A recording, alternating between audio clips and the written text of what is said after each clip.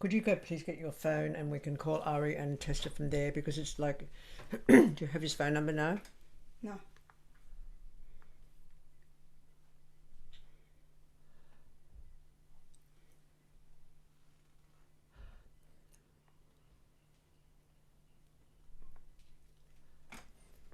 Oh 449 Yep. 290 275.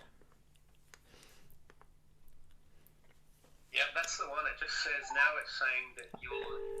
Okay, so I'll get off the phone. What we're doing is Yeah. just checking. I've got Morgan on the phone to you in case there's any glitches, so that I'm not on the phone. Okay, cool. Okay.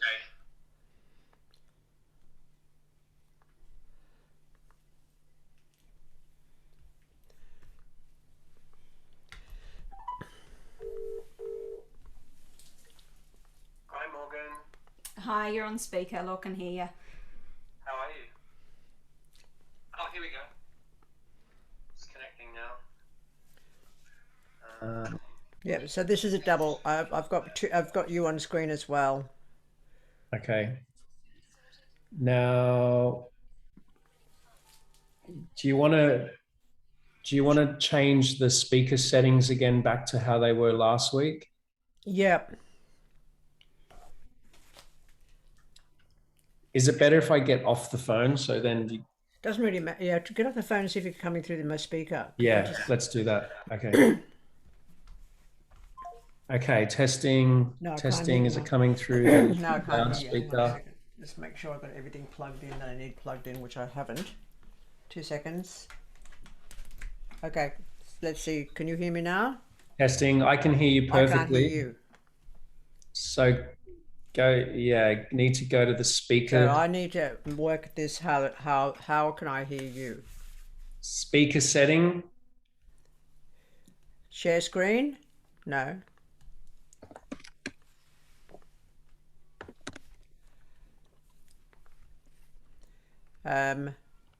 Go to mute button. So what microphone is Rode? Select speaker. I'll select synaptic. What's that happening? Let's see. Is that? Okay, I can hear. That's it. So I think every time you're just going to have to go in and change that speaker setting, because when you go to Skype, it must automatically change it over or something. Oh, it just goes ballistic. It's just ridiculous. So this is what I've got you and I on screen. How do I get you off screen? Now just click the share screen thing again and it should go off. I need to be able. Initially, we had everybody down the side, and anybody who was speaking would come in the center, which is what I'm after. Yeah, so click on view. In the top right corner, it'll say view. Yeah. And you can click on speaker or gallery. Gallery is like everyone kind of like Brady Bunch style. It's on Or gallery. Speaker is just whoever speaks. You'll see them first, and then you'll see everyone else at the top or the side. Okay, so that's working. So I've just got a message from. I'm so fucking angry today. Why? I've got all these people who going, oh, I can't really come. I've got to do Halloween. So many people died over so many centuries, Ari. How long have I got to? I mean, I feel like a one-woman crusade for this stupidity of people who have been part of this collective. There's 3 today who have just sent me messages that they're not going to be here because they have prior tables to do with picnics to do with this. I'm going to go to the loo and I'm busting. So this is on. I'm just going to fucking leave it. Is that the best idea? I'm going to pause, stop the recording, go to the bathroom. Wait 1 sec. We need to make sure that you haven't pinned the video. There's a thing called pinning the video, and I think that's what happened last time, why it just recorded me. So we have to make sure that there's no pinning of the video. Hopefully that it should just be normal now. Where's that? I think that's okay. As soon as I'm talking, you're back on again. You've gone to the side, which works. Okay. If I get people to mute themselves, I'm going to pause the video, but I'm going to leave this on for when the people come in. Is that cool with you? Yeah. Do you want to make me a host or not? Because otherwise you're going to have to. I do want to make you a host. There's a thing to make me a co-host, not just the full host. Okay, where's that? Hopefully there's a co-host one, or there used to be. So if you click on participants, and then you'll see my name. Yeah, I've got you there. If you click on more, does it say co-host in any of those? Pin, make host, rename. Allow to record, allow multi-pin, put in waiting room, remove report. No, just Yeah, make sure. I think last time you must have pressed pin by accident, which is why it recorded me the whole time. okay. So we'll leave this for now, and I'll go have some lunch and go to the bathroom. Yeah, just make me a host then, and then we'll change it back after it starts. Make host. Yeah, so then I can let people in. I've got that. Okay. Okay, Just perfect. going to stop the recording now, and then we'll come back into it later. See you soon. Much talking about it. Yeah, cool. No, it's just corporate bullshit because this wasn't even anywhere near Australia all my life until probably 10 years ago, 15 years ago, when it became a thing. But it's all commercial. It's commercialism. That's the problem. And That's it. but it's still the same process. They might as well put on big noses and celebrate the diaspora of the Jews from Hungary and the diaspora of the Jews from Jerusalem. And let's just celebrate Auschwitz, shall we? I mean, I can't see the difference. I really can't see the difference when people are persecuted and there's still children being burned to death in Africa and parts of New Guinea and parts of the South America because of the Christian evangelical idea of people who are wise or whatever. I can't get my head around. Then there's the lack of understanding for people who may be interested when we're recording this. Ergot is a fungi that is found on the rye in damp conditions, and all of the researchers in all of the so-called witch hysteria, there's that word hysteria, which has got to do with me not having a hysterectomy. Let's go figure, talking about uteruses. However, the ergot, which is the basis for LSD, was on the rye. It comes from the rye when the rye plant is in marshy or damp conditions. So you'd have entire villages who are taking the rye and grinding it down and tripping up their fucking tits, who are also having spasms to their body because there's so much of the ergot going into their systems that they're having bodily spasms. And research has proven that, or anthropologists have done their research to track their so-called witch crazes across Europe, and it's always associated with the outbreak of the rye. Yeah. So if you think of having a really bad trip, that's it. Really, really bad trip, that's the ergot. And it will cause spasms to the body and all kinds of disruptions to physicality in huge doses. Yeah. So it's all offensive. The whole thing's offensive, and I can't get through it. I don't give a fuck about anybody's idea. I've just spent most of my adult life attempting to educate to a degree people on the cycles and the seasons of Earth, and for the love of mama, not for any fucking prance around the place and put a fucking robe on and put a fucking pointy hat on and paint your face green and put warts on the end of your nose. Not going to do it. Not going to put up with it. It's like I had an absolute fucking meltdown this morning. Looking at Facebook pages, thank you so much. Looking at Facebook pages of people that are doing it, and then getting a couple of messages from people that are unable to attend today. There's a few people not attending today because they are attending community Halloween gatherings, which is just fucked. There you go. And no apology from me. Anybody. That's it. Hi Nishka, I can see Nishka there. Can't see your face. Oh, there you are. You listen to me having a rant, are you? Oh, just getting ready. Hey? Just getting ready. There's they're mowing the lawn out here, so that'll be over in a minute. Okay, this is going through. I can hear you through the speaker on Ari. Here we go. I can hear Nishka through the speaker on my computer, but not through the speaker in my room that's plugged in and switched on. So. What about when I speak? Hey? What about when I speak? Where do you hear Yeah, it? same thing. Coming out of Same. computer. Yeah. So I need to go into something to do with. I'll make this smaller. We need to go in sound. Select a speaker. The speaker, see, it says choose your output device, which is my Rode, then microphone. So it's the output device. It says Rhodes not necessary. Speaker, synaptic audio. Let me hear what happens now. Can you speak back la la la? Testing, testing, testing. No, not working. Try again la la la. La la la la la. No.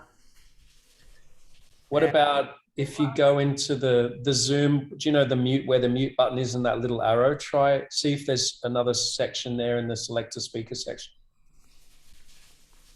It'll say same as system. It'll say whatever else the speaker is. They'll say MacBook Pro speakers. Select a speaker, same as system. I'll give that one a go. La la la la la. Let's see if that makes any difference. No. Nothing. Okay, go again. Synaptic audio, go again. Hello. How? Yeah. What's? It's so random. I know, because we'd had this on before, and then it just changed itself. Huh? We had this setting on before, and then you went and made a cup of tea, and then came back and it changed. I know. I don't know. Anyway. Might be interesting to talk about the fire festivals and things and the Wheel of the Year, because, you know, if everyone doesn't know about that, maybe instead of the Christianized version of something, it can be something else to celebrate. But you see, I don't understand. I mean,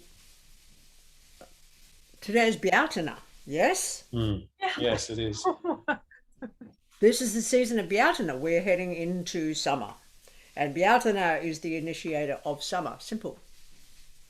And to transfer Beatana into a Northern Hemisphere celebration of Christian ideas of persecution it's offensive to Earth people. It's offensive to anybody who recognizes the Earth's transition and the understanding of what plant people are telling us, what insect people are telling us, what bird people are telling us.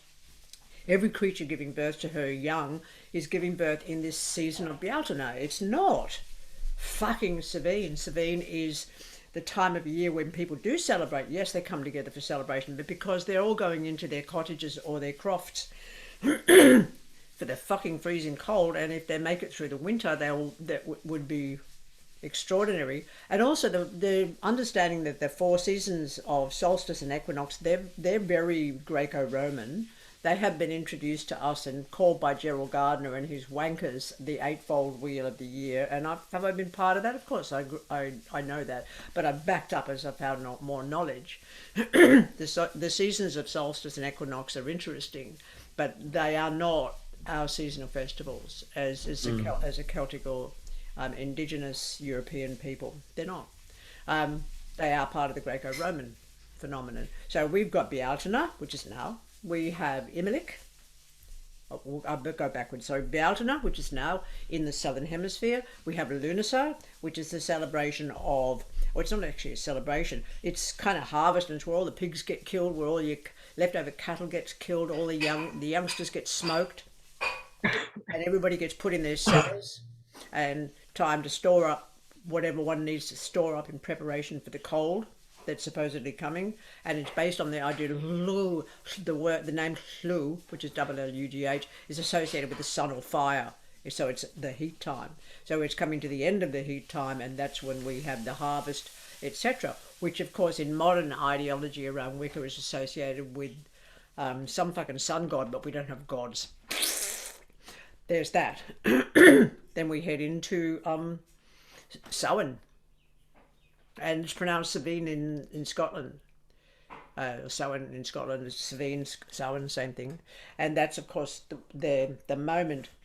So we're coming into, say, European winter, and the gathering, which would be probably associated in some ways with the winter solstice, if you think about it, because at the time of midwinter in Europe, around the 21st, 22nd of December, we're not talking about dates. The recognition of astronomy, the recognition of the navigator's skills of where's the pole star at this time of year, that would be of significance. That time of year is just before the big freeze. The big freeze, all your aunties and uncles who are 50, 60, 70 are going to die over the winter from the big cough. or the bedding, because your bedding is going to be full of ticks and bugs and beetles and goodness knows what else, and they're going to be biting you all winter long. You're in there with your chickens, you're in there with your peat fires and with all of your cattle, because it's got to be kept indoors. I think that one of the only phenomenon that remained open from my research was blacksmithies. The smiths did not close down the smithies all throughout the winter months because they were the warmest place to be. And then of course you've got Imbolc, which is it's spelled Imbolg, and people go, "Oh, I'm celebrating Imbolg," and go, "You for a fuckwit! It's Imbolc." There is no hard g in Celtic language. It's either j, as in Brigantic, or it's Imbolc. It's soft. It's not a hard sounding. So that's sort of our seasons of the year in a nutshell. I mean, I've written about this so many times, Ari, to be quite honest with you. I couldn't be bothered fucking talking about it again. How many books am I supposed to write before people get it? I think of it definitely as like what's happening with the earth, what's happening with the soil, what's going to happen if you put a seed in the ground, what's the time of year, what's happening with the light, the temperature, you know. Is the earth coming to life? Yeah. Is it the earth coming to life, or is it hibernating? You know, just nothing dies, so it can't be coming to life again. I'll just dispute that expression.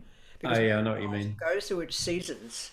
It's a season of quiet and dormancy that only because we can't see it, but we don't know actually what's going on beneath the soil. Beneath the soil is like a massive, massive amount of dissemination to do with what's nourishing for the roots, what's nourishing for seeds that are in preparation for spring, what's nourishing beneath the soil. There is, I mean, if we could compare it to us as a species, this is factory time. It's really busy and it seems dormant, but only because on the surface it seems dormant. I mean, ultimately, I wrote a piece, an essay, I think a couple of years ago, which is why in Australia people still celebrate Christmas. And even so-called pagans or so-called neo-pagans or whatever people want to call themselves, title themselves, again and again and again, people say to me, "Oh, it's a family day. I don't really believe in Christmas, but I get together with the family." And I go, "There's actually 364 other days in the Julian calendar year. We don't need to necessarily pull on that one. And besides that, it is midsummer solstice here in the Southern Hemisphere. And why are you not having a celebration 2 days earlier? And why do you have to buy and go into debt to buy people bits of plastic?" It's no need for any of that. It's all a consumerist ideology. Similarly, yeah, she's just chatting. Yeah, similarly, the idea of celebrating with a pine tree. Pine trees are perennial; they don't lose their leaves. So that it's a concept of the idea of the hope of living yet another year without being broken down, cut down, destroyed or poisoned. So that's that. It's again in the European time of year of midwinter solstice. You've got the aurora borealis doing its thing. The snow's fucking coming down. People gather together again just after the Sabine period of time, around the Sabine period of time, to be able to celebrate with their lights, with their candles, with their fires, with the last of the cattle and the slaughters that are necessary. They're doing all that in celebration. So of course there's going to be a feast. But people won't admit that. They won't accept the fact that in Australia we're celebrating our Europeanness. What is that? Some kind of like reverse bigotry? Could be. Seems like it to me. Yeah. It's so difficult not to be considered a Grinch. But it's because so many persecutions have happened. So many people have been killed. I mean, I've only just found my ancestors, so I'm in a unique situation, I suppose, that I can't be complacent about this. I won't be complacent about this, and I also choose not to be, for the simple reason these persecutions can come again, and they are coming again.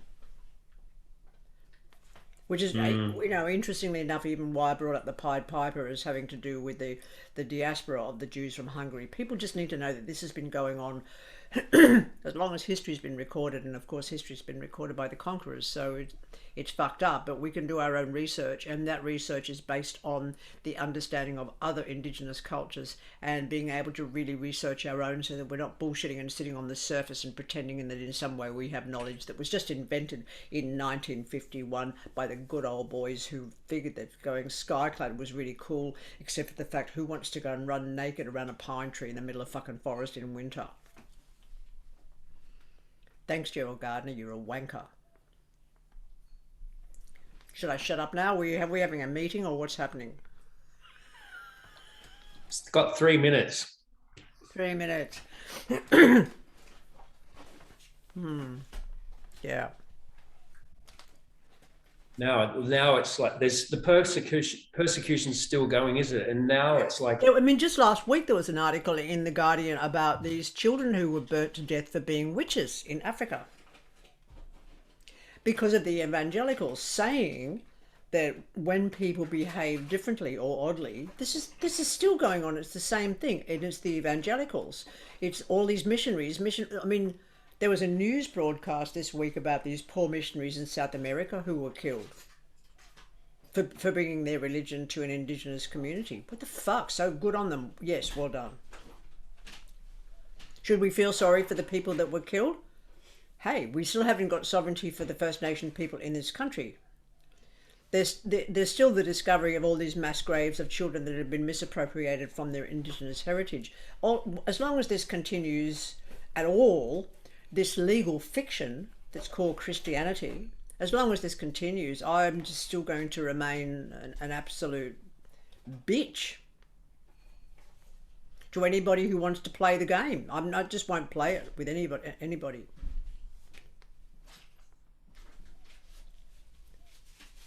That's a conversation stopper, isn't it? I'm just thinking like in terms of what I experienced, say, for example, over this last couple of months, I'm being persecuted because of my own personal choices to do with my own medical decisions, where I can't go to work now, because that's a different form of persecution. But if you don't follow, it's divide et imperium. Yeah. If you don't follow if you don't do as you're told, you're going to be punished in some way. No matter what it is. Yes, sorry to interrupt you. I have put up several videos about why this is happening, because it is economic.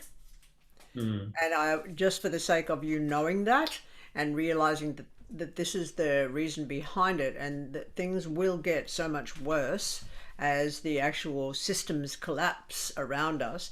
There's the word, here's some homework. Look up the meaning of the word apocalypse. It's got nothing to do with an ending, by the way. Anybody know what it means? I'm not going to tell you. I guess in some ways this advanced tarot masterclass is not just about reading tarot. If you thought that's what it was going to be, you're just going to be mistaken, because this is an opportunity for me as an eldish person to be able to pass on the wisdom of a lifetime. If you don't want that, and you don't want to change your philosophy and your whatever going on, if you don't want to do that, then that's fine. You just fuck off now. Do I sound a bit mean? I'm in a bad's the wrong word. Bad and wrong are both generalizations. I'm really peeved. Yeah. Apocalypse coming from the word to uncover or reveal. Thank you. Yes. It's got nothing to do with the end of days. That's again a Christianization of the entire thing. Yeah. So anyway, that's my rant. But I'm just, along with this, I don't expect anybody to be a blind follower, not with this information, not with this way of living. We're the radicals, the revolutionaries, the ones who carry this. And you who are younger than me will carry this when my body's dead. And, for that I am very most grateful. But if there's a line, and you have to stay on one side of the line in some way to agree with a culture that's dysfunctional and that is accepting an ideology like fucking Halloween. No, I just don't. I don't know how you do it. I don't know how you can deal with it. And to be able to accept or acknowledge our children and say, oh yeah, you can get dressed up and go from house to house and get lollies. when we know what sugar does to children. I mean, even that, even the dietary or nutritional stuff is crazy, let alone being a pedophile's banquet. We tell our children keep away from strangers, but we let them get dressed up and go from door to door once a year to get lollies or throw eggs. That's what happens in Melbourne. They throw eggs at the house. You know, I've got a stick doll hangs from my front door, and it's an ugly looking little woman. Yeah. They don't want to knock on my door. You don't want to knock on the door of somebody who actually is a witch. They don't. It's a little bit like odd, particularly if you come parodying me. Yeah, not going to let you in. Certainly not going to give you any fucking lollies. Yeah, Ash. That's the best thing. All right, where are we? We all in? Is it time? Let me know. Yeah, it's 2 minutes past. Okay, I've got one of those. I'll just show you. Here's one of my little friends. These little people. Oh, these are little people who hang off my front door. I've got a few of these. Each one has a name. Karen, where's Karen? No, this is not Karen. Karen's actually a symbolic. Some of my best friends are named Karen. Anyway, no, this little poppet here. They're called poppets. These little stick people. They're called poppets. And do we use them to work a little skill, break a few bones? My daughter does. She's very, very good at that. Oops. I actually had her teach me how to make her specific little dollies a couple of years ago on my birthday. I said, oh, you can teach me what I don't already know. To her. She made a few of these. She was in a relationship. This is only one little story. She was in a relationship with somebody, and I won't discuss how dysfunctional it ended up exposing itself to be, but it was. And there was a birthday coming up at her house with a few friends, etc. And she made a few of these just because it was, she decided to have a zombie apocalypse day for the birthday. She made a few of these. And the one that she made up for the person that was causing her problems, which is the person she was living with, her then partner, she accidentally broke the arm of the poppet when she was laying them all out in a row. And he broke his arm when he was at work the same day. Yeah, shit happens. Quite often my daughter will phone me up when she's done something like this, and she says, Mummy, should I be feeling guilty? And I go, darling, chicken in the egg, chicken in the egg. You don't know whether that person was going to fall down the stairs and break both their legs because you wanted to get your old job back, or whether or not that person fell down the stairs and broke both their legs and it was an accident. Who's to know when it comes down to the conspiracy between people and life as to whether or not life decides, oh, that's a good idea, I think I'll help you there. Happens. Anyway, I'll put my little friend away. Now, just introduce you to another one. Okay, where am I up to? So this week, you've had your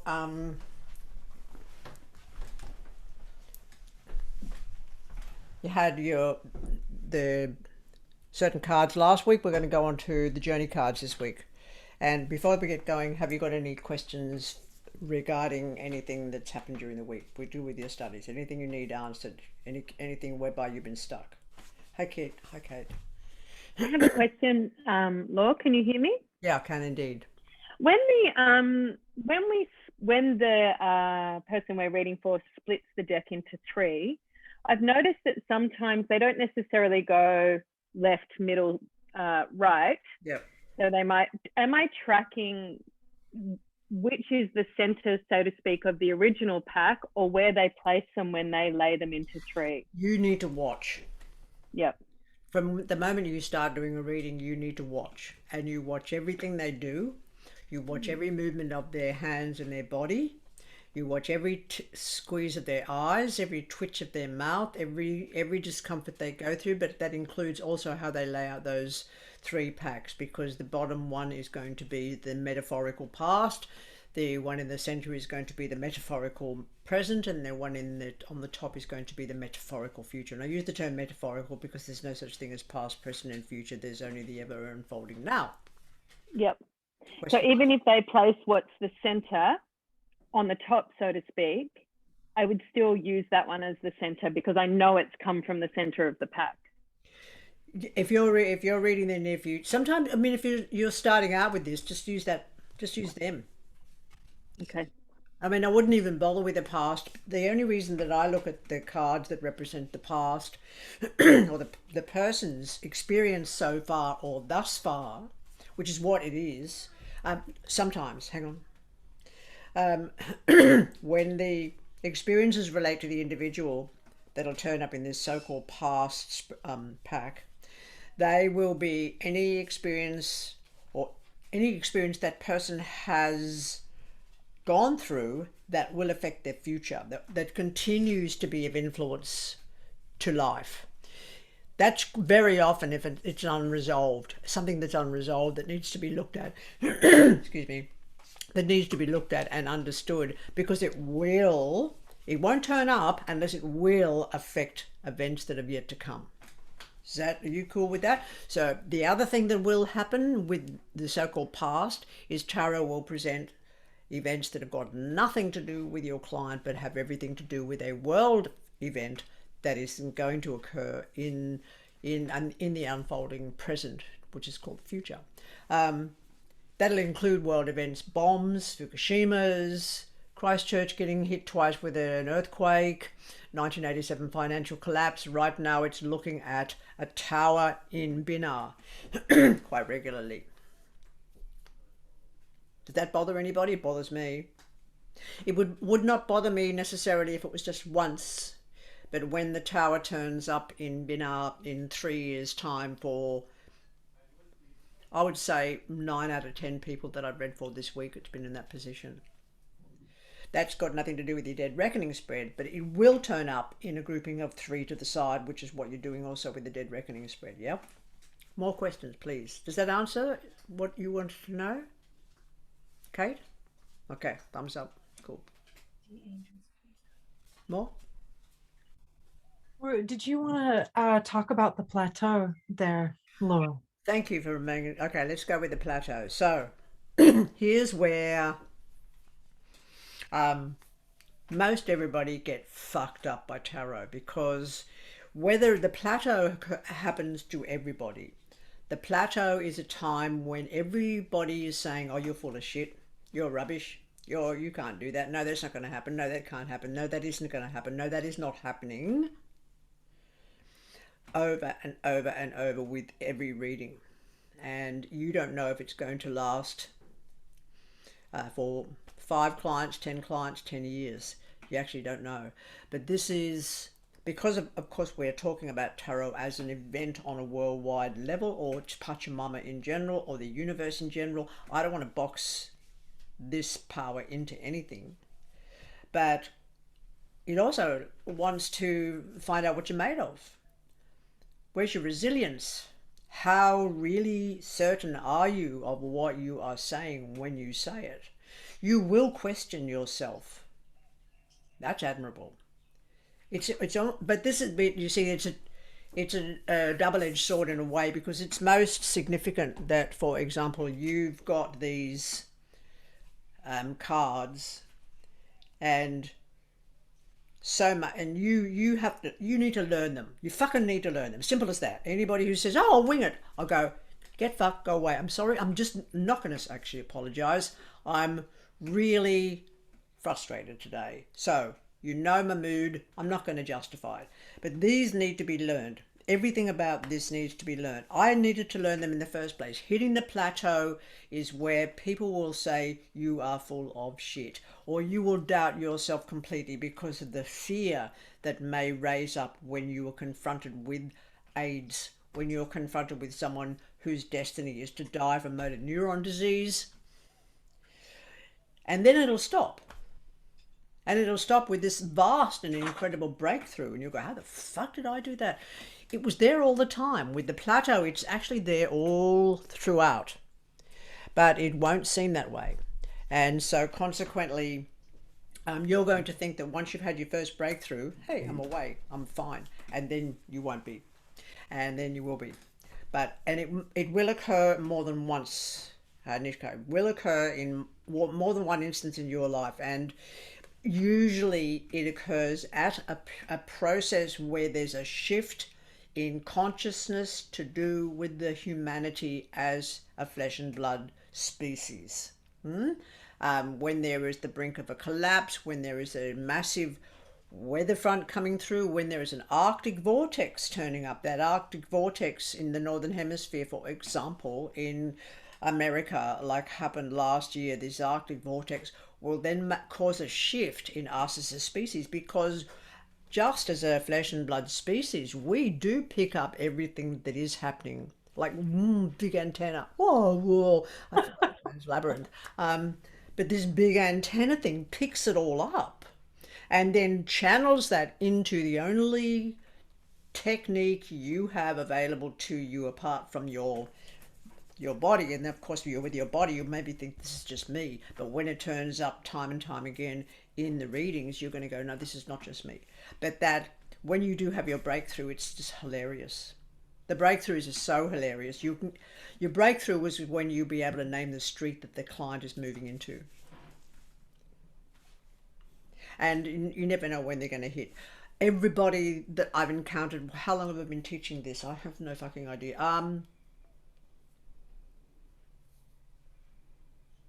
Serenity was still on the tit. So she's 38. So that's how long I've been teaching this. And most people that I've taught dropped off. They don't keep going. Or they'll when they get to the plateau, they'll pretend that they know what they're doing, and they'll turn tarot into an oracle card, to be oracle cards. So they'll start giving advice and attempting to be sort of like deep and meaningful mystics and give lots of information to that person about their growth or what they're carrying from a past lifetime or whatever. Or maybe being facetious. No, I'm actually being honest. It happens all the time. Can I ask a question, Law? Of course. How many of those people that you said hit the plateau and don't continue, how many of them sought your counsel? Would you give them counsel during that time? Most people are embarrassed to seek my counsel, to be quite honest. When it comes down to that, they get, they vanish. They vanish. I have one or two that are still in contact with me from 20, 25 years ago, 30 years ago. But the rest kind of vanish because they become too embarrassed. And I also encounter a lot of people do a lot of PR with themselves to get recognized by other people as being seers or as involved in witchery. And of course, then they'll tap in. It's just so complex, Letitia. And it's complex because it's easier to fall back on what one is used to. Right, and the paradigms one is used to. It's so much easier to fall back on that than to go forward with this technique. Now, it's not new. This is really to be understood, if that's okay. It is not new. It's continuous. This wisdom and knowledge has been written about for like hundreds of years. I'm going back to Israel Regardie, who I love and I hate. Israel Regardie was involved in the Golden Dawn and wrote a plethora of different books, some of which are valid. But the interesting thing about Israel Regardie, and I'm a bit of a groupie because Israel Regardie hid a lot of information that questioned the status quo in their writing. And that's been a great benefit to a lot of us in so-called magic. Lack of in indoctrination.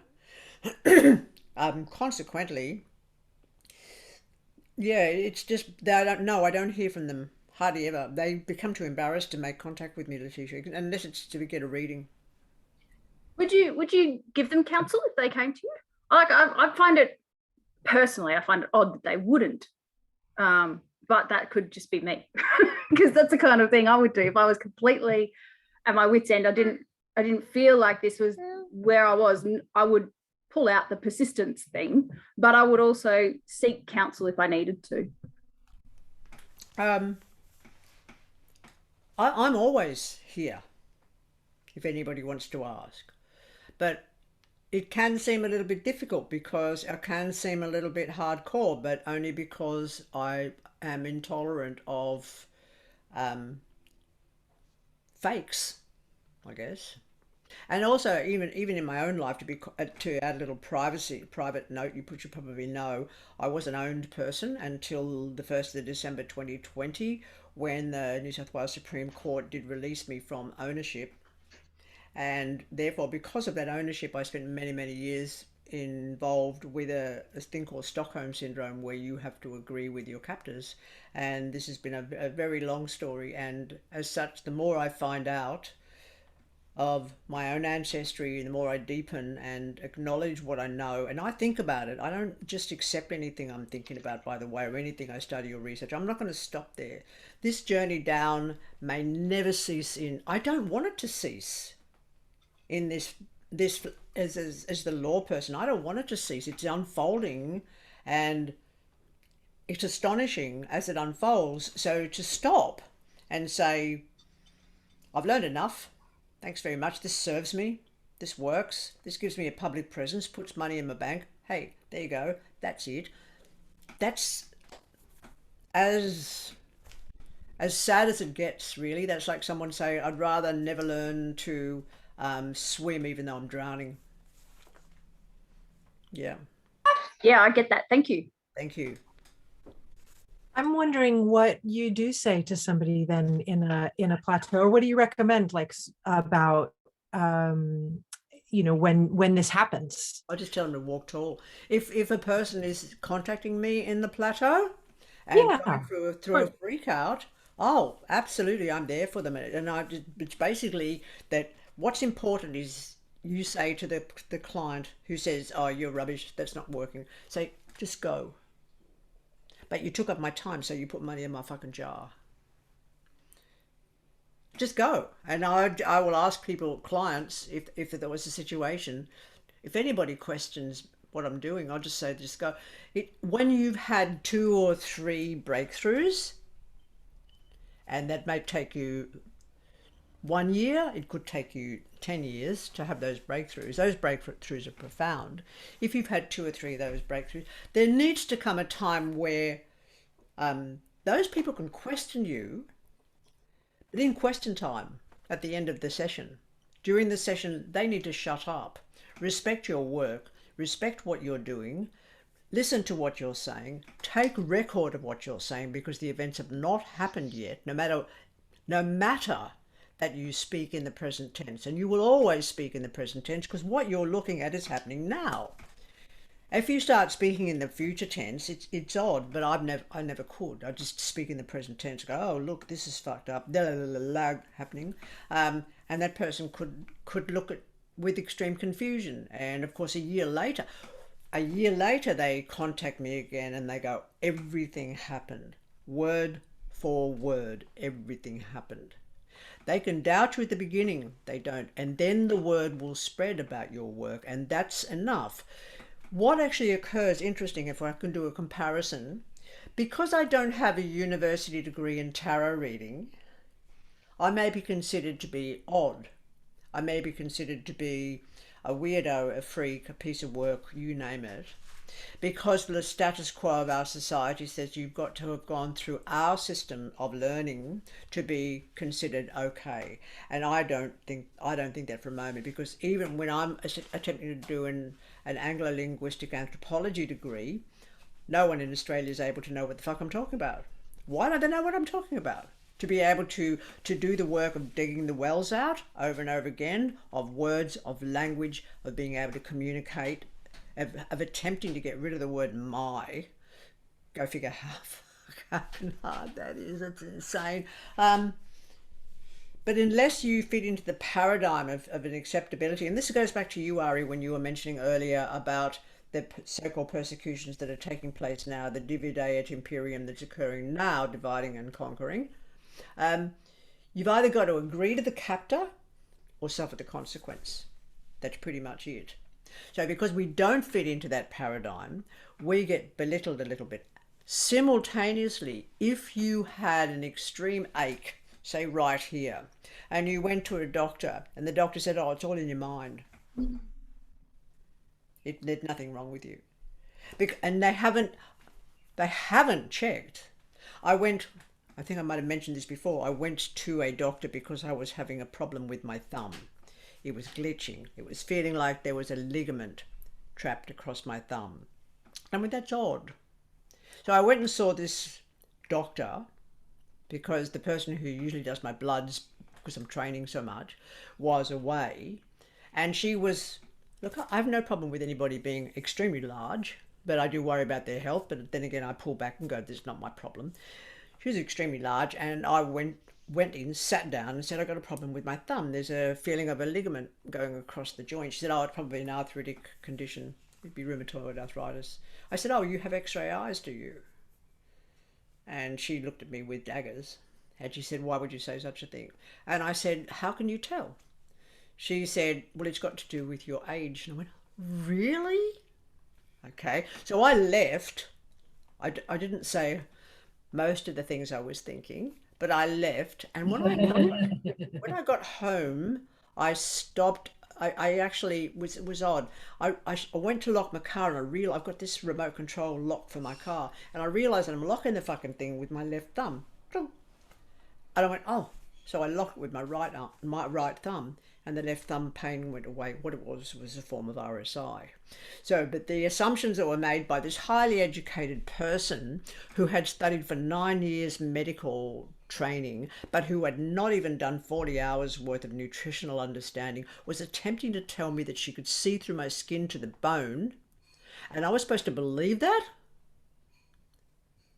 We need to do our own work. This is the work of witchery, is to be able to know the skills of medicine. What's going to heal you? What's going to strengthen you? What's going to work with you? Why are you depressed? Because you're not getting out and running and climbing mountains and digging huge gardens and hunting antelope, etc. So what we're doing as a species is slowly we're fattening ourselves up for the slaughter, you could say. But with tarot, let's back off and go, I am a professional. I can have people trying to contact me at 3 o'clock in the morning because they're going through stresses in their lives. They don't do that with a doctor. They don't do that with their dentist. They don't do it with their psychiatrist, but they think they can get away with doing it with me. They think they can get away with doing it with you. It doesn't work that way.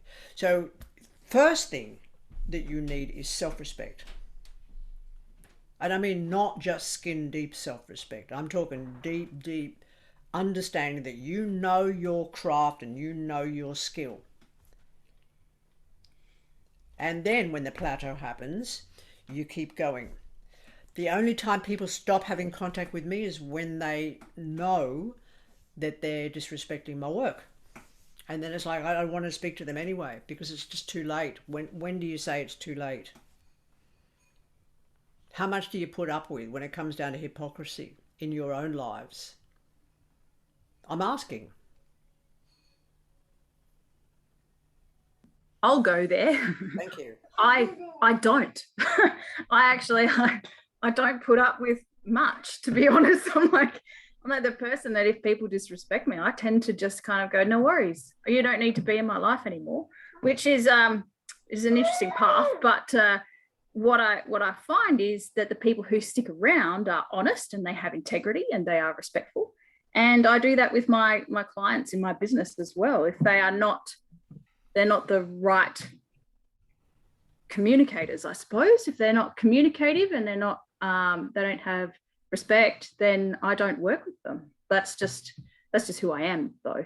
It's not for everyone, and it's not always easy. It really is. That does change the world. Yeah, it does. Changes my world. Similarly, it can also put you in a position of being put in the first of the cattle trucks. Yes, that too.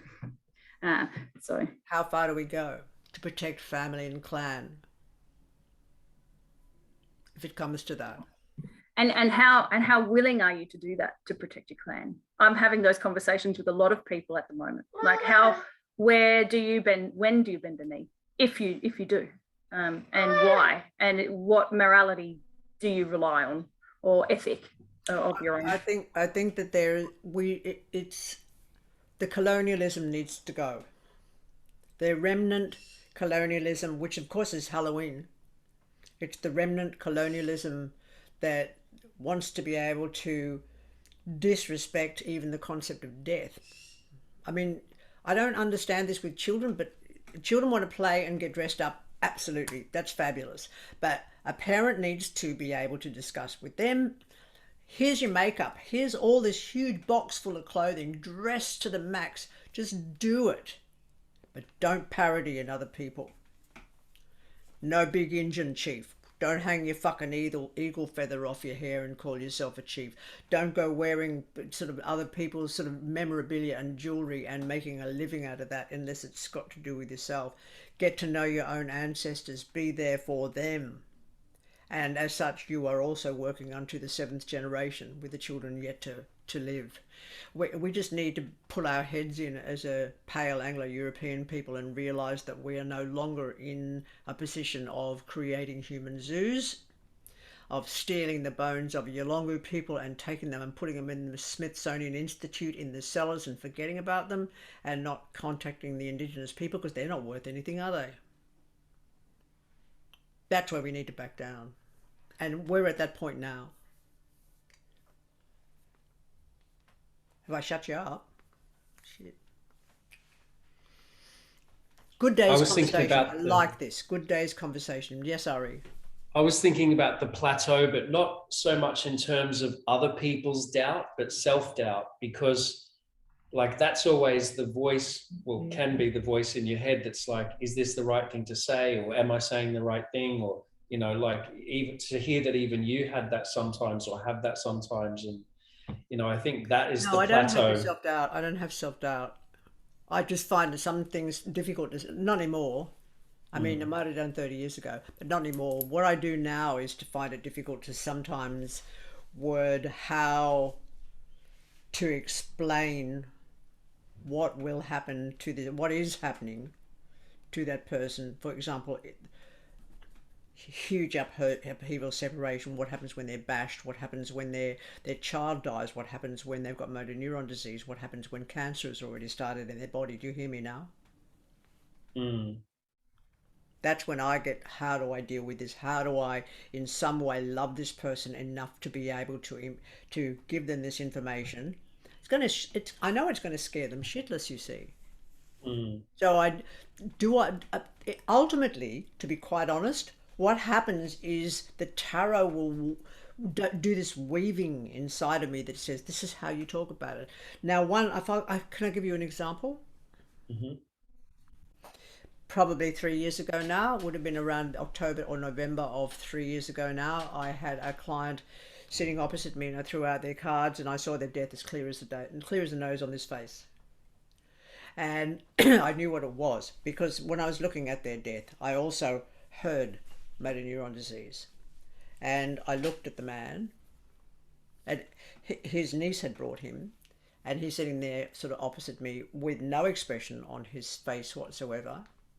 And I said, have you got your Nembutal? It probably took about 30 seconds to say yes. And he said, when? I said, before the middle of next year. And he said, okay. He said, when I got to 60, because he was in IT most of his life, and he'd done about 20, but it was a secret. He'd done about 20 ayahuasca ceremonies.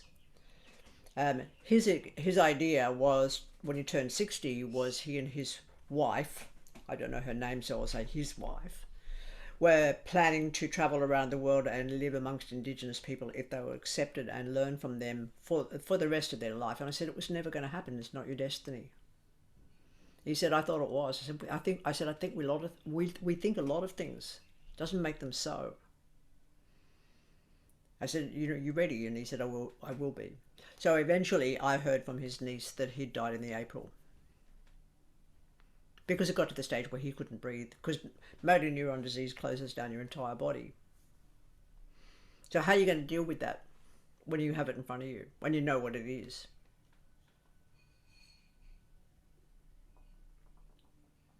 Just say it as you see it. Come back to that. Say what you see and say it. Yeah, and say it in a way, you know, I suppose compassionately or just as it is. It's yes, compassion is compassion is the exact word, because sympathy doesn't work. I attempt to be as almost as not cold, but as matter of fact with it. I feel like a paramedic turning up to a house where the person's been laying on the floor for 2 days and they're about to take their last breath, and I'm saying, I'm here for you, love. I'm here. That's your job. I mean, this week alone, I think I had 3 or 4 clients who had the most stunningly fantastic spreads. Like, oh, this is marvelous. Your life is just unfolding in such a way as to be smooth, sweet. I love it when that happens because it's so rare. Why is it so rare? Why is there such bad news in the world? Molengro. The Cartman drama triangle. You've got that information already. You know that. When people get caught in that and they get stuck in that and they play emotional bullshit games, and the same applies to the concept of hierarchy. This is why we're working so much at eradicating this. This work is anarchist. There are no leaders. I'm just an opinionated 70-year-old woman with a lot of experience under my belt. Doesn't mean I'm superior to anybody here, but a boss might try and play that game on you. An employer, well, they're doing it all the time. And government, they're doing it all the time. So-called medical associations, they're after the money. This is all a big swing for that. And to alter the situation, that's got to do with economics. We know that. Anyway, so therefore, no, I'm never bothered about what I say, but it's how I say it. But this is what, are you correct, with what can occur with the plateau that Nishka was mentioning, is that fear of saying what you spay. Yes, it's tricky towards the beginning, but and it can make you very nervous, and that nervousness is the fact that you may fear a hatchet attack from the person opposite you or their partner. Is that overemphasizing? No. You're not going to be in a situation, I've heard a lot of talk around so-called people that are they'll call themselves readers, and they'll say to a person who has not been, oh, you were raped when you were a child, you just can't remember it, and that's what's wrong with your life. I find that atrocious. I find that so atrocious. If a person doesn't... Hey? Absolutely, that's absolutely abhorrent to do that. It's abhorrent, and it was really populist for a while. In the 90s and early 2000s, it was popular to say you were sexually assaulted by your father, you just don't remember it. You've blocked the memory. And this is like a person sitting that, you know, at nice, go to a market. I've done a lot of markets. But, you know, fuck me, what happens then to your family? And if it's been suppressed, say it did happen. And say the consciousness of that individual has suppressed that information. What right has an individual come to open up that wound again? When the consciousness has done exactly what it needed to do, which is shut that out of a person's life so that they can live effusively. Efflusively? Word. That'll do. No, it's not a person's job. When it's there and it's a frightening thing, it'll almost, if that's occurred in a person's past and they know it, it will show up as the Two of Cards and the Devil card, for example. But let's not for a moment think that sexual abuse is the only kind of abuse that a person can go through, because that's bullshit, and it's also a little perverse. There is mental abuse, which is so much more traumatic. The slow, insidious eradication of a person's sense of beauty. And that happens a lot more than sexual assault. And yet, for some reason, society considers that sexual abuse, for example, within the Catholic Church, sexual abuse is horrendous. It should never happen, but the church should never happen. Look what they've done. Study your history. Go into it. It's horrendous. And even now, I mean, I love his frocks, I must admit. You know, the Pope's frocks, they're pretty nice. He's got fucking funny hats. I could do well with one of those hats. And he's living in a fucking palace. And he's talking about humility and chastity and poverty and obedience, as if these are virtues. How are they virtues when you're living in a fucking palace? Where is any of this valid? It's not valid. And yet people are swearing on a Bible when they go to court, for example. Book of Lies, invented in the Council of Nicaea, put together. Got it?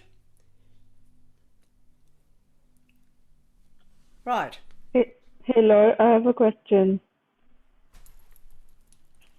I think I understand the part about not having self-doubt, but I think for me, as I'm learning this, and it will take some time for me to learn all the cards and learn everything we're doing here, at which point do I know that now I am ready to work with it? When you can sleep and dream and eat these cards, the meanings.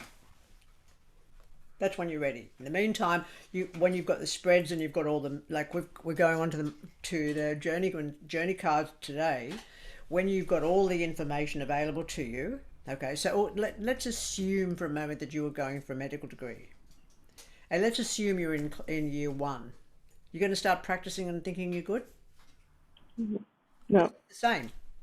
This skilling is going to affect every human person who sits opposite you, their children, their partnerships, their relationships with each other, and their jobs, their livelihood. What you are doing could be considered extremely dangerous. Therefore, it is most important that you have all the information available to you before you jump in the fucking water. If you're doing things that you've done in the past, go for it. This is not the course for you.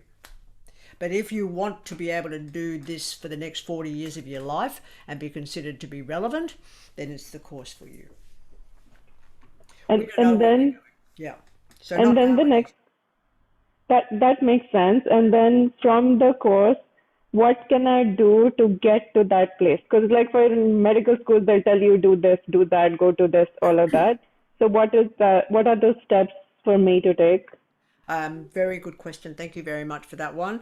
As the information regarding the Wayshower cards, which we did last week, yes, know them inside and out. Study them inside and out. You're training your memory synapses. This initial process, this 10 weeks is you training your mental synapses. This is all mnemonics.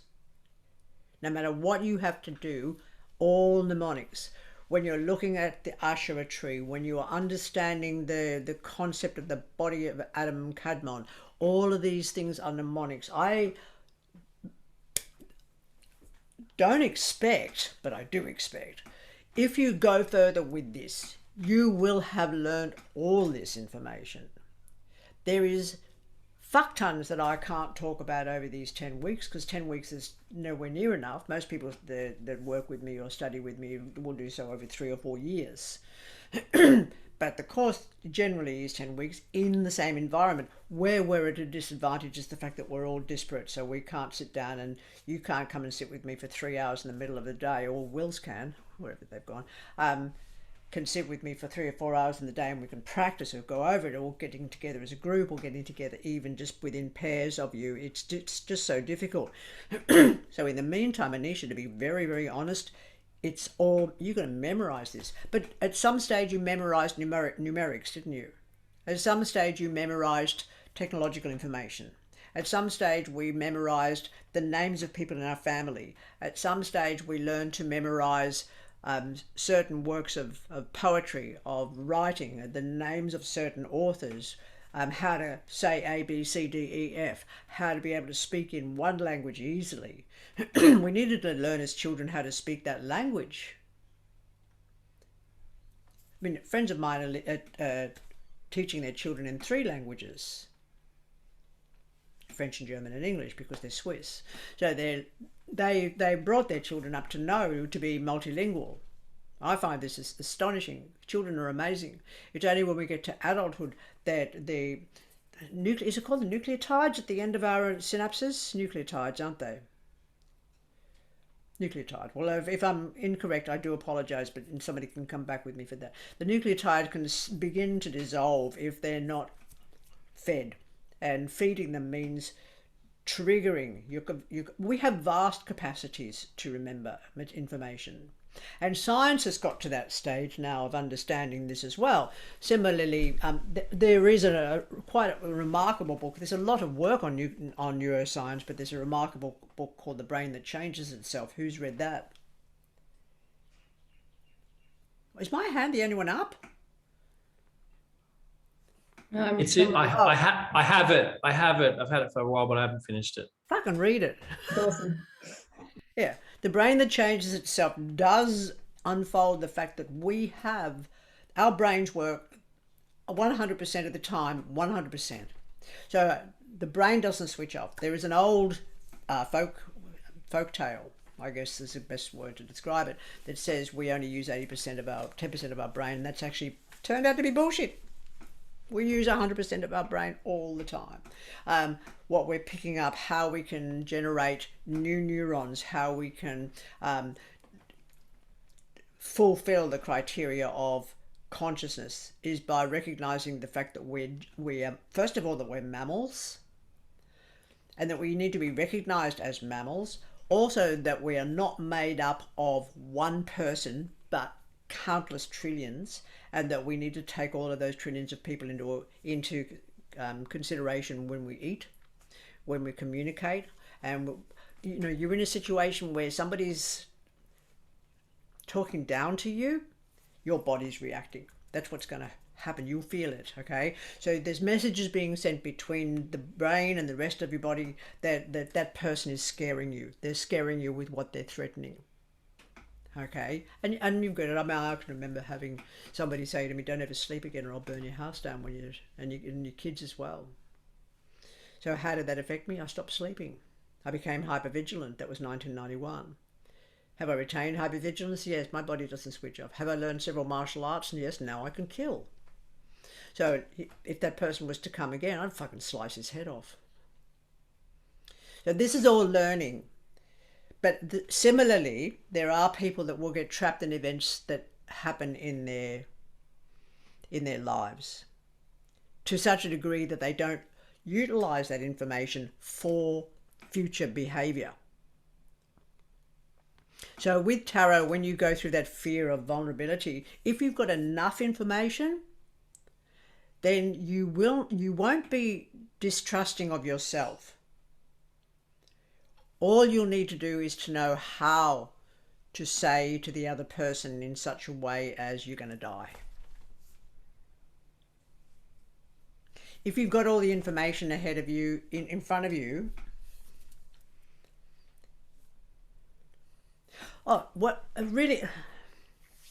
this gets into sort of tricky waters sometimes.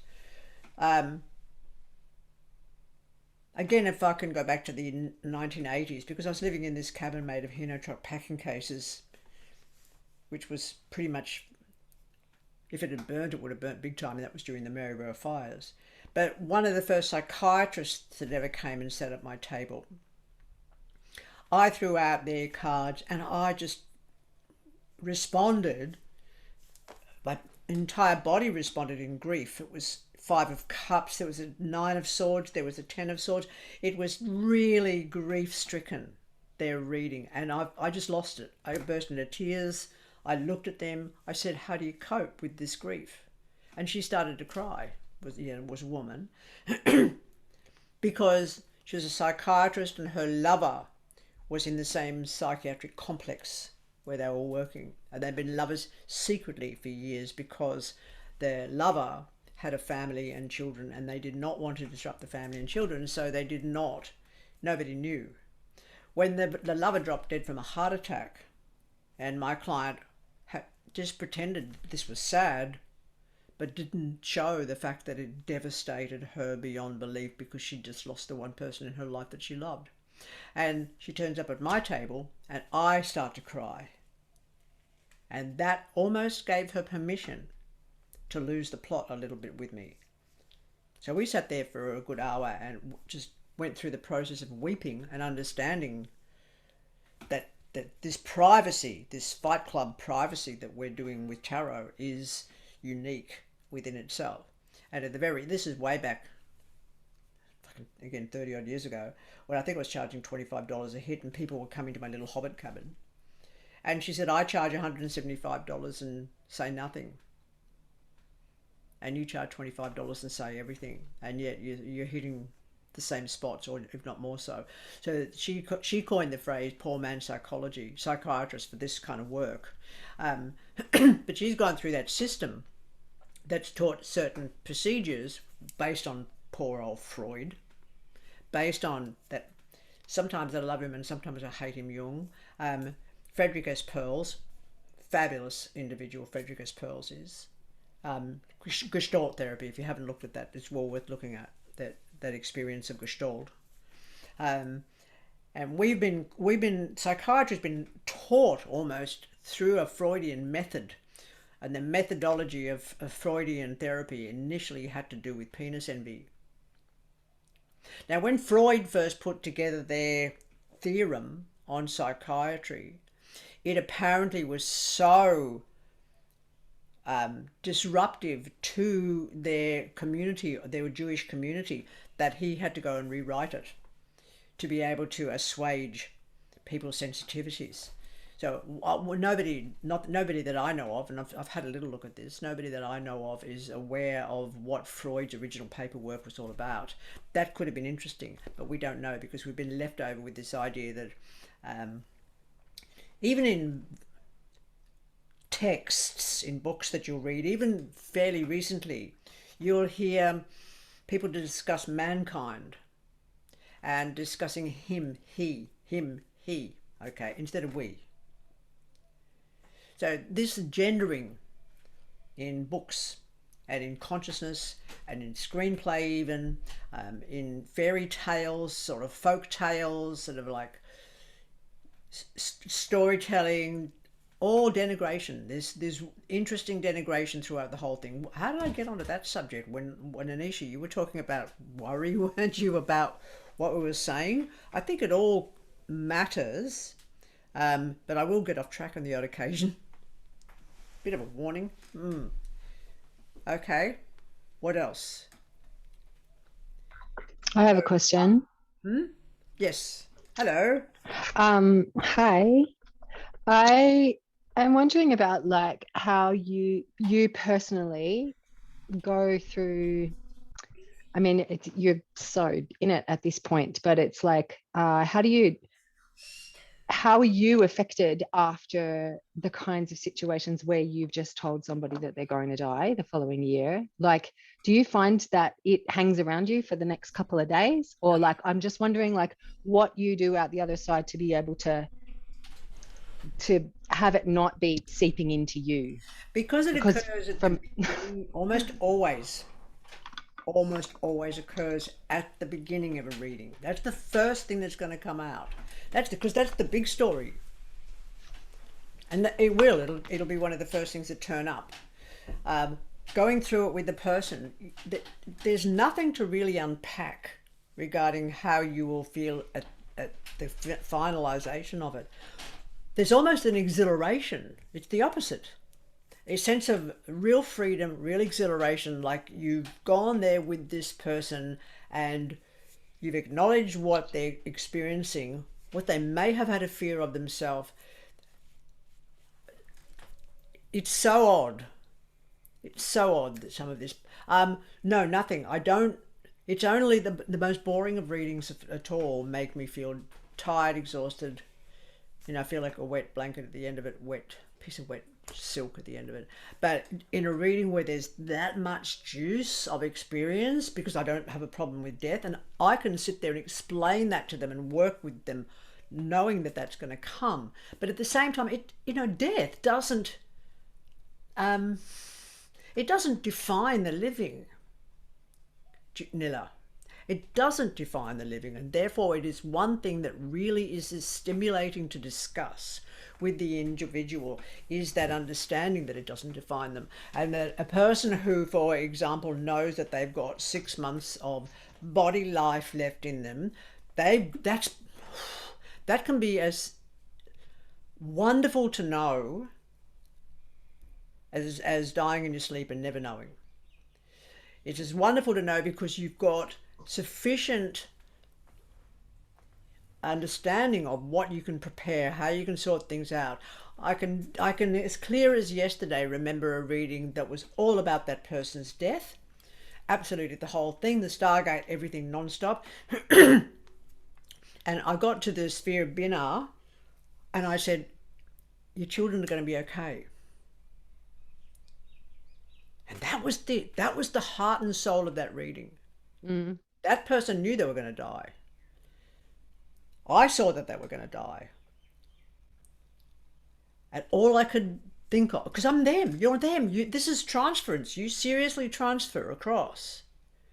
So when you hold your integrity stronger, you can actually be part of that transference itself, rather than have it overtake you and overwhelm you. You become part of the actual transfer of information, and you retain yourself even as that person possesses you, for lack of a better word. So that when I'm looking at the Stargate going, what is important here? What is important here? We know this person's got cancer. We know it's metastasized. We know they're at stage 4. We know they've got a few months left to live. What is important here? And bam, there it is. It says your children will be okay. And she wept and wept and wept. And I held her in my arms because that's all she needed to know. I said, they'll grieve because they love you, but they will be okay. Do you get it? Mm-hmm. What card was it that told you that? I don't know now. Which it would have been a is what whole grouping. It's never just one card. How you know better than that? No, but like you said, particularly the sphere of Binah, and I was like, oh, what was it in that sphere? More than likely 10 of Cups. Mm. Something like that.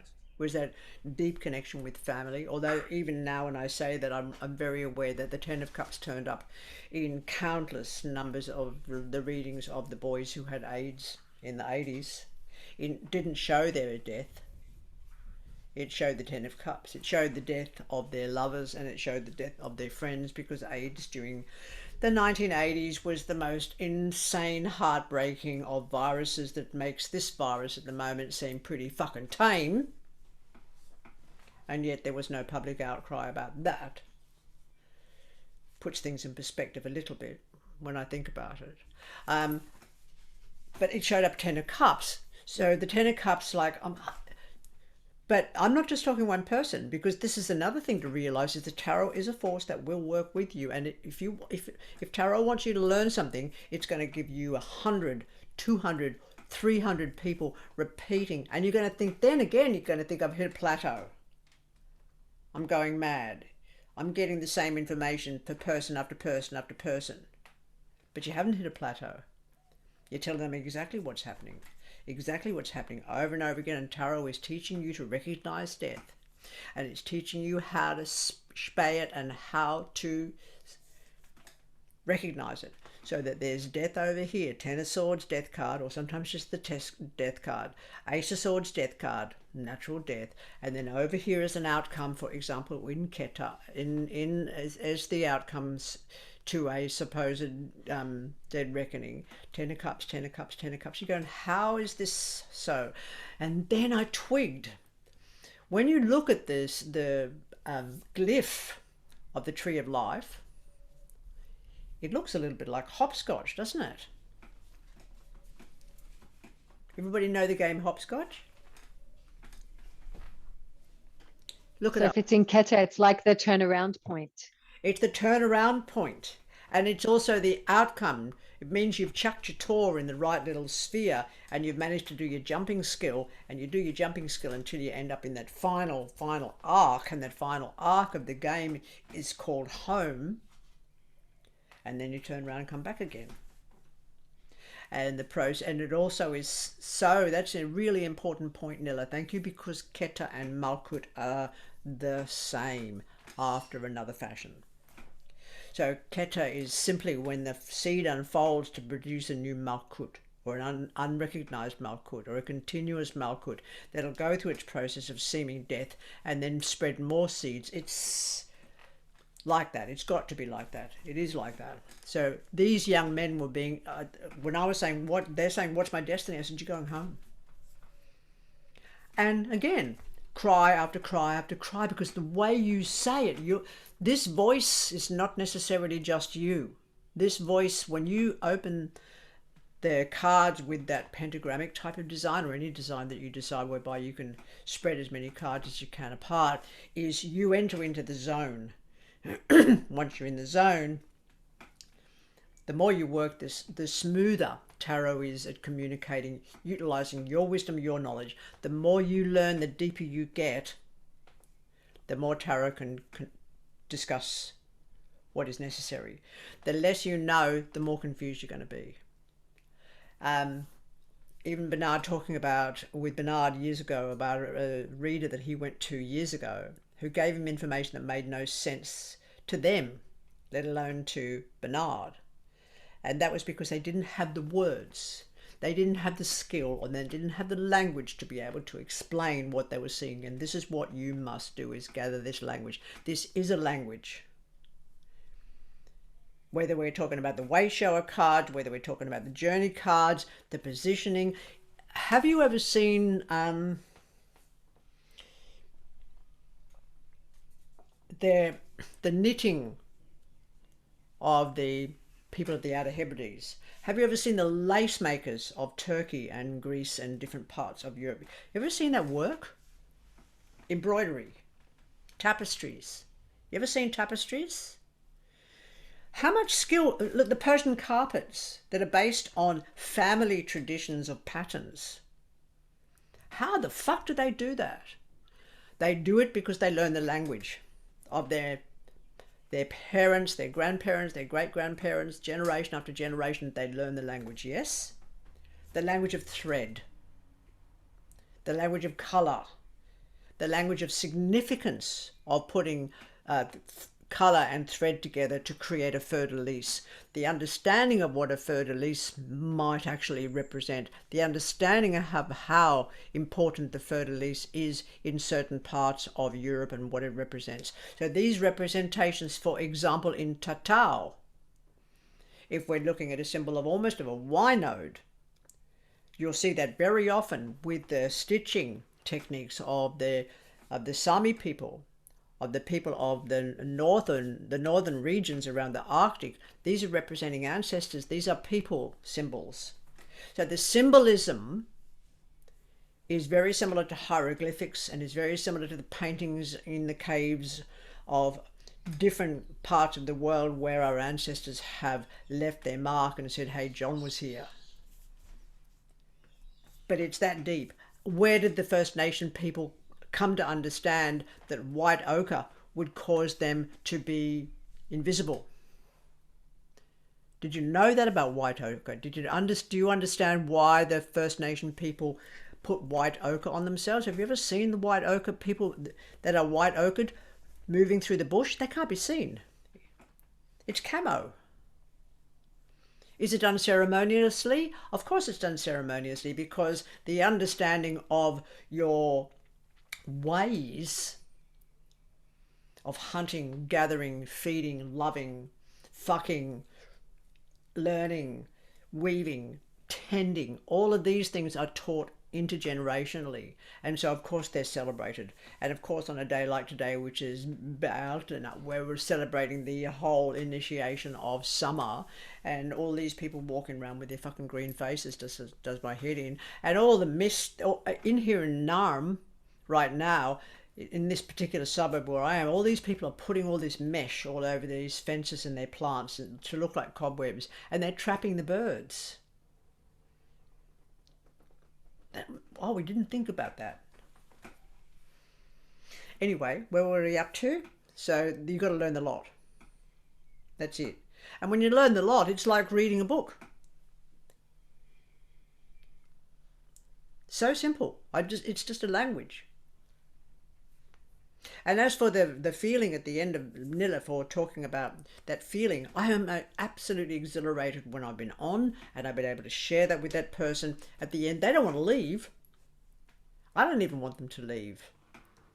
Well, I've had enough to get the fuck out of my house, but I don't really want them to leave because we've shared such a moment of intimacy.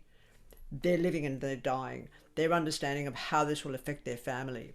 But there's also a question here, if I can mention this interesting aspect of this, is how, if they're dead, do they know what their family is going to be experiencing unless they're still alive? Leave you with that one for a minute. I mean, Lyle Watson, who wrote the book Supernature, was the first one that they wrote. Second book that they wrote, I can't remember the name of it, but it was looking at this concept of death and dying. And initially people used to think that it was when the heart stopped beating, and that's why they ended up putting bells above the grave, so that, you know, that expression, for whom the bell tolls, was if you ring the bell, it means you've woken up in your coffin and you're still alive, and can somebody please come and dig me up? Very common. Apparently it was very common. And that's why the Irish have a wake. They wait for the person to wake up again, because this can happen. The person can go into this appearance of death. And then science said, oh, well, we can't really say it's when the heart stops, because the brain just keeps going and they just keep on fucking waking up again, okay? And if we pump hard enough on the heart, they're going to wake up again. So they decided it's when the brain ceases. But what happened with the second of Lyle Watson's books, and I'll see if I can find that this week so that I can put a mention of it up. If I don't, well, I'm sure you can. Is that science had to agree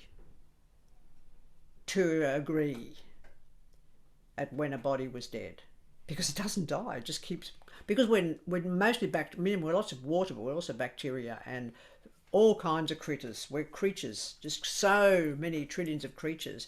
And just because the host body stops nurse doesn't mean the host body stops being alive. So an agreement had to be made as to when death is registered, but not when it really happens, because it doesn't really happen.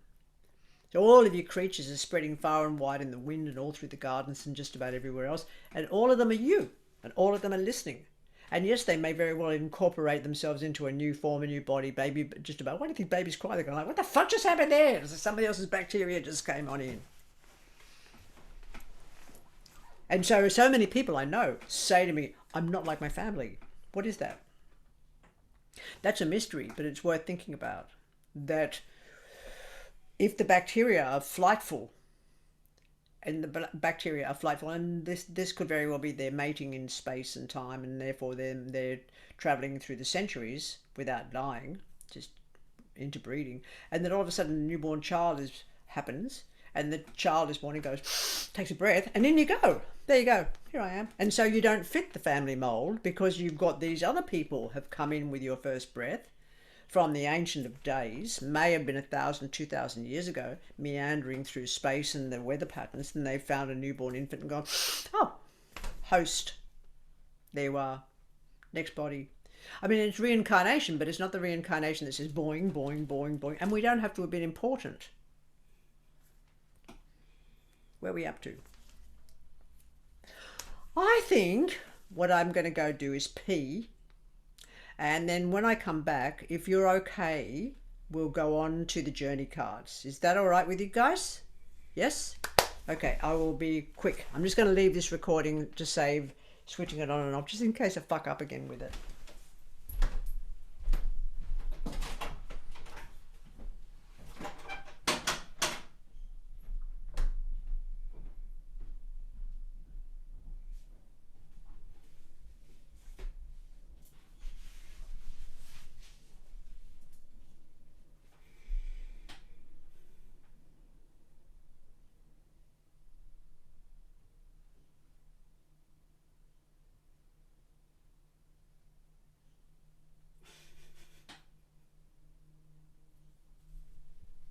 Well, this is all very quiet, isn't it?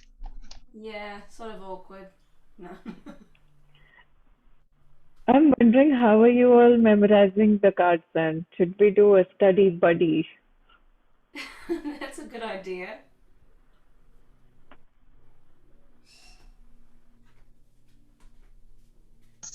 I think, Anisha, I think it was really good that you asked about that.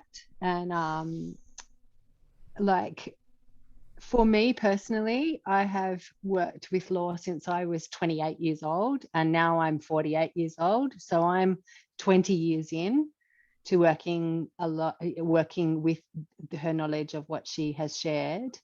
And I have studied the whole time, like the whole time, and have never stopped, and I'm still learning. And so I just, yeah, wanted you to know specifically in that it's like, it's a quest that's like really quite lifelong, that it never stops. And because you're always being taught from the cards themselves as well. It's like she gives us the doorway to open, and then the more we dive, the deeper it becomes. So So my question to you, Nila, is that at what point did you start doing readings for others, or you thought you were, enough? So I was reading cards before I started studying with law, and then I stopped, and I started studying with her when I was 28, and I started reading when I was 42 professionally. So that was 14 years after beginning. And she had said to us at that point of like, you start working with clients, and then when you have and don't charge, and when you have someone then who offers you money, then you begin. That, and I don't know whether that is still something that she would share, but that's what she told us in that course at that period of time. What about you, Ari? Oh, can you see me yet? I pretty much dove in straight up, or during, I think, the initial training I did. I just went out on the street and did it by donation. I was like, pay what you think it's worth, but there's got to be some kind of payment, even if it's $1 or whatever it was. It was like, just pay. So I put myself out on the street, did it by donation, went to the market, did that, and that was it. And then go through the journey of since. Yeah, but How long ago was that? I don't know. I've done 2 different collectives, so the first one would have been maybe. That'll age you. I don't know. I know. Gosh, it would have been probably 26 years ago, maybe. I don't know. Around, yeah. So it's been a while, but yeah, I'm still learning as well. Like, the cards are always with me or close by me, but I don't necessarily read for people for a living, but I have over the years, and other things in life take over, and then you become a yoga teacher or whatever. And yes, but it's always here, and there's always something to learn. And I look forward to continuing the journey with it through all this as well. See, ultimately, it doesn't really matter whether you take this up as a living. But somebody did contact me during the week, said that they were setting up and saying, I'm just learning, and therefore just $5 will do. And I'm going, that's just not right. That's just not correct at all. That's just really undermining yourself. It's never necessary with your family and closest friends. Yes, you can let them know you're just learning. But when it comes to the second hand group of people, whether it's numerology or tarot, the second hand group of people, you just need to make sure you set yourself up, and you don't allow people to question your integrity. So get your prices sorted out. $5 is peanuts. You're going to be treated like garbage. You won't be respected, honestly. Can I ask I was just sharing question? with. Sorry. Go. Okay. Oh, sorry. It's sort of to Neela, Ari, and you, Laura. I guess in this particularly, like since we started, because I've always played with my cards, I sort of stopped playing with them because I didn't want to cast readings. But then now they want me to play with them all the time. Like they want to play. And so I guess No, they want you to learn. It's not playing. well, this is right. But they would like to learn through play with me. It's kind of like, but I don't want to cast a reading. I really want So to. I guess I really want to caution you. Okay. Yeah. They may very well want you to do that, but if you're working with other people with them, you I would like to caution you that if you're playing with them and you're playing with them for yourself, that you're in danger zone hugely. No. I mean, I guess what I'm saying is, yeah. So I'll correct that. I've been doing some readings for other people, that clients that I already work with, that I read in other ways, but bringing the cards more in, and that's different. But I haven't cast a reading, obviously, for myself or in my own environment, but they still want to, particularly with what you're teaching, like, I guess, lay out some configurations, and it's part of my learning. Why are you doing but I want to know, you haven't learned that's what I want to ask. You haven't No, learned but like with the, so when I went over the video that you shared from last week, and there's a whole lot of relationships, I feel like I want to look at those relationships visually and put them there so I can see them, and that's how they go in. So I guess I'm asking, where's the line where you can be working with the cards and getting to know them in a new way? Because I've worked with them for 35 years, but they're trying to reconfigure my understanding, but without casting a reading. Like, See, what's people the can line? say that they're reading tarot and they're not reading tarot, because 35 years is a really short amount of time. And I'm not going to be denigrating you at all, Kate, to be quite honest. This is just as straight as I can be with you. What became the good excuse with that people call tarot, and it's oracle reading. And it's very totally. different. It's not Totally tarot. get it. I get that. Yeah, that's why they asked me to put them down. The most important thing when you talk about tarot wanting to work with you, etc. Of course it does. It's like a recalcitrant child. But I'll get people, for example, that I teach the bow to, and they'll go out and shoot a fucking horse in Lismore. I'm not going to let them get away with it. What am I going to say? That's okay? I'm not. This is a discipline. Can we just treat it like a discipline?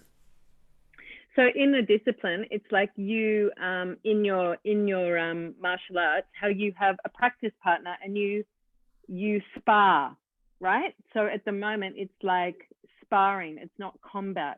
So where's the line when I'm working with them? I'm interested to hear if you have a line where you saying, I'm asking to be corrected there. What level of my own relationship with them in my own time, not picking them up for someone else, what do you feel is beneficial or could be harmful?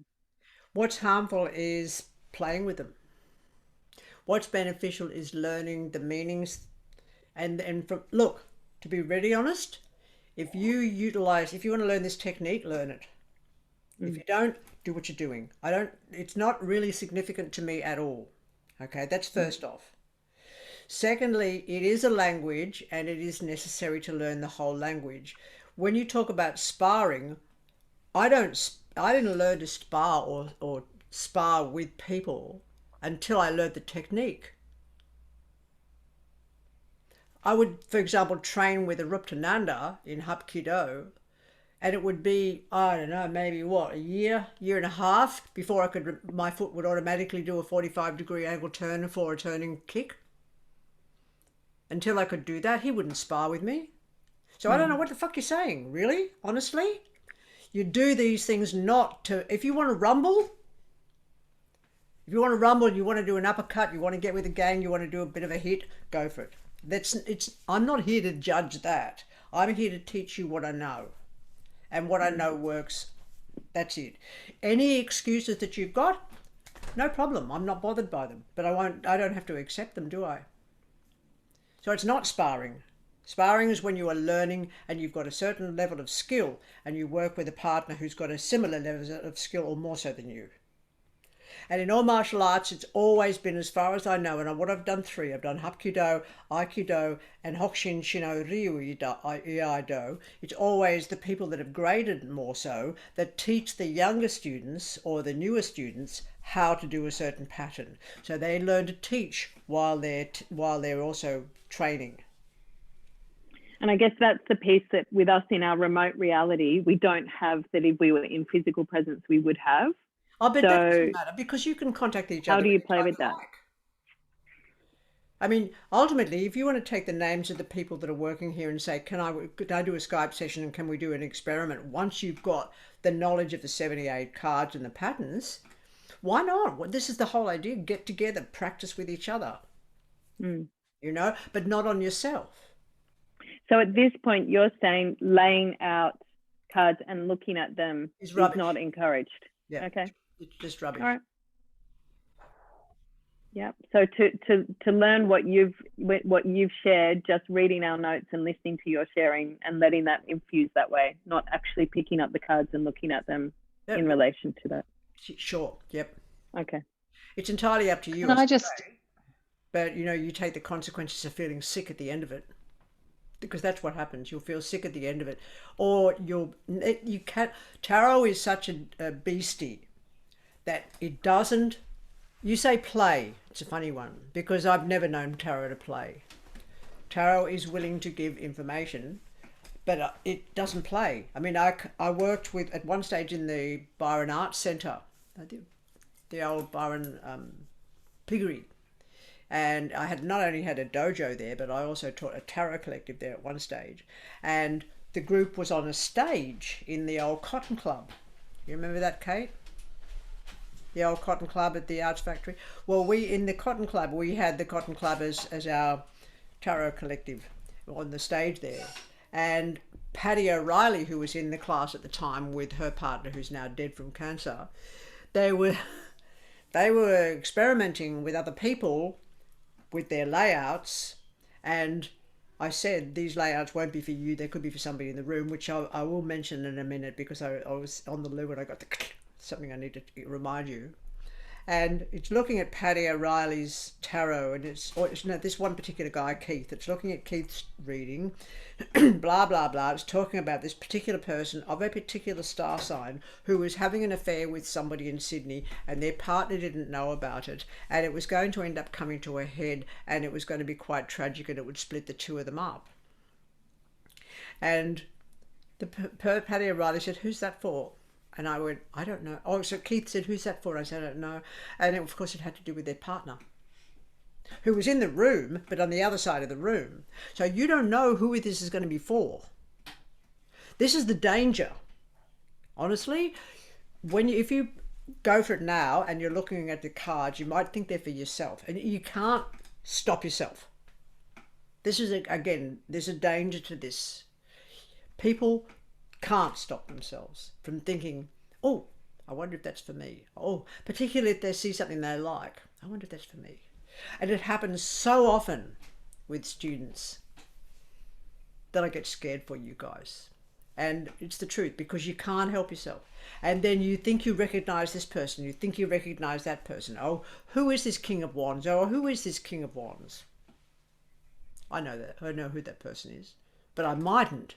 And it mightn't have anything to do with me, the cards that are laid out on the table. And very often they could have to do with somebody that you'll meet next week. Point that I want to get to, that I did think of in the loo just now, is the fact that sometimes I'll go off track. And that's a little bit of a work problem because I'm picking up on somebody else in the room. So I'll be actually moving into a different discussion because somebody else is thinking about it, and that happens a lot. Do we going to get on with the work for the day, or you want to keep talking? I've got something to say. Sorry.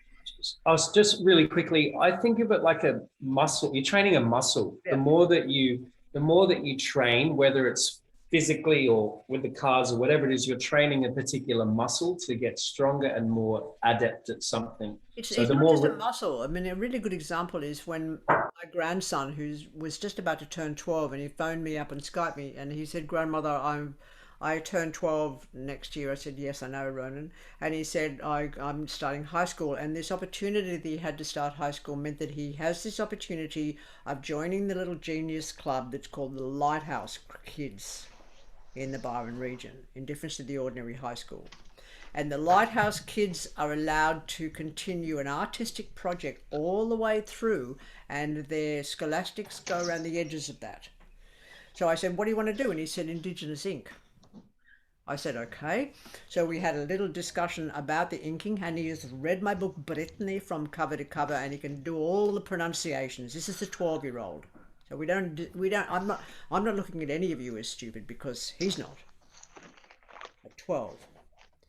So we looked at everything from the Shami people right through Inuit, all the way down to Maori, right through Samoa, etc. And he asked about the Australian Aboriginal people, and I said, as far as I know, we're the First Nation. A lot of scarification is part of their initiation rites, but inking is not part of their rites, although it is now.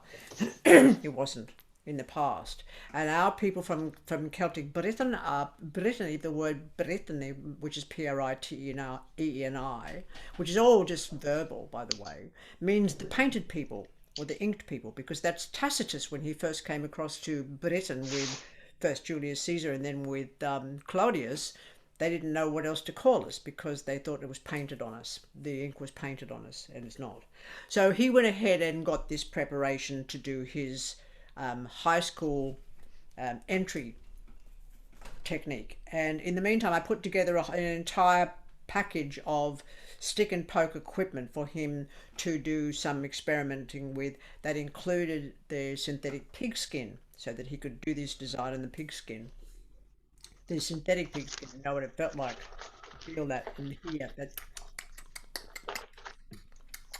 that clicking of the needle as it goes into the flesh. And I also sent up everything he was going to, including his wipes and his sterile sharps container to put stuff away, and the fake pigskin, and a note that explained that the ink was not sterile, and if he inked the cat, he was going to kill the cat for his sister. Similar thing. The night he was supposed to go get prepared to do this, we got together in front of the computer at Skype, and I said, what are you going to, and this is important to do with that memorizing and muscle memory, Ari. I'm not losing the plot at the moment. I'm right there, because it's not just muscle memory. I said to him, what are you going to tatau? And he said, I'm going to do a snake. And I said, why? He said, it means eternal life. I said, what are you, Greek? Well, he's not. So I said, I know where you're picking this little idea up. It's called a Ruberos. You've done a lot of looking around. He's not dumb. He's not at all silly. So I understood that, but I explained to him that a Ruberos was not for us. This was like, to know is great, but it's not us. He said, well, what then? I said, do you go bush with your family? Of course they go bush, because they're four-wheel drivers. They go out to some very remote communities. I said, when you get where you're going, what's one of the most important things about where you stop? And he said, where the water is. We always stop where there's water. I said, is that river water? Is that lake? What kind of water? He said, oh, doesn't matter. I said, if it's river, let's say it's river. I said, let's say you're not a 12-year-old, considered a child. Let's say you're a man, because as far as I'm concerned, a 12-year-old is, I can see the man and the boy. I said, when you get to the area and you've got your whole tribe with you and you are in a position of being a scout and a warrior for that tribe, what's the first thing you do? And all of this is halting. So he had to think and think and think deeply. In the end, he came to the understanding that he needed to find the highest point to get the lay of the land, and also to be aware of predators or where the water was, etc. I said, what does the river look like from up there, Storm? Sorry, Ronan? And he said, a snake. I said, oh, okay, that's funny, isn't it? He said, what are we doing? I said, you're mapping. That's what this is. You're mapping on skin. Information that's significant for other people who see you, who recognize and understand what that map not necessarily means completely, but understanding the significance of the map. So he started out Unco. He drew this design of a snake on his pigskin, and he started out looking all Unco with it, and he started tuck. He put turtles in that snake. He put eagles in that snake. He put ants in the snake. He made the design, but he also put designs inside of the snake. And after about, it was 3 hours, the first 15 minutes was Unco.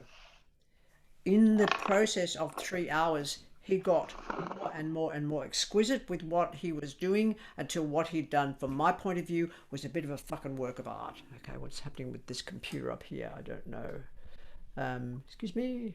All right, back again. Oh. It's weird. I applauded him. He goes off. I heard nothing more for several weeks. Then I phoned his mama and I said, what happened with Ronan, with the school getting into this new project? And she said that he was first invited into the project of being the Lighthouse Kids because his project was believable, you see. So that wasn't muscle training. That was training his synapses to get into the understanding that it's just because it looks like it's an interesting thing to tatau, which is the snake, doesn't mean it is, unless there's significance to it, unless you can get that significance from an ancestor.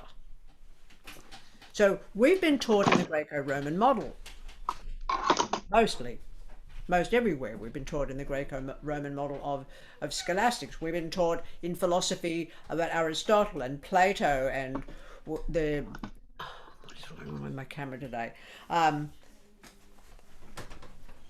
Nietzsche. Doesn't really matter. We've been taught in this particular ideology. Well, there's a whole other way of learning which is from indigenous law.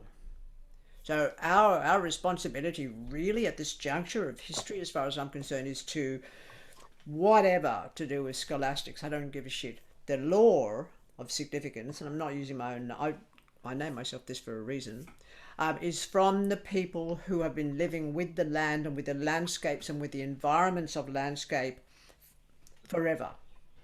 And I know from my own study that the Shami people, or the Sami people, depending on who you're listening to, of northern Norway, who are indigenous, understand the weather that's going to happen by what appears in the eye of the reindeer. And their entire lives are built around and interwoven with the reindeer, with the understanding of the reindeer provides everything. And in turn, the people feed the soil when they die and they make that soil nourishing. So that's sort of it. Everything else is superfluous. And even when you look at medicine, I mean, I can go back to when I read The Slaughter of the Innocent, which was a book on vivisection in the 1970s. And it was written by a person who'd spent his entire life studying, working in the laboratories of vivisection. And his postscript was that nothing has ever been cured by the use of animals or other creatures, other critter people for medical trials, but it's a really good excuse to get money out of the government. It's the height of cruelty, because when it's time to die, it's time to die. And in many instances, if that can be stopped through the techniques and the wisdom of all of us knowing the capacity to save somebody who's having a heart attack, yeah, I do my first aid certificate every year. I want to know how to do that. I don't want to forget about how to do it. I don't want to forget I don't want to go putting a tourniquet on somebody who's been by a brown snake because I know I'm going to kill them. So this is all the knowledge, and it may be muscle memory, but it's also training the brain and becoming familiar, which is an interesting word, isn't it? Nobody thinks the word's interesting?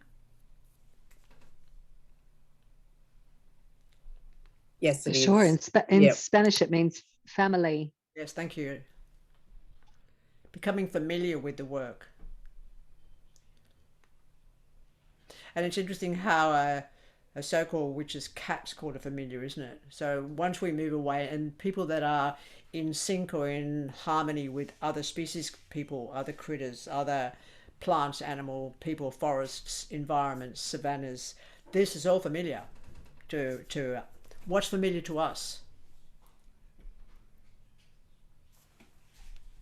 These become familiar with repetition, with really knowing. This is learning your ancestry, learning tarot. Because there's no experience that you haven't had, which is why we talk about the process of the theoretical Big Bang, the so-called singularity, because we know there's none of you have experienced, you've experienced everything.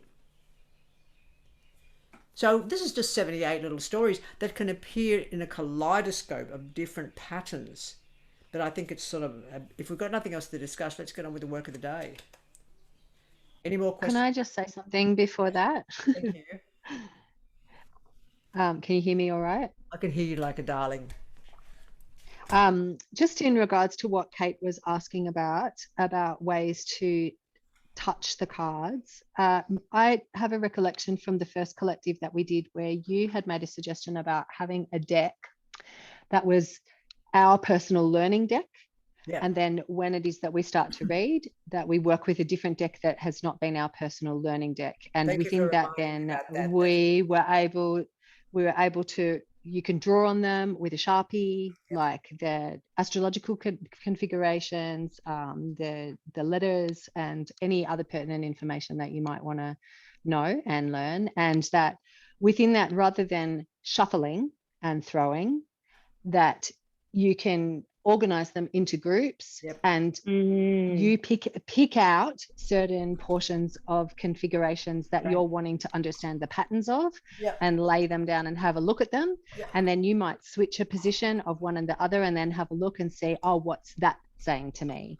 See, not in the sense of the propheticness, but in the sense of Yes. that it's your study tool. So this, Thank you. And- Thank you, Neela. That's what I was actually asking. So thank you very much for responding to that. That's very helpful. and then this pack here is the pack I read. They're not the same. So thanks, Nilla, for reminding me. And thanks, Kate, for asking. Just can I add one more bit? Can I add one more bit to that? Yeah. But If please that don't use, is all right. I'll just interrupt you for 2 seconds. But please don't use them for reading for other people. They're your study cards. Cool. Yes, thanks, Nilla. At the end of Tarot Theory and Practice, there is a whole series of configurations that you have got written, Laura, that are like, say you've got the Tower card next to Strength card, etc., etc. And like it might be 3 of the journey cards, for example. And it's I found within that, it was a really great way for me to test myself. Like I would not look at the answer that you had written there, Law, but I would put down the 3 of those cards and be like, this is what this is. And then I would check. I'd uncover what you had written and check and see if I was on point or not. And that this was also a really helpful tool to learn about the patterns and how they work with each other. But you're not shuffling, you are conscientiously laying them out in certain forms to understand the patterns. Exactly. Yeah. Can you all, everybody write that down and keep a note of that? It's fabulous information. Thank you. Excellent. Thank you. Yeah. So, we ready? Could I ask a question, please, Laura? Yes. Can you hear me? I'm on my mobile today, so hear you. Yeah, beautiful. Thank you. We've had no internet here since the storm. When laying out the spreads, will tarot often repeat the same theme throughout a reading? Where I did one during the week where I did a dead reckoning and a stargate, and it looked like the stargate was basically repeating the dead reckoning. Is that lovely common? question? Lovely question. So that is, from my point of view, that is a fucking fabulous spread. That is a fabulous reading, because the more tarot repeats itself, despite how many cards are separate from each other, like in the dead reckoning spread, not the dead reckoning spread, in the question spreads, or in the warning spread, the horse latitude spread map, what actually happens, the more often those cards are separated and they come back together again, it's the easier that person's life is going to be. The more straightforward, that hasn't got all these raggedy edges. When I am reading for a person who's got raggedy edges and every spread is different, it tends to go, yeah, your life's a fucking mess. So the repetitions are very interesting, and tarot will continue to tell you the same information. It was interesting because the dead reckoning, it opened up with an 8 of swords crossed with the tower. Woo! And it was someone I knew, and I thought, oh no. Anyway, we went ahead and proceeded with that. The Were they in a Stargate hostage situation? It was a domestic violence court verdict date that she had just found out about the day before I did the reading. So fortunately, the situation sort of fits in there. Yeah, definitely. It seemed pretty relevant. With this crisis. And it had the devil in, I think, future. Oh, that was in the next second part of the dead reckoning, but it did seem to be repeating. But when it came up again, similar theme in the Stargate, I didn't know if I was overlaying myself onto the Stargate reading, because the dead reckoning. Fine to question yourself, seriously. It's really fine. It's fine to question yourself in that instance, but you don't have to show it to anybody else. Your consciousness will go through all, you'll be pulling everything you've learned, everything you know, and then yes, you may very well question yourself, but you're going to go ahead and say it anyway because you see it. Yeah, okay. Because I found it, the dead reckoning spreads felt comfortable, but the Stargate, I felt a bit of a disconnect with it. Didn't feel like it was flowing as well. That's very interesting because the Stargate can have superimposures, and by superimposure I mean it can have even 3 or even 4 superimposures, which means the first imposure will be the events that will be mirrored, for example, in the dead reckoning. And then it wants to talk about the person's health. So it's going to change the subject and discuss health problems, because that's the body of Adam Kadmon, and it's going, oh, there's a little bit of a glitch happening in one of your shoulders, for example, or back of your neck, the head, the teeth. It'll show that anything that's happening to do with the gut, the uterus. Of course, that'll be around Yesod in the tree.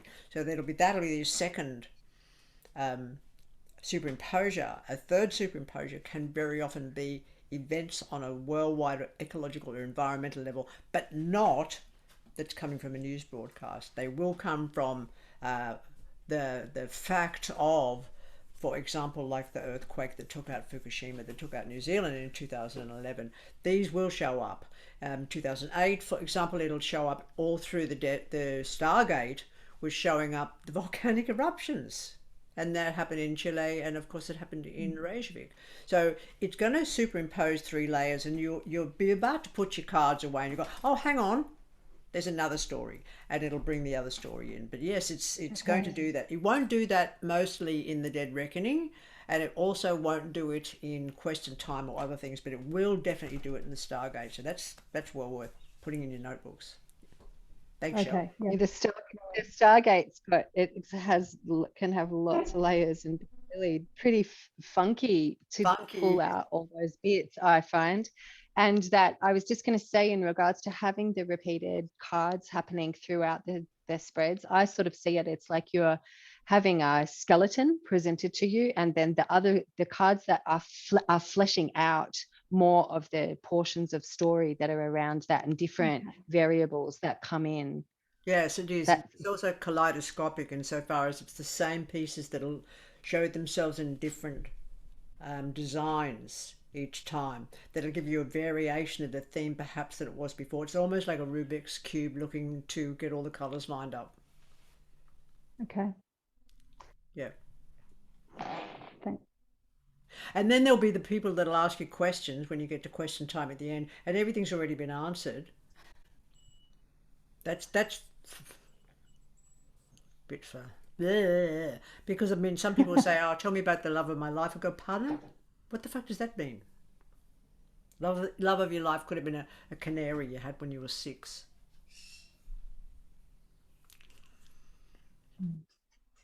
Shut up, Kate. And you too, Nishka. Look at you. Look. Yes, you've all heard that one before. Yeah, can you tell me when I'm going to meet my soulmate? Like, yeah. It's really sad that people have been led to believe that Disneyfication, and it is a Disneyfication that we won't even get into today. It's not part of today's discussion, but that's a very dangerous one. Yeah. And a very dangerous one that has convinced people that in some way, I mean, I got one little example. I have had somebody, and this is going to sound really, really condescending, but it's like, it is what it is. I've had somebody turn up that looks about the size of a bus, who has really bad smells, and the smells are of pizza and jelly beans, and they sit down and they'll say, when am I going to meet Ms. Right? And I'll go, I can't help it. I say, go home and look in the mirror. I mean, to this person, is very, very often, this is like a caricature of many people that you will get. And people don't understand that we are an animal and we smell ill health. Just like dogs smell other dogs' bums to find out whether or not they're healthy before they'll play with them. We don't realize that we're smelling ill health, but if a person turns up and they're big as a bus and they've got the likelihood of having type 2 diabetes, of having all kinds of dysfunctions happening within their system, high blood pressure, whatever's going to be sort of like taking them out earlier than perhaps they would have done if they were healthy. I'm not going to go ahead and going, you need a gym membership. Not necessarily my job to do it. I'll do it outside of a tarot reading, but in a tarot reading, my sense of smell is saying this person's got just about to get bowel cancer. I don't know why anybody would want to love somebody who didn't love themselves enough. I actually kind of warn them before asking the questions and say, be intelligent about what you ask and how you ask it, because you've got 3 questions that are there. And so use it wisely, especially if there's a bunch of information that has come out in the reading already. It's like, and often, just as often, they accept that information. They actually really love it, and really they're like, okay, and they're a bit daunted, but they sit and they take their time and are careful about it. But just as often, I have people at the end say, I don't need to ask questions, everything's been covered. Yeah, I've got nothing, I have nothing. I have that a lot, but I also have the people who I'll tell them to be very careful about what they ask in case they get the answer that they don't want, which is 99% of the time they're not going to get the answer, because tarot will fuck them around. If they're asking a stupid question or the answers, or they've been given the answer throughout the reading, people can they'll still, yes, I'll approach their intelligence, and yes, they'll say, I will consider that, and then they'll say to me, what's going to happen with my property next week? And I'll say, I just told you fucking 5 times. Yeah. And so very often when that occurs, that's all. Just a little point to put in their little notebooks, please, is that tarot can be a prick. If it thinks if it thinks your client is being an idiot, it will respond accordingly, and it will throw out a shocker. If a person has, for example, or it can do all kinds of odd things, but if a person's question has been answered time and time again, and they still ask it, like, am I going to meet the love of my life? You'll get a Tower, 10 of Swords, 5 of Swords, 7 of Swords, 2 of Swords. You'll get the Devil card turn up. You'll get the 3 of Swords turn up. You'll get the 7 of Cups turn up. You'll get the 6 of Cups turn up. You go, what the fuck am I looking at? And then you go, oh, you're just being a facetious bastard. And I'll actually say that to my client. They'll go, Tarot's being really rude to you. And they'll say, why? I said, I don't want to answer. It's so rude. And they'll go, what could have possibly said this so rude? I go, look, you have had the answer during the reading. Tarot is being really rude to you because you are asking a stupid question that's already been answered. And I don't want to offend you, but you are being stupid. And of course I say it, I'm a Sagittarian, we say all that kind of thing. You know, okay, work. Laura, do you ever find that your body wants to respond? Like, I have had it before where it's like my leg wants to reach out and kick the person, and my voice will increase. Like the magnanimousness of my voice will get really like, whoa, at them at certain points. And yeah, for sure. Yeah. And I just wanted to state that because the possession also happens in that way also, where it's like all of a sudden these things will start coming out of your mouth, or your body's wanting to do things that are peculiar, and you kind of just got to go with it because there's a point that's needing to be got across, and that often it'll be the breakthrough point in the reading for the other person. Yeah, I've got a sort of a trick, share it if you want. And the trick is I'll sit there looking at the cards and I'll go, shut up. And I'll shake my head and I'm looking at the cards. I go, just stop now. And the person says, who are you talking to? I go, Tarot. They go, why? I said, it's being so fucking insulting. And they go, what are you talking about? I said, look, I don't want to have to tell you what tarot's saying right now. And they'll go, tell me. And I go, no, it's really rude. And I wanted to shut up and I want to be nice to you.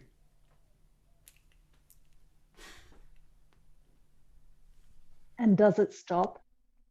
Oh, no, it doesn't stop. And I'm only So when you ask that. I'm only conning when I say that I'm thinking, but I've got this connect, but there are odd things around me. Let's not go into that because that's a different story altogether. My sort of like weird, quirky, picking up fucking 7-colored coyotes when I'm in America that laugh hysterically at my back every fucking time somebody's going to suffer terribly in front of me, unless they like them. Because the coyotes that I picked up in America think everything dramatic is funny.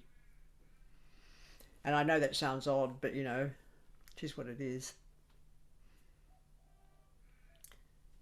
Work for the day? What's the time? Are we gonna get through this? We've got a lot of fucking work to do. Let's do it. Let's do it. Swords. Ready, set, cards. Swords. Now, bearing in mind that I'm going to attempt to get through the 4 variations of the journey cards, but I don't know how much we're going to be able to do today because we're actually sort of at that juncture of this course where we are supposed to be working with each other. Whew. I don't know. Okay, now I don't put these in order of 1, 2, 3, 4, 5, 6, 7, 8, 9, 10, Jack, Queen, King, Ace. They're just as they come, okay? So you're going to need to write them down just as they come. Sometimes I'll let you know in advance. If I see 2 or 3 cards and I think they're going to go together with this or that or something else, I'm going to probably bring that up. I will attempt not to so that you've got them. Okay, 2 of Swords. I don't see. Indecision. Can be eyesight difficulties, particularly if it falls with the Star card.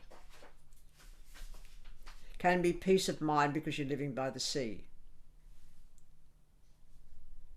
Can also be willful lack of ability or desire to communicate anything with anybody. The 2 of Swords can represent silence. And of course I'm going to miss out on different meanings that I may have come to before that will be in the books because it changes all the time. There's your 2 of Swords. Okay. 4 of Swords. Nothing.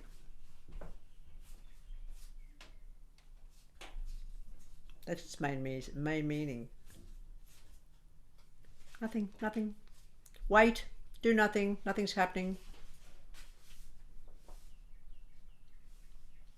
It can be resting because it's not traumatic like the 9 of Swords, but it can be resting.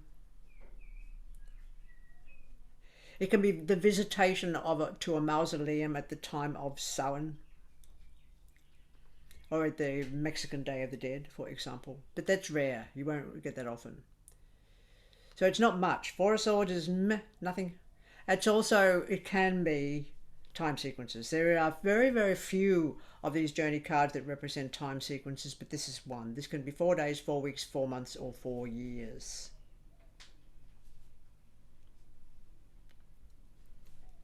It can turn up as wait, as warning. If a person's going to do a deal, for example, to do with property, and this turns up at the very, very foundation of the answer, it's going to say wait.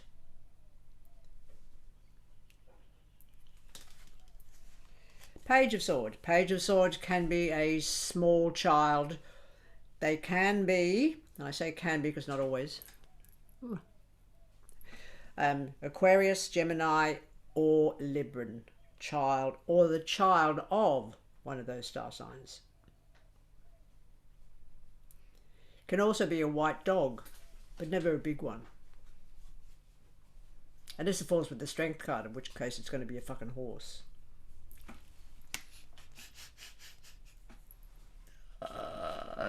Sorry, that's funny, but it's true.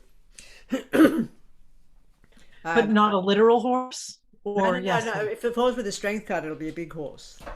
Like a horse. horse. Or a Okay. A greyhound. Yeah, it can be. If it falls with the sign of it falls with the Lovers cards, time of Gemini. Falls with the Justice card, it's the time of Libra.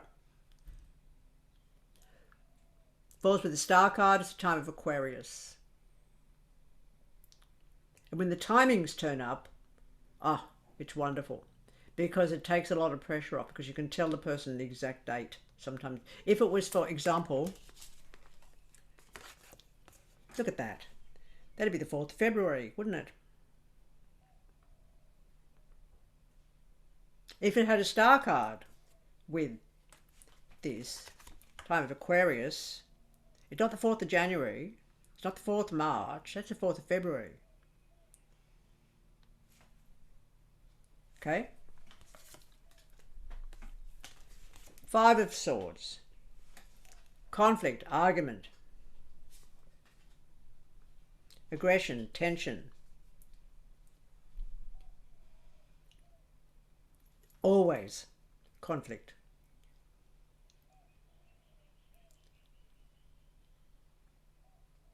Now, it can be all kinds of arguments. If it falls with the Justice card, it's a legal argument. If it falls with the 5 of Wands, that's a strike, a union strike.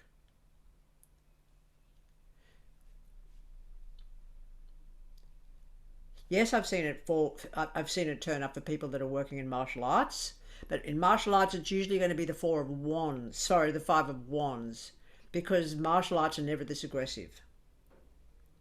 So it's fighting. It's going to turn up very regularly with domestic abuse. Very regularly with a parent who's in strife because they don't know how to deal with their adolescent offspring. And conflict is usually because people are not listening. Who's not listening? Why does a fight become violent? Or somebody could be up. You can get it with a Devil card and 7 of Cups, which means somebody's up their tits on something. And if they're on speed, which would be the 5 of Swords with the Knight of Swords and the 7 of Cups, that aggression is going to be part and parcel of the fact they've just snorted too much. 5 of Swords, conflict. Now, the 10 of Swords. This is like, oh, here we go. The 10 of Swords. 10 of Swords can be chiropractics. It can be acupuncture. It can be tattoo. Similarly, it can be violence. It can be absolutely terrible. It would depend on the cards around it. All of these are going to depend on the cards around it, which is what Shell was talking about earlier when she was saying that the cards repeat themselves. Everybody's reading will be different, and everything will depend on what's around it. So the 10 of Swords is betrayal, can be knives in the back, can be back pain, and very often it's going to, if it turns up with a Lover's card, it's sciatica. Because the Lover's card can be the hips, it's the split left and right side of your body. And the 10 of Swords can be sciatica. It's in some way a sensor. You also get this with teenage kids who are cutting themselves. So if it turns up with a Page of Swords, you're going to go, what's this all about? Particularly if it's got a 2 of Swords with it. Let's have a little look at this. I don't want to be doing this all. I mean, I could do this forever, non-stop.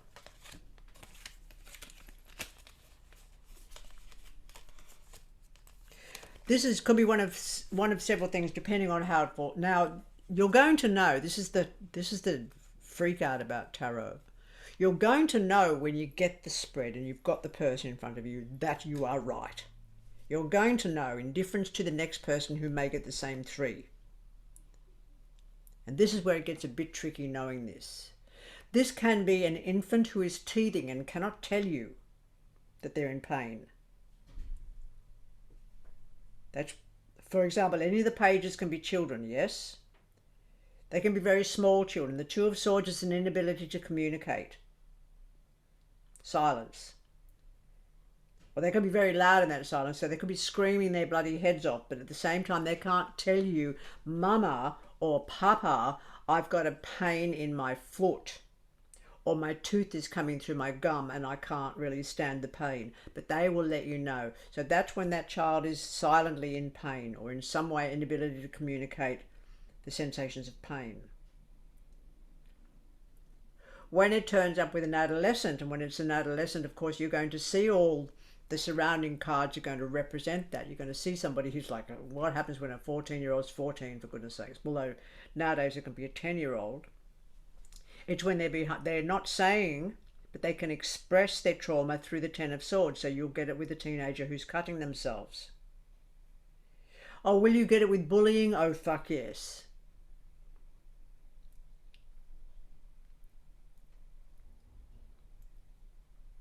This is also a situation, but again, it will be, you'll have your devil cards around it, you'll have a lot of abuse cards around it. This is when a child is being battered or beaten and has been silenced.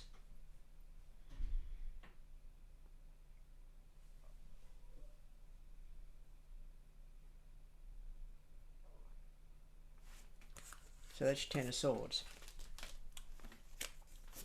Three of Swords. Three of Swords means ultimately separation. That is their meaning. Now that separation can be, it very often, I mean, I would say 80% of the time that separation will be when a family group or a couple or a relationship is over. But it can just as easily turn up when a child is first born and is separated from mama's umbilicus. It can also turn up when you have a basal cell carcinoma cut out of your body, or anything cut from your body that needs to come out. It can be a heart attack, or particularly if it fucking turns up with the Ten of Swords, it's like it can be, when, particularly if it falls in there with a Nine of Swords or an Eight of Cups, it's some terrible grief. Five of Cups, terrible grief through loss, separation,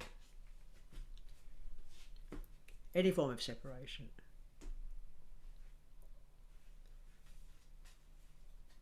I mean, I could keep going with your meanings all afternoon, but it could end up being just annoying and you've got too much information. A lot of this you'll find in the actual tarot book. But it's easy to look at here because in the tarot book I haven't got the rights to publish the Rider-Waite Tarot, so I've needed to compromise. Yeah, it was the same with Tarot Theory and Practice. Llewellyn couldn't get the rights to the Rider-Waite Tarot, so they put in their Llewellyn Tarot. It's sort of, this is the one that works because it's familiarity. Over a period of time, the familiarity is what teaches us. Okay, now Ace of Swords. Oops, trying to get this in the correct light. Ace of Swords. Let's go with its sweetness. This can be your chef's knives. I actually fucking love this tarot. This card has taught me so much. This is an interesting one. When I first, I think, moved to Victoria and I'm seeing it, I couldn't quite work out what it was. And this is when, in the 80s, early 80s, was when a lot of people were doing communal living and getting blocks of land and that had been just bush before that. So this is when they make the bush track clear, the driveway clear, and it's also the fences. Please write that down, because even a person living down the road from where I am now has been having an 8-year crisis with their neighbour over the fence.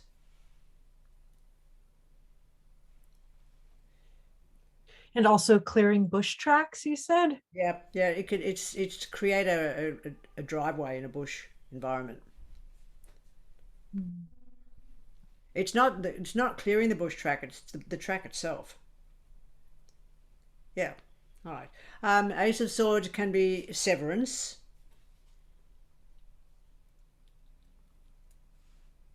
I'm attempting to get this where you can see it. Is that working? Severance. It has got a philosophy, but it's sort of like a bit old hat. the philosophy of the concept of a double-edged blade, sort of like the concept of balance. It's a bit, tarot's changed its tune with me now. It's just like, that's a bit passe. We did that back 20 years ago, and things have changed in some way. It can be intercontinental ballistic missiles, particularly if it turns up with a tower. Ace of Swords can also simply be a decision. Sometimes person will ask a question, and if it's free choice question, this is going to be your foundation. It says decide. You decide. Here's all your blah blah blah blah information, but you decide.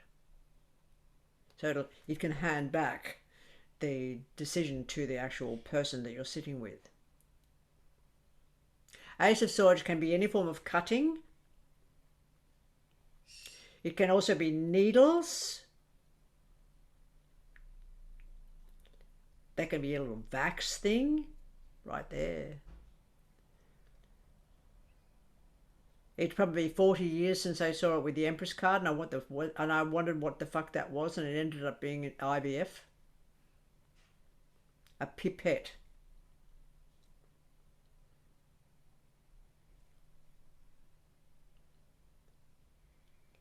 Yeah, there's a lot of other meanings, but it's going to depend on what it falls with, which is, again, this is tricky because all you're getting right now is just the various meanings. What is it, Nila? I can hear you. I was just thinking about someone who's a diabetic. Yep, that'll turn up. I've had it come with that, and also with people who have a relationship with somebody who has a heroin addiction, or that being there somehow, as well as hairdressers. Yeah, that'll turn up with the clusters. This one can be, if it's going to turn up with the Devil card and it's going to turn up with the Seven of Cups, just as an example, that's definitely somebody who's using a needle for intravenous drug use. Indifference to snorting something, indifference to making a tea of something.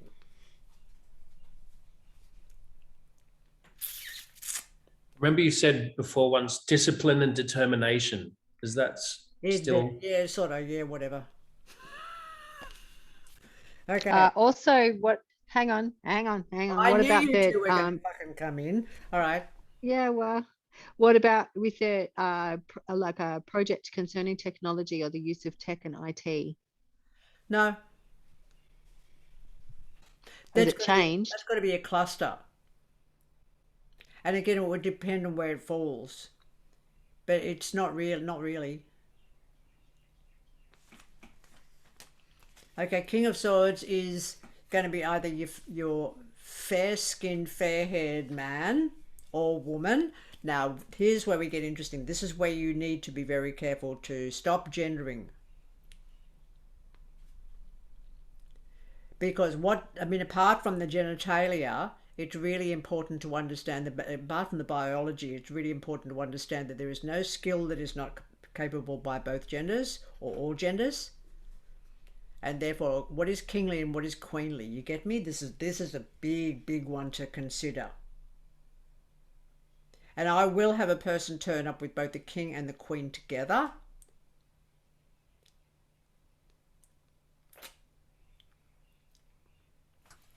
And that presents as the same person? For the same person. Yeah, I'll turn up as the king and the queen of wands. Because I'm androgynous.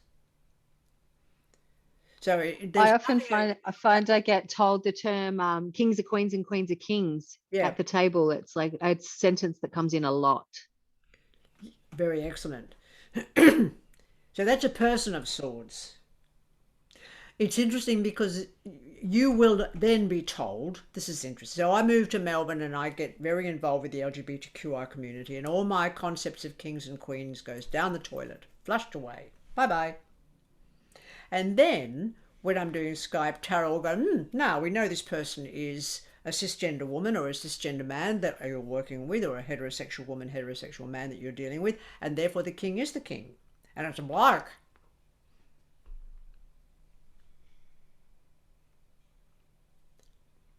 If the person is in a relationship that's the same-sex relationship, this is quite often the person who is seemingly the more dominant of the two. I can see you nodding your head there, Nishka. Okay. Nine of Swords. Or you didn't say it was, what is it? It's an air sign person though, right? Aquarius, Gemini, Libra. Yeah, okay. We'll just get straight so we don't have to bother about repeating myself. The air sign person, if it's with a Lover's card, it's a Gemini. If it's with a Justice card, it's a Libra. And if it's with a Star card, it's an Aquarian. So that's just right across the board. And that's when tarot likes to be so fucking explicit. And that can quite often happen if a person is, it becomes only tricky when, like if I'm reading for a person who is a Gemini and their partner's a Gemini. That gets tricky. Just something in you says, they can't have that card because that's you. So they're going to be presented as being a different card besides that one. And then you've got to say, oh, this person, if it's, say it's a queen or a person of pentacles, they're going to say they're practical, they're earthy, they're grounded, they're really, really good at doing your books. And they're also reliable, for example. So you're going to need to know the difference. But because the person of sort, I mean, who's Libran here? Anybody Libran? No? Yes, I am. You are? I feel really sad for you, darling. Why? Libran people have a tendency to dwell on the past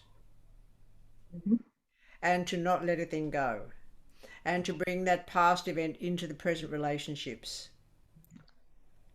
So my wish for all Librans is that you come into the present tense and you stay here. Thank you. Particularly relationships. You tend to not forget things. True. Okay. And because you're doing the tarot course, I'll bet you any money you like, you are the exception to the rule. Okay. Nine of Swords.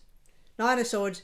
You know that when you wake up at 3 o'clock in the morning and you go, oh, fuck, I got to get the kids to school tomorrow and I really don't know what to do about that. No matter, you toss and you turn and you go, I can't go back to sleep at all.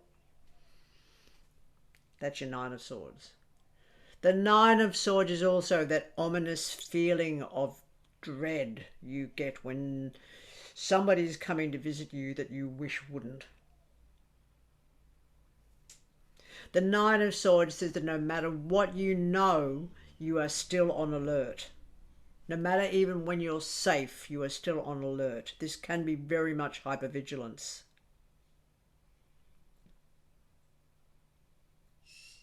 The Nine of Swords will also turn up when tarot is being a prick and say, oh, you're a warrior, are you? And the person always goes, It's just insane how often they'll just agree with you. So people almost go, they want to be told that they're a warrior. And and tarot is very compassionate. It'll say, particularly when it's a foundation or it's a very strong place, it says your capacity to worry is your capacity to get things done. You've just got to remind them to write shit down so that they don't leave the worry ethereal. If that worry remains airborne and it doesn't you don't collapse the wave with it, that worry will then create stresses in the self and the body and relationships. The Nine of Swords is somebody who's sick, yes. Nine of Swords can just simply be someone who's in recovery, yes. The Nine of Swords can be someone who is bedridden and stressed out to the max with it, yes. The Nine of Swords can be somebody who knows what's going on and is dreading telling the police. The Nine of Swords is every parent who's ever got woken up at fucking 3 o'clock in the morning going, why the fuck did I have a baby?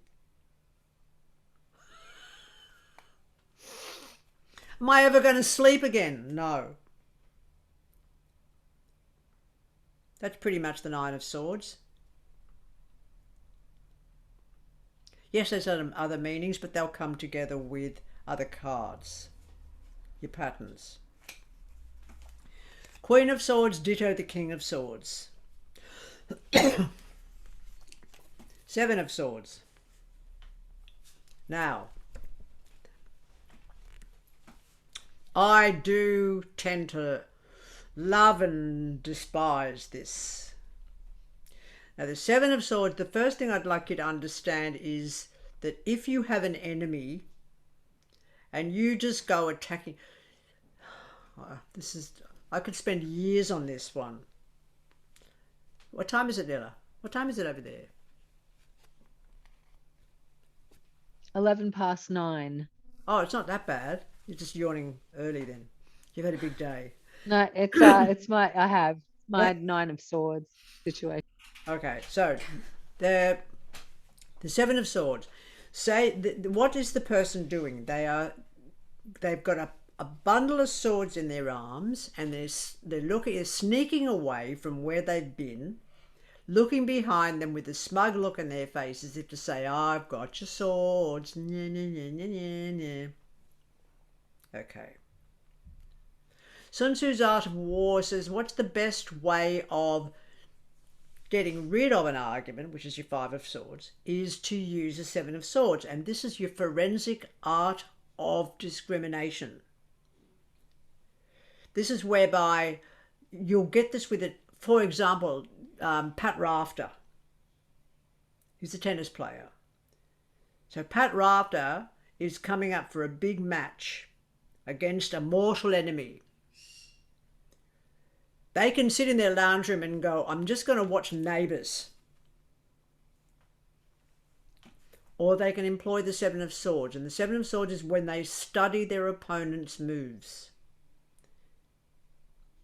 The same thing would apply if you were going to go into debate or discussion on any circumstance. You would study beforehand.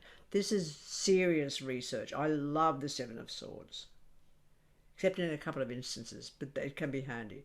So the Seven of Swords is when you remove the arguments from the opponent. See? It's sort of obvious.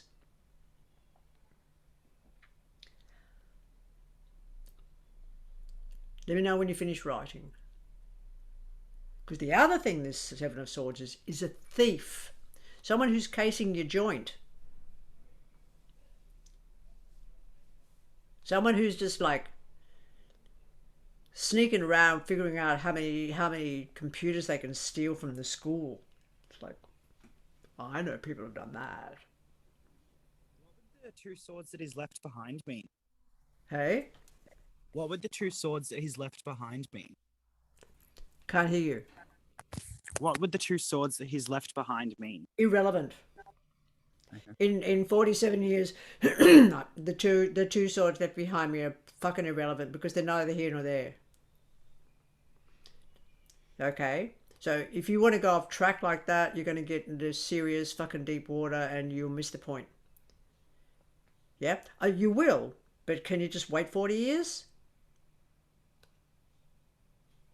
Okay, wait until you've read this, but this is a thief. It's also somebody, for instance, if it's going to turn up with an Ace of Swords with a Devil card, it's someone who likes to give out tastes of a certain kind of drug in the park to the kids. It's also a person who is grooming children for sexual exploitation, but it would depend on what it falls with.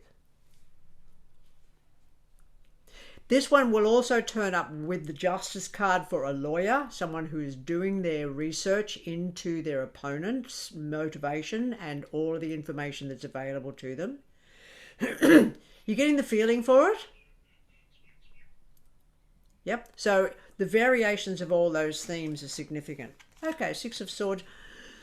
Vanilla. I can't get to Arizona yet. Six of Swords, first and primary connection is a journey over water.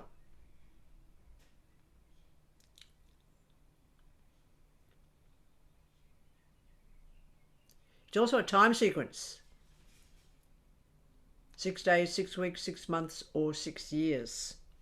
It's one of our time sequence cards.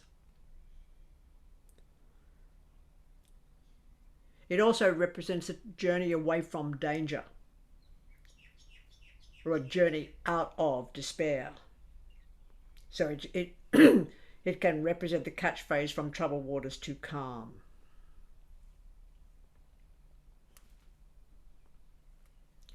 This, of course, the Six of Swords is going to turn up with the Moon card and the Hangman for someone who's fishing.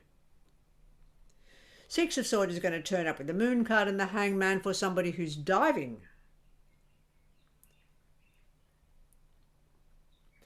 The Six of Swords is going to turn up with a person who works on the water, a person who drives a yacht, a ferry, a kayak, a surfboard, a surf ski. Don't get daunted, because it becomes easier to recognize them once they turn up on the table. I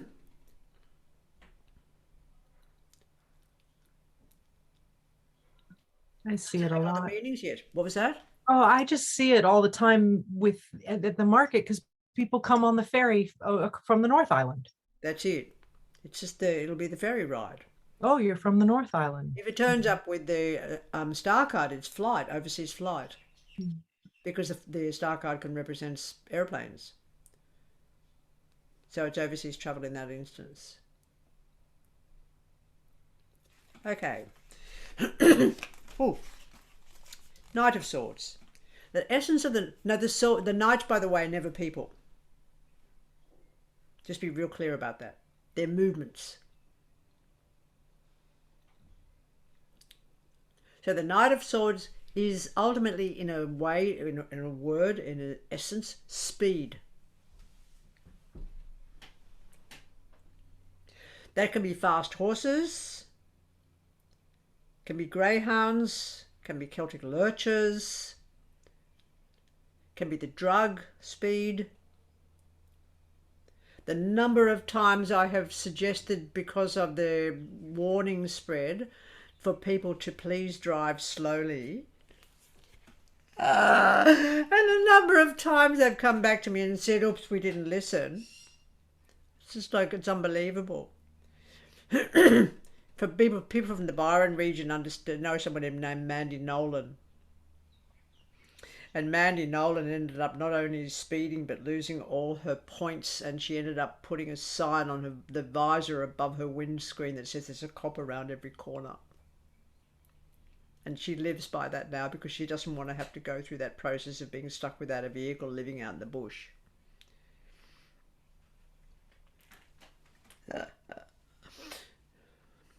Yes, it can represent the word fast, as in, not in as in food fasting, but going faster. It does represent a vehicle, but if it's a vehicle, it's a push bike, a motorbike, or a scooter like a Vespa. It will represent horse riding if it falls with the strength card, and particularly if it sits in the sphere of Hood, which is to do with Mercury, that's got to do with long and short journeys. Duh. It's like, thanks, Captain Obvious.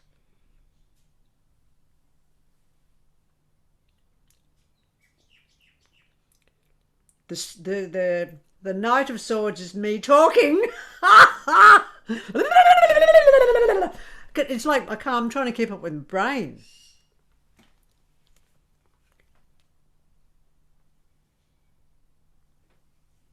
Okay. Here we are. Eight of Swords. Now, the Eight of Swords is not always a problem, but very often it's a problem. The Eight of Swords is being stuck. It is what it looks like. I'm all tied up and I haven't got a way out, okay? This is as much a person who takes on a mortgage as a person with a Justice card who goes to prison. It's once you've had children, the Eight of Swords will live with you forever.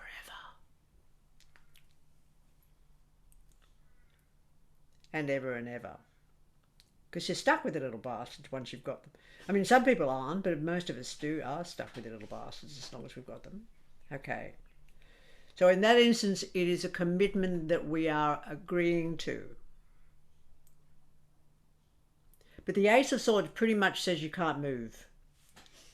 Some people, if they're talking about moving house and whatever, this one turns up, it's not going to happen. Somebody in 2019 contacted for a reading, and they're a world traveller. They like to travel all the time. And the Eight of Swords was the foundation to do with the next trip. Said, you're not going anywhere. And then, of course, COVID hit and they didn't go anywhere. Could it be feeling stuck as well, rather than just being stuck? No, it's Could it being be- stuck. It's being stuck. Great. Because if you feel stuck, you are stuck. Okay, because feeling is a theoretical being. You know, it's not an imaginary thing. If you're feeling stuck, you are stuck. And there's actually a story around this which I find quite fascinating, and apparently it's based on a true story, and it's called the story of the Gordian knot. So when this one is fabulous when it turns up, and it will often, because tarot will work with you and will work with your clients. If it turns up with this, look at these two together. What's this one saying? It says you're stuck in it. You've got the tool to get yourself out of it.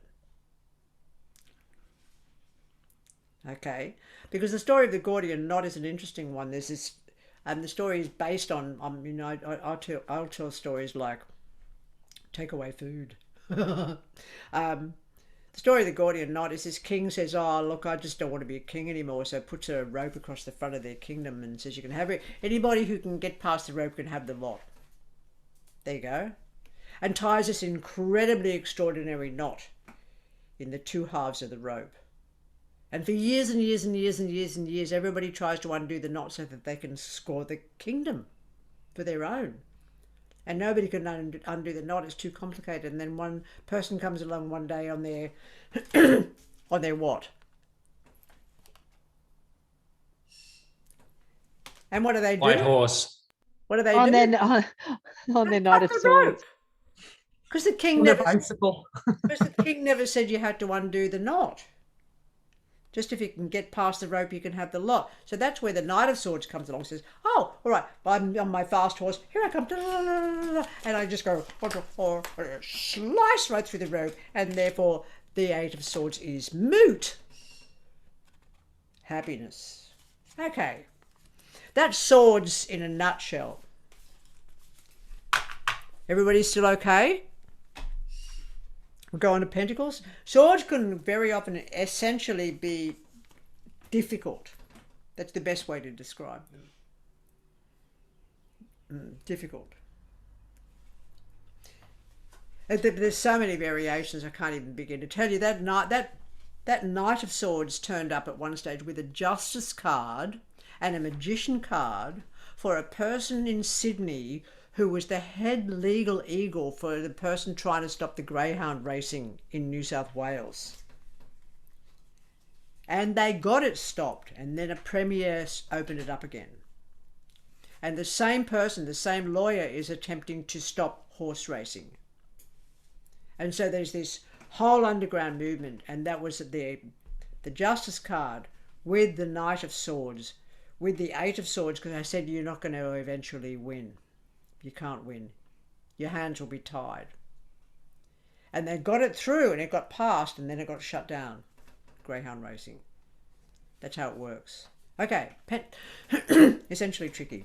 Pentacles? Laura, what about the Queen? Same as the King. Same. Okay. It's the Person of Swords. Okay. Okay. Yeah. And your time sequences are Gemini, Aquarius, and Libra. Can I just ask you about that? Because you mentioned that it's going to be someone who's fair-skinned. And what if you are in a demographic where you're reading for people who are not predominantly fair-skinned?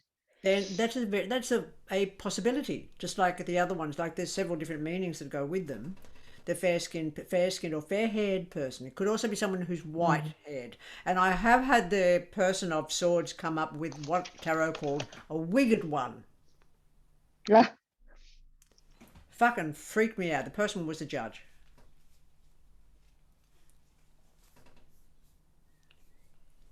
Was my client's partner. And you'll just see it. You've got it, and it's instantaneous. This is where the skill and the spaying interweave themselves, you see. And basically I can remember it just like, it's instantaneous, the recognition. I can see the wigged one. So you got that silly fucking wig that the judges and the QCs wear. And I think in my lifetime I've seen it twice, or I've only said it twice. Pentacles. Not so easy as swords. A little bit sort of, some of them are completely okay, but some of them are tricky. So we'll start out with the Two of Pentacles. No, as I said before, I'm not going to go from one to the ace, or from two to the ace, just as they come. Two of Pentacles. Now, I'm going to start out by also letting you know that the Two of Pentacles can be when a person's hips are out. So they can have pain in one hip or the others because, of course, their body's out of alignment. Would that show up with the lovers? Would it show up with the lovers? Could do, but very often it'll show up with the Strength card as well. Physical body. It could just show up on its own. Okay, particularly if it falls in Yesud.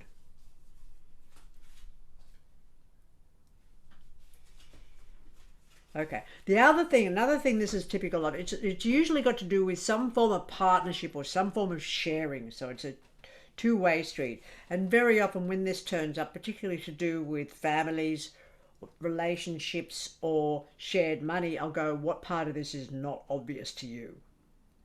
And they'll say, what? I'll go, it's out of balance, 60-40. I thought you signed up for 50-50. And they'll go, I did. I go, no, it's 60-40. See, because the pentacles are not even. So that one side's lower than the other, that side, it's not even. And that's allowing you to understand about the hips, about the financial scenarios of a partnership as well. The Two of Pentacles will turn up for this.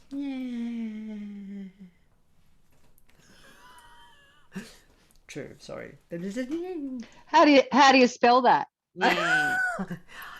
This is why you record the sessions, so that you don't have to spell it. Bit of that. Okay, so just let me get my feet up. I did legs at the gym yesterday. It's really coming through now. Two of Pentacles is shared situations. You will get it with shared property. You'll get it with shared business. Part-time work, not full-time work as well. Part-time anything, not full-time anything.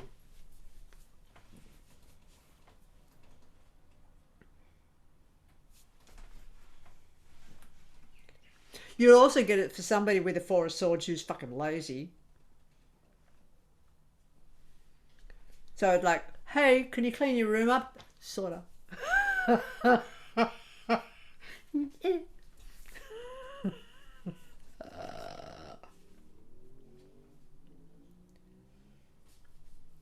But it is partnerships and it is shared scenarios. It does turn up. For example, if you've got a Ten of Pentacles with it, you're in a shared situation. To do with a dwelling place or a warehouse or a business property. That's your Two of Pentacles. Here's my fun one. Oh, I don't even know where to start with the Five of Pentacles. The Five of Pentacles can, if it falls, for example, with the Hermit card, it's ski season, particularly if it falls with a Knight of Swords. We're looking at the snow. And the Hermit is the mountain, and the Knight of Swords is going down fucking fast. This is all such obvious stuff when you really get around to it. It's also poverty. Its main meaning is like poverty. It can represent poverty. It can represent being financially cash strapped. But it's an interesting one because I do a lot of business people, heap of fucking business people. And it's very interesting when it turns up as poverty insofar as people go into debt and it's really chunky good debt. They know what they're doing. They play the market, for example. Okay, so it can be really handy. It's also somebody, for example, who can be actually really wealthy in assets but cash strapped. This will turn up also when a person, this is sometimes a bit tricky, but if a person has got, for example, an Ace of Pentacles in Hokmah, or a lot of really productive star card in Hokmah, they've spent a fuck ton on their tech. But if a person's a photographer and they want really good tech, they're going to need to spend money on it, aren't they? They may even go into debt on it. But a person who doesn't spend the money on really good equipment might as well just pack up and go home. So if you want cheap shit, the Five of Pentacles may not turn up. However, if you need to recycle your tin from the tip to put on your house, the Five of Pentacles is your best friend. Particularly if it falls with the Seven of Swords. I'm cunning. I'm going to go and... Oh, I saw all those pallets in that next door neighbour's factory garden. I'll just have to turn up there at midnight and sneak them out.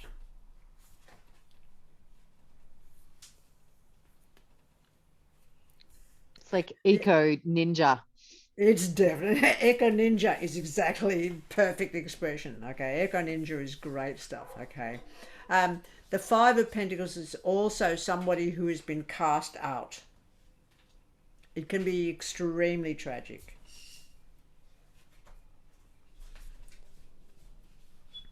The Five of Pentacles turning up in the sphere of Binah on the Stargate. I mean, they're called other things in the book. Fuck it, I don't know what that is. I've just made that shit up to make things different. To try and get people to think differently. But if it turns up in Binah, that's an economic crash. This one turned up, what, 3 years before, from 2005. Over and over and over and over in the sphere of Binah. Binah, of course, has got to do with big bureaucracies, governments, educational bodies, etc. This one's also going to turn up for somebody who's got a hex debt in Australia, and the hex is not in hexen. It's hex as in the sort of like the so-called help desk thing. So a person might be in $70,000 worth of debt, but they've gone and done themselves a degree in something. So poverty is an interesting word. Poverty is relative. Yeah, this is going to turn up very definitely. If it turns up in the sphere of Yesod, it's somebody who hasn't got sufficient eggs to be fertile. This can also turn up as a health problem when a person is anemic. So there's always something missing when this turns up. Where would it be for an anemia? It'll fall in Netzach, or it'll fall in Yesod. If it's falling in the sphere of Tiferet, it's going to be a lack of self-esteem. Oh, if it falls in the sphere of Chokmah, that's when it's like I try to warn people, when if it falls in the sphere of Chokmah, I'll go, please change your passwords. Internet debt. See, tarot has changed over the decades. As the world changes, so tarot will change and will teach you. Seriously, it'll teach you what it means rather than you having to think about it. All it'll happen is it'll turn up and you'll go, what the fuck? And then you've got to be able to somehow take this huge, gargantuan, mighty leap into the possibility that this is something you have not seen before and you need to be able to place it somewhere. But you will be given, because we're so dynamically connected to the matrix, we are given this information by the matrix, through the matrix before it occurs, through the mycelium. All of this you go, oh, what's that? And then the event occurs. Always the event occurs. Five of Pentacles, poverty. And it's an interesting one because, again, if I go to a little bit to Hood, because the Stargate really informs me so much, even more so. The Stargate and Dead Reckoning are really the most informative spreads that you can possibly have. The Stargate, sitting in the sphere of Hood, I can still remember Milo coming for a reading way, way back in the day. Milo is a photographer. She also works on sets in film and television and Stephen King films and stuff like that. And she was living in Sydney. She had a big white van that was all decked out with fluffy fucking padding. And she kept her camera equipment in the van. She was living out of the van at the time, living in Sydney. And I was like, oops, you've lost it. She's like, no fucking way. I said, where's your camera gone? She said, no fucking way. It's locked up in my van, but the van was stolen. Okay. One of my favorite cards in the whole pack is the Nine of Pentacles. It is never a problem. Never, never, never, never, never, never, never.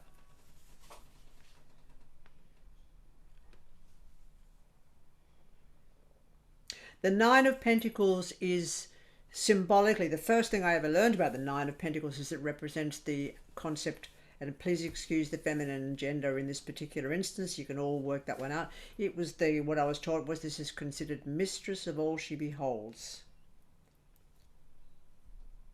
This is tarot's concept of nobility.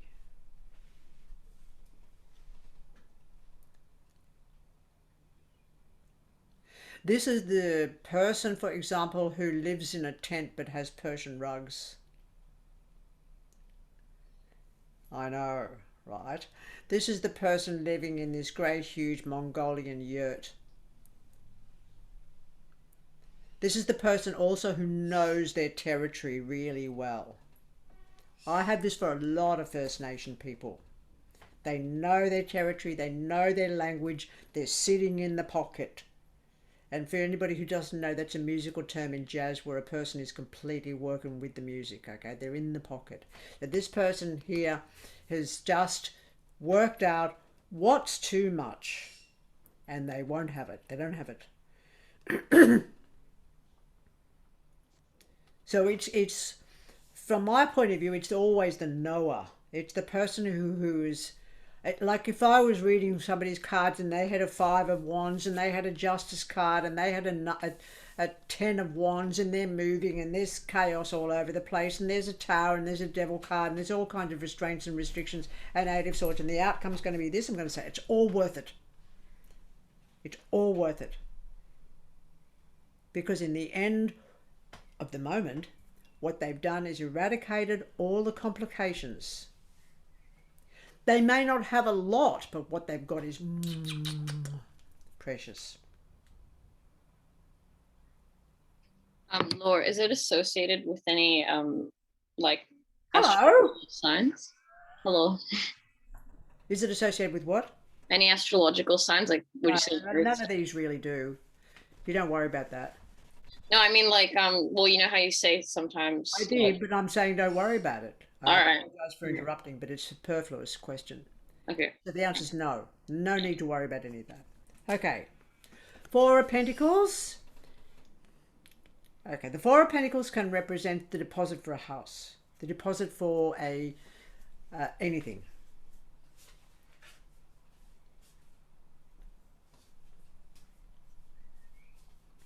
The Four of Pentacles can tell a person to sit on it.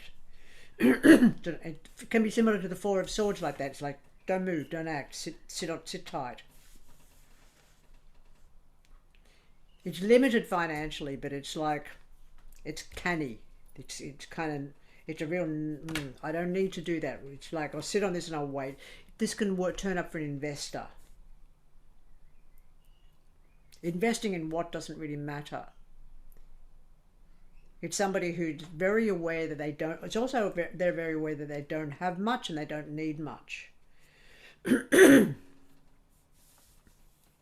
can be a very small place to live. But again, it's another wait card. It's another 4 days, 4 weeks, 4 months card. Maybe 4 years.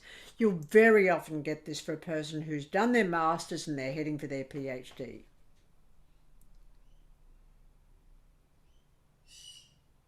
Time and time and time again.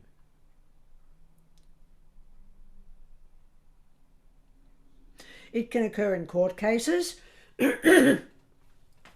Then you can be so really cool for the person that you're working with, particularly if they're going through a court case with an ex-partner who's saying, I haven't got any money, I've got nothing at all, you lying fuck. You've got this stuck away. You're sitting on your fucking money, not moving. Take them to the cleaners. Go get them, Rinny. A little bit like that. Ace of Pentacles. Now, Ace of Pentacles is a very interesting. The aces are considered the roots, and this is a quote from, I can't remember fucking how long ago this was. I don't even know where the quote came from. How's that? But the quote was, the aces are the roots of the powers of. So the Ace of Pentacles is considered the root of the power of earth. Just like the Ace of Swords is the root of the power of air. This is working on the Greek 4 elements, not on all the elements altogether, because you'd be here forever if you tried to work in all of them. I think there's, what, 132? Kate, you should know. Close to that? They're the ones that we know of anyway. Not the ones that are dropped by the latest comet. Ace of Pentacles represents the roots of the power of money.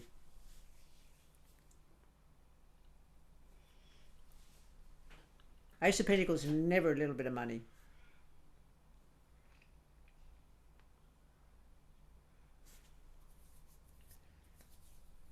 Okay, I'm going to give you an instance when... There you go. Oh, there it is. Right, quick. Look at that. Do you know what that one is? Fucking every single time. That's wealth. And it's considered financial wealth. I got a $7,000 fucking car out of the prediction the first time I ever predicted this. That doesn't sound like much, but it was in 1982.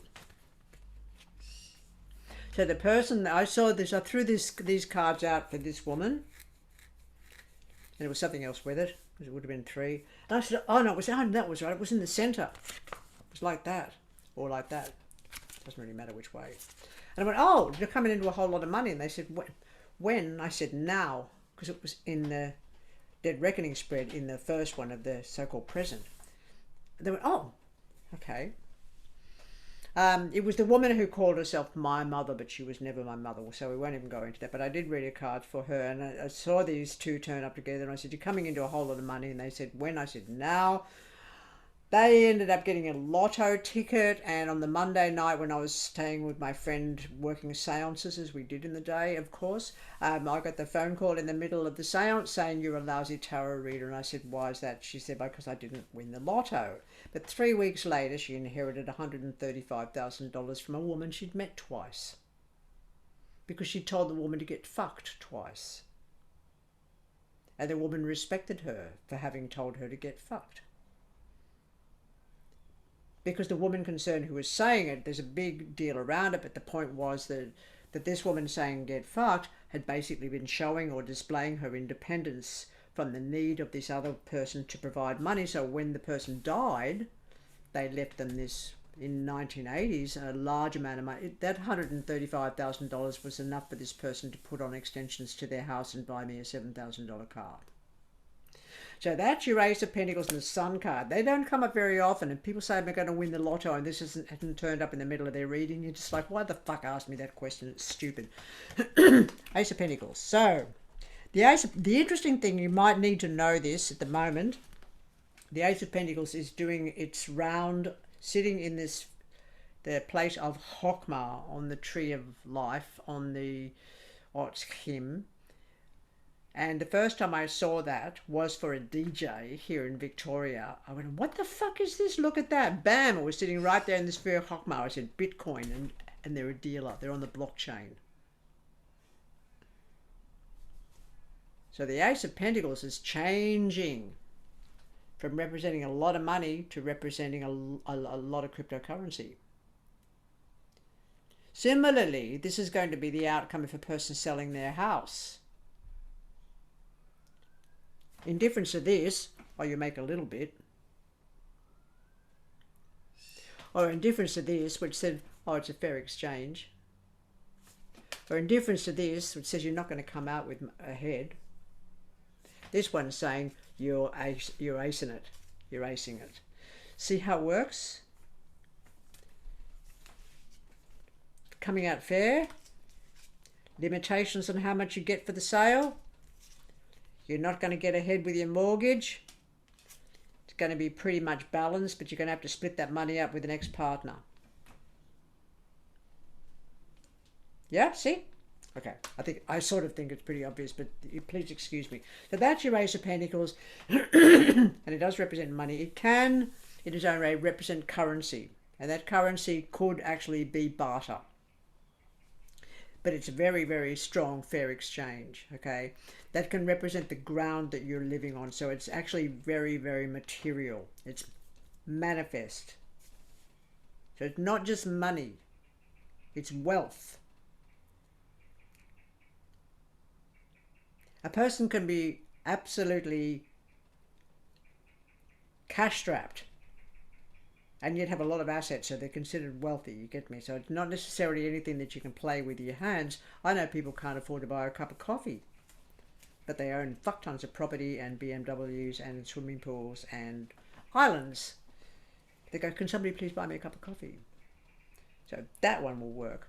Nothing else really. That one is very simple. The Ace of Pentacles work. Sorry, the Eight of Pentacles. Eight of Pentacles. So I saw you looking, Artemis, peering and saying, you just fucking said that. Eight of Pentacles means work. That's all it means. Now, can we just say job, vocation, work, job, vocation, work, employment, and there's a couple of other terms that represent work, but they're not all going to Amazon and shifting boxes. Okay, somebody might ask, I'm doing this, I'm doing that, I'm going to court, I'm doing this, I'm doing that, and whatever else, and how's that going to pan out in the long run? Am I going to be okay? And this is the foundation that says it works. That's your answer. Okay. Well, what would an apprenticeship look like, please? Pardon? Oh, and sorry, we've got work in the background. An apprenticeship, what would that look like? Four of please? Pentacles. Someone doing an apprenticeship. Four of Pentacles. Four of Pentacles. Okay, thanks. Yeah. Four of Pentacles, insofar as apprenticeships are of an average of 4 years.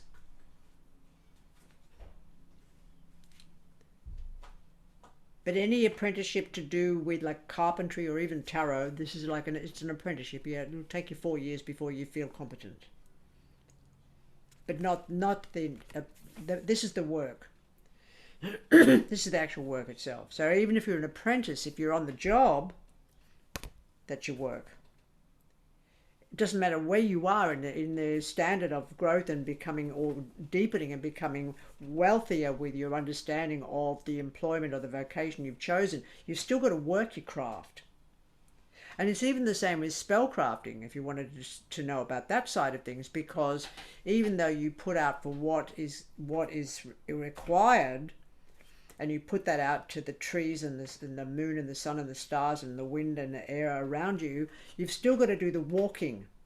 If you sit at home and think that that spell is going to come into fruition and you're not doing the walking yourself, and you're not doing all the research necessary and all the equipment necessary to create that new dwelling place, be the dwelling place an idea or a way of living or an environment or whatever, if you don't do the work, the spell won't work. So that just means work. And of course, work can just be variations of that theme, but when you see it, you'll hear the word and you'll see how that word fits in with what you're looking at. Could it be study or upskilling your work, or like some kind of study or working on homework? No. The work is the work. If you're studying, you're working. You know, but the studying is going to turn up with probably the Emperor card, which is to do with education. But the kind of education around that will show, because if it's Temperance card, you're working in the field of some form of medicine or health or healing. The kind of work would depend on what turns up, but it just means work. So it's if you work, and it also is you're in a situation where, you know, this will turn up with a sex worker. It'll turn up if you want to say, work it, darling, work it. If a person wants to work on stage, even if it's see, an amateur works hard, because the word amateur, by the way, which we need to sort of get really clear at this stage, is based on the Latin term amatura. Do you know the difference? People think of amateurs as somebody who's not competent. But the word amateur, the expression amatura, the original aspect of the word amateur means for the love of it. So a person can be as professional in their own right with their skill, but be an amateur. Yes? So I'm an amateur anthropologist. Does that make me less than competent? No, I just don't get paid for it. And I haven't got a credential behind that, but it doesn't make me any less a scholar. So you can, this word, for example, I've done lots and lots of the directing of lots and lots of huge big shows and some films. And they're all considered amateur productions, despite the fact that the amateur productions are bringing in hundreds of thousands of dollars. Because if you set yourself up as a charity, or for example, you set yourself up as an incorporated body, your work within that incorporated body is very professional, but you're still an amateur. Unless you cross the line and you go and get an ABN or a CBN or CRN. Can you sort of figure the difference? Okay. Knight of Pentacles. The Knight of Pentacles has a particular philosophy associated with it when it turns up, as particularly the foundation or as an outcome. It's just take care of business. It's kind of like TCB.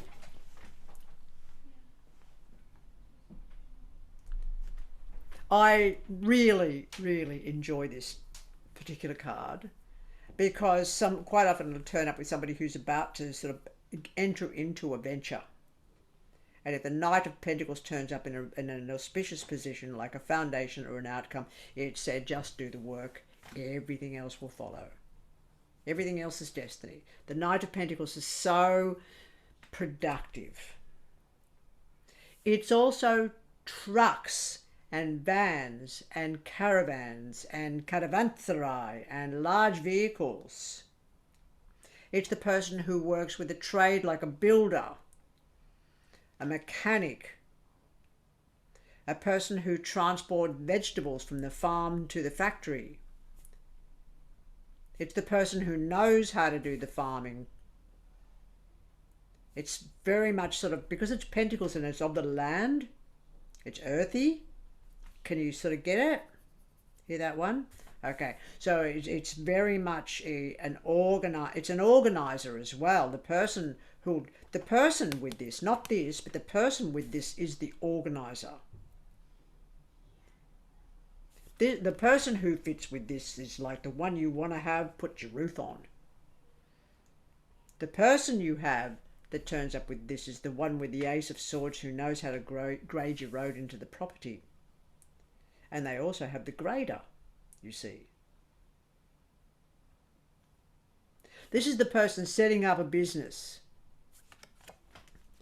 This is the person says, am I going to change my job? No.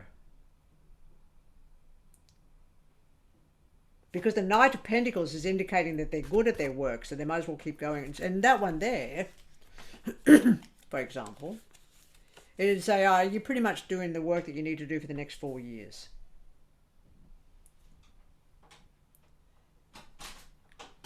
Got it? Okay. The Page of Pentacles can be a time sequence if it falls with the Empress card. It can be the time of Taurus. There's a couple of variations that happen with this, but you'll get it. The Empress card, it's going to fall in as the time of Taurus. If it falls with the Hermit card, it's the time of Virgo. If it falls with the Devil card, it's the time of Capricorn.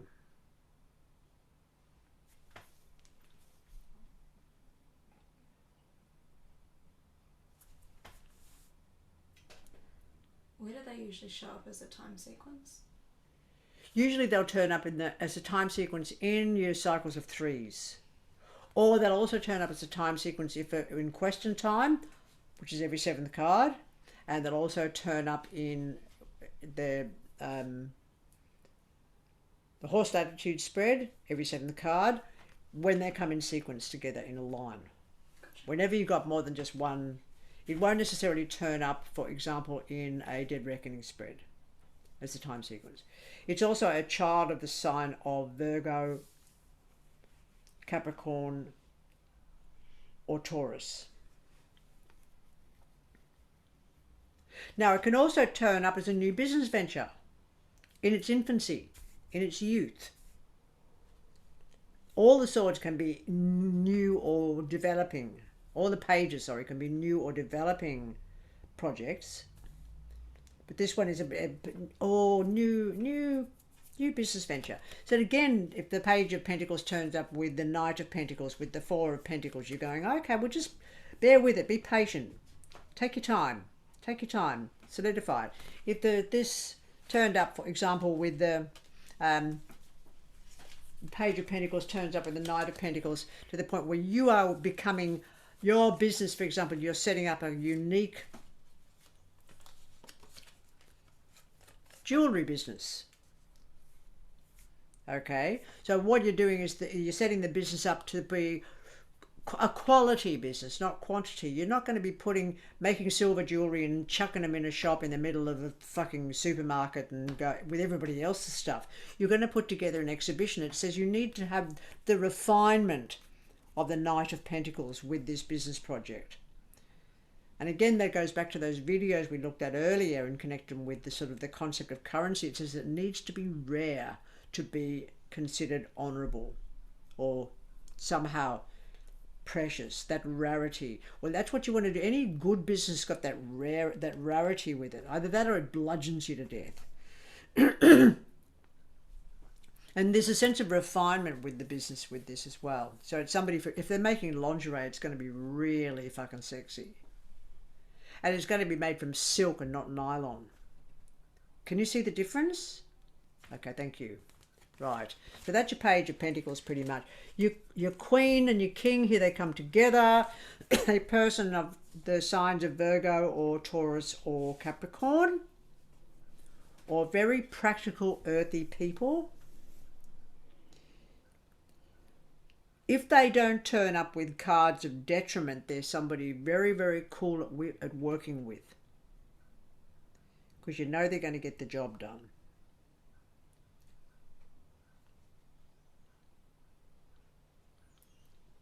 Again, I don't want to genderize these. You see where we're going with the Pentacles, Pentacles, Pentacles, Pentacles, earthy, earthy, earthy, earthy. It's just all repeating itself with variations of the theme. This is where you get it and you go, oh, click, click. Okay, so there's your earthy people, or the people with strong earth in their chart. Like I've got a Virgo moon.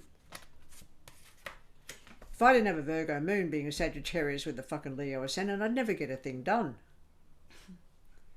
So my Virgo moon means that I can write good chapters. I can write lists. Yes?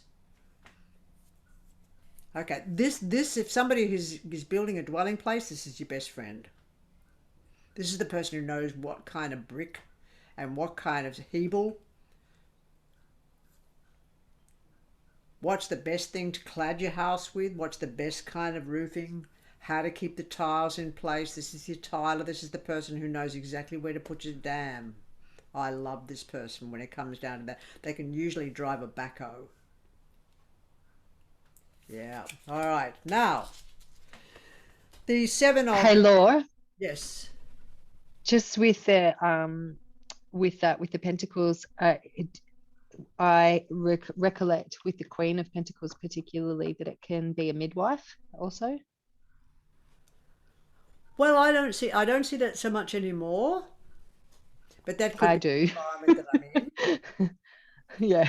Yeah, that could be the environment that I'm in. It could, if it's anything that's turning up with an Empress card as far as a person and their work is concerned, it could be someone who's working with pregnancy, midwifery, fecundity.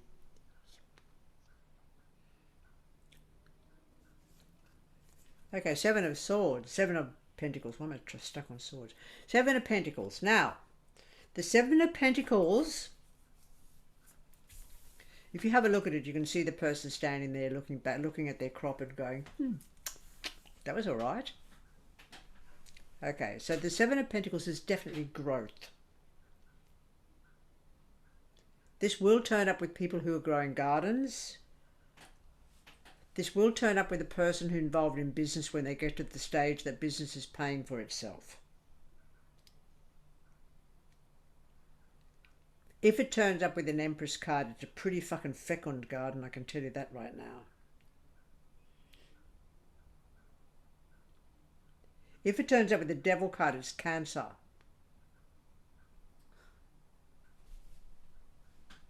If it turns up with any medical condition, any problem associated with the Temperance card, for example, and a Nine of Swords, then it's going to be a growth that may be a problematic growth, but not necessarily cancer. Which can be really handy if you've got some woman coming to you and she's got a lump in her breasts. I'm going to tell her to go get it checked and make very certain, but I'm also going to assure her that it's not breast cancer. So they're going to come away going, but they'll still go through their checks just to get to that stage. This is cysts. It's too much. It can be too much growth, like when I need a good wax.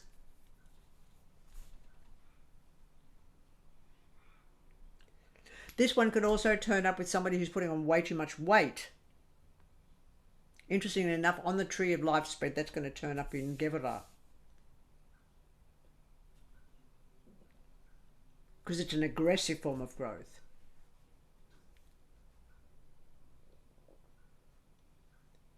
It will definitely say a job well done.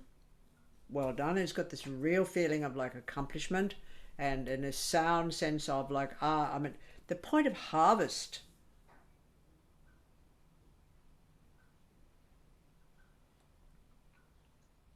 What would it mean in Tiferet law? In Tiferet. Tiferet, sorry. If it falls in Tiferet, it just means that you're getting too big. Physically big?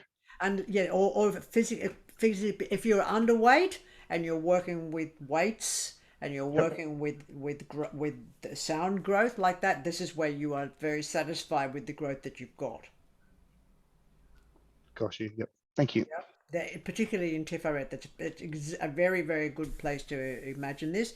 If it's turning up, interesting enough, if it turns up in Keter, it's quite often a bother. Like you can see I've got a scar on my forehead.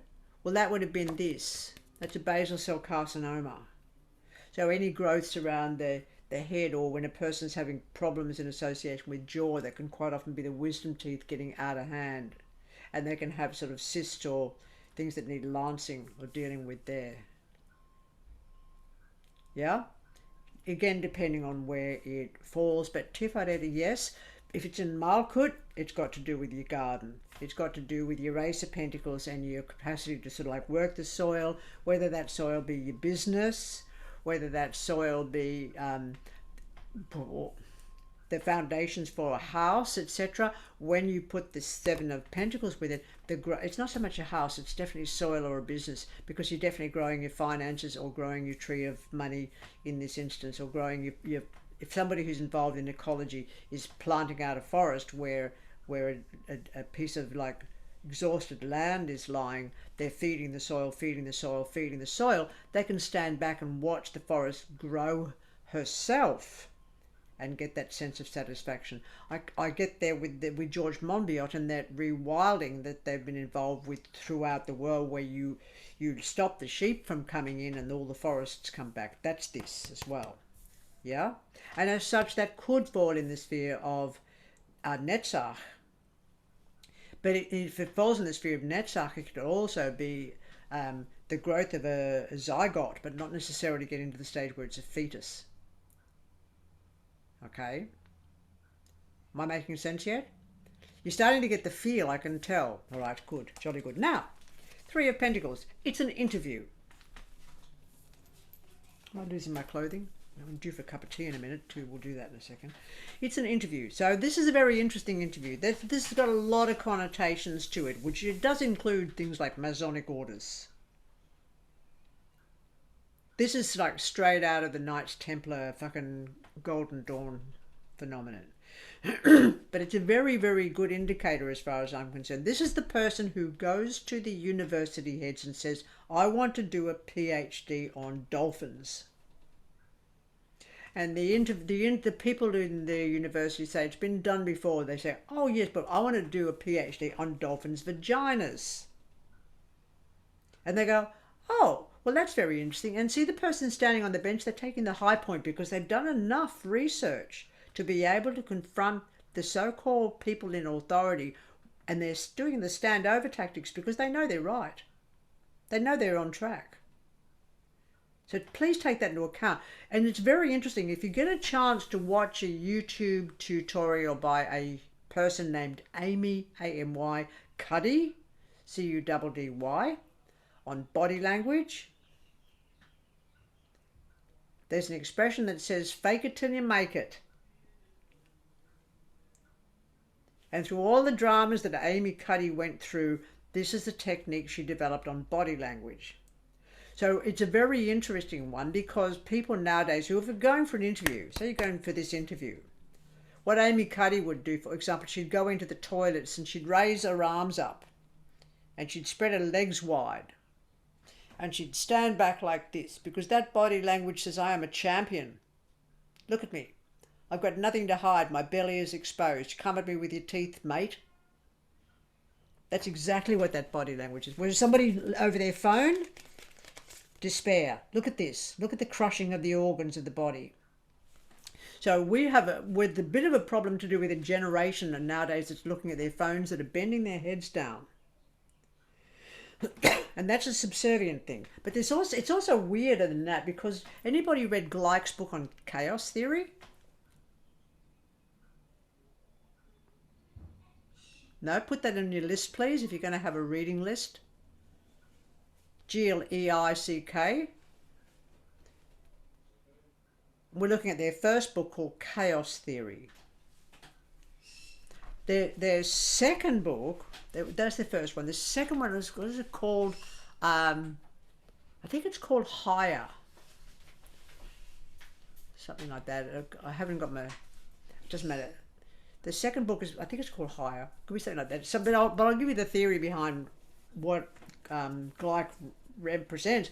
What they say in the book, it's quite fascinating, is there's a lot of discussion around Otis elevators. I might seem like I'm getting off track, I'm not. The Otis elevator is a fascinating contraption of pulleys, ropes and pulleys, all distances, okay? And pulleys are fascinating things. I did work with the Road Rescue Squad for a long time, and when I was training with them, we learned about pulleys and the capacity. If you've got the right equations of pulleys or ropes and pulleys and star pickets, you can pull a truck, or I have, pull a truck the size of a fire engine out of a fucking ditch on your own. You've just got to know the ratios. So the Otis Elevator Company developed the ratios for lifting up and putting down, lifting up and bringing down. But in the 1920s, when the Otis elevator first became a thing, it had the little dial at the top that showed the number of floors. And people started looking up. And when we look up, we are looking up for predation. So an animal looking up is looking for danger from above. So we started to develop this danger to do with authority or high rise or that which is higher than us. And I'm not saying it was not there beforehand, but this is when it became obvious to the current era. This was what was happening. The other thing that the Otis elevator did, which I just sideline in this, is they created a close button inside the elevator. And that's for impatient people because it's actually a placebo. None of the close buttons work. I think that was the fucking funniest thing ever. Anyway, so the Three of Pentacles is interviews. This is what happens if you're going to go for a job. This is what happens if you're discussing real estate. This is what happens if you're discussing situations to do with your lawyer. All the cards around it will tell you the context, will give you context. This is why one card is stupid. It won't give you enough information. You need a passel of these puppies. So there's your interview. The person in the Three of Pentacles is actually in a better position than the people standing on the ground, though. Just bear that in mind. The person who this has got, it's not saying they're going to pass the interview. It's not saying they're going to be given the funding for their PhD. It's just showing that moment of interview. Okay. Oops. Six of Pentacles. This can be as much an attitude as a reality. You ever get the... I can give it... Can I give you an example? I'm going to give you an example I heard of in the last 2 weeks. And this is a person who needed to have their child looked after by another person. And they paid that person well to have the child looked after while they were working in frontline healthcare. And the person that was minding the child was of a similar age to the person who was having their child minded. And there seemed to be a friendship because they were of a similar age. But there was something odd going on. So the person, these are supposedly friends, but the person who is paying the person to mind their child did not, the person who's being paid does not invite this other young person to their social gatherings. Okay. And there's a, what the fuck is this all about? When there's money involved in friendships, when there's money involved between anybody, you've got to be careful, because the person who's paying will develop a relationship without knowing with the person who's being paid. So the person who's being paid considers the person who's doing a paying in a different position to a friend. There's no Two of Pentacles in this. This is not Two of Pentacles. There's no part of what share don't you understand about this. It's like, I am either the pauper or I'm the payer. This turns up in relationships, I'm bothered. Okay? This is, Christ died for you, therefore you owe me. This is this sense of, if I pay you, I am your boss. If I pay you, you do. And I will get clients who, last week, a guy named Kevin, who had booked in, what are we in now? I don't know what month we're in now. I don't even know what fucking year we're in. Before the last lockdown, Kevin paid his deposit for a reading. And then Kevin needed to cancel because of lockdown, couldn't come. So then Kevin contacts me again, and I went and I sent them an email saying, can do nothing at the moment, sorry about that. That was what it was. Then they emailed me back. This is only last week. Kevin contacts me and said, I had to cancel back in X. I paid you a deposit. You were not able to see me. Because I paid a deposit, I need you to sort. It was just so condescending. And so I got onto PayPal and I returned the deposit. I said, don't contact me again. Fuck you and your money, I don't need it. The emotional blackmail inherent in that one little email was like, thanks, Captain Obvious, I fucking know you paid a deposit and I fucking know we had to cancel. So let's talk about it. Don't you tell me what I already fucking know. So if somebody pays you money, they're going to think you own you. It's a new age thing. It doesn't work that way. They wouldn't do that if you were a dentist. Just always remember the fact that you are a professional person working in a field that is very exclusive. Honor your work. And don't let them try and blackmail you or gauge you and make you think that you're less than important because they pay you or because they accept payment from you. There's just something off and dirty and rotten about that. So the Seven of Pentacles is basically, you are, hey Laura, I'm the worst student as I've got to leave early. It is what it is. So talk to you soon, Will. It's paying and being paid. But with the Six of Pentacles, there is actually, look at the little dude there in the yellow. It's pretty much underpayment. This is somebody working for Deliveroo. And a really interesting example of this one, there was a crash outside of my last house. Big black car, small fucking scooter with the Deliveroo pack on the back. Crash. The Deliveroo guy's on the ground bloody. The guy who's in the big car gets out. He's of African heritage. He says to me, oh shit, the young guy from the Deliveroo says, I've got to deliver my thing or I'll lose my job. I've got to deliver the pizza. I've got to deliver the pizza. And he's trying to get everything up. The police have already been called. I said, you sit still till the ambulance arrives. made sure they both had tea, made sure they both had water. The guy who'd been hit on the bike, the Deliveroo guy, says to the other guy, you go, it's okay, I can deal with this. And I said, don't go, you're black. Don't think you won't fucking get caught up in this. The fact that you're driving a BMW also puts you in a position where the cops are going to want to go, I want to see you. So don't think for a moment there's no bigotry in this country, because there is. And what's that's got to do with that? The Deliveroo guy was more afraid of losing his job than his own health and his body. So he was a pauper, just above slavery, yes? Six of Pentacles, it's there, but it's not something that makes me happy to see. Like, It's almost the extremes of the Two of Pentacles. Whereas the Two of Pentacles can be 60-40. This is very much 90-10. With the person who's got 90, got the fucking hammer in their hand. Yep, okay, Ten of Pentacles. Ten of Pentacles is easy. It's a rented or a leased dwelling. Can be living there, but it's not an owned home in the ownership type thing. Can be a warehouse or a workshop off the side of your house. Can be a studio that you're working from. Can be a studio that you're renting.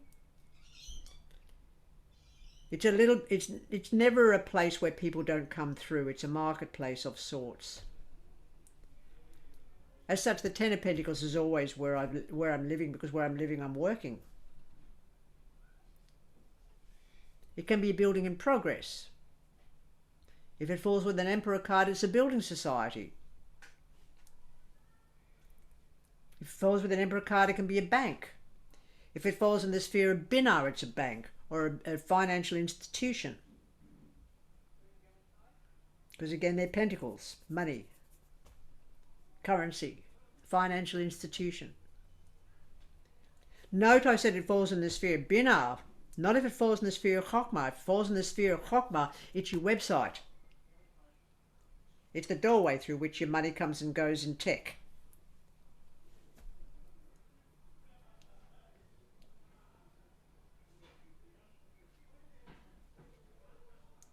Got it? Okay. That's your pentacles.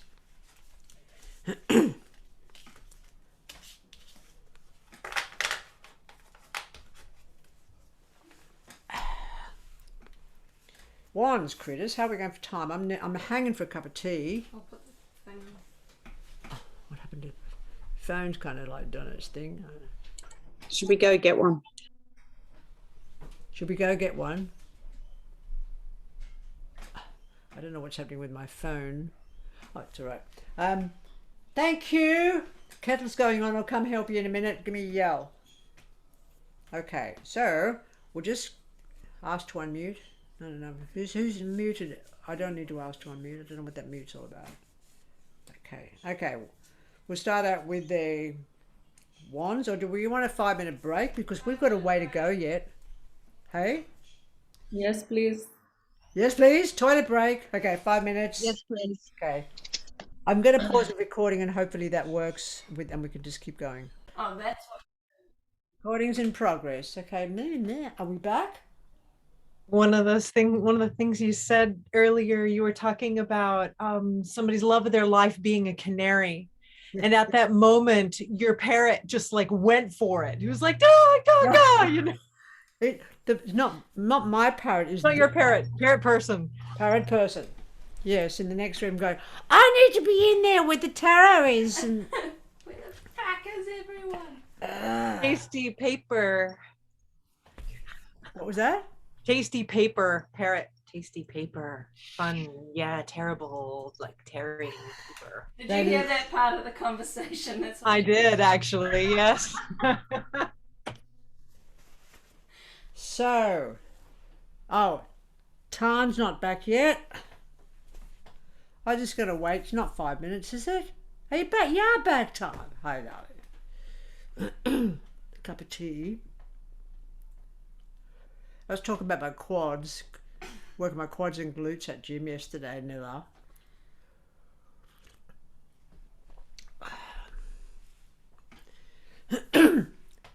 It's sort of important. I watched a show on telly last night called Ambulance,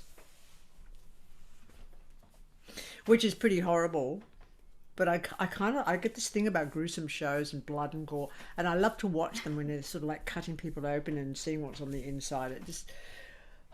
It's just such a thrill, and it's almost like it can turn other people off, but I'm right there with the gore. Kind of love it.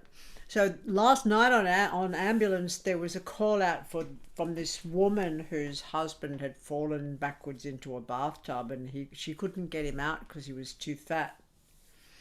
And the ambulance turned up, and this poor guy was like this in the bathtub with his back against the tap, so he was in absolute agony, and he couldn't move and couldn't get himself up. And he was fucking 5 years older than me. And when the fuck do we stop this silliness around, like sitting around and, despite we're doing it now, sitting around and sedentary and thinking that that's okay, and just watching fucking daytime TV and retiring? What the fuck is retirement, for goodness sakes? I mean, there's a silly word, isn't there? Who invented the word retire? Never should happen. Got to go into the next skill and the next one. So life is juicy until we're sort of like nourishment for soil. Right, if everybody's back, we'll get on to this. Phase 2. Am I missing anybody, or is everybody there? No, so there's 17 participants. Does that mean there's a whole lot of people gone? Yeah, some people have gone. Oh, okay. But they can go. Fuck them. They can read. They can see this during the week on the video. The videos are only going to stay up about a week, people, please. So make certain you download everything you need to download into your grimoires. Yeah, that was terribly sad when I noticed that. Why? Because I take very, it's Tan. I take very, well, I write all the notes down. And sometimes, because we have big sessions, which are absolutely amazing, I don't, I've got to do them in, my time. So I anyway. understand that, and I have no sympathy for you whatsoever. I know, that's fine. But anyhow, I had a little cry over it, but it's okay. There's a couple of people here that have done the course, and they've done the course on the ground, and they don't get a second chance, and it was never recorded. I can only be grateful that I'm here. Oh, you don't have to be grateful. There's an inherent thing about that. Please don't be grateful. Do you get me? Onwards and upwards. Onwards and upwards. Page of Wands. We're on to Wands. Page of Wands. Now, the Page of Wands is an interesting little puppy. If this turns up at the Tower, it's fire.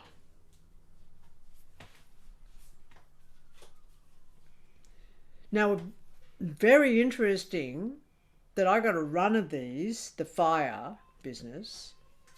There are a lot of other cards that go with this to produce this, but I got a lot of this for business owners in the Byron region a few years ago, just after the 2008 financial collapse.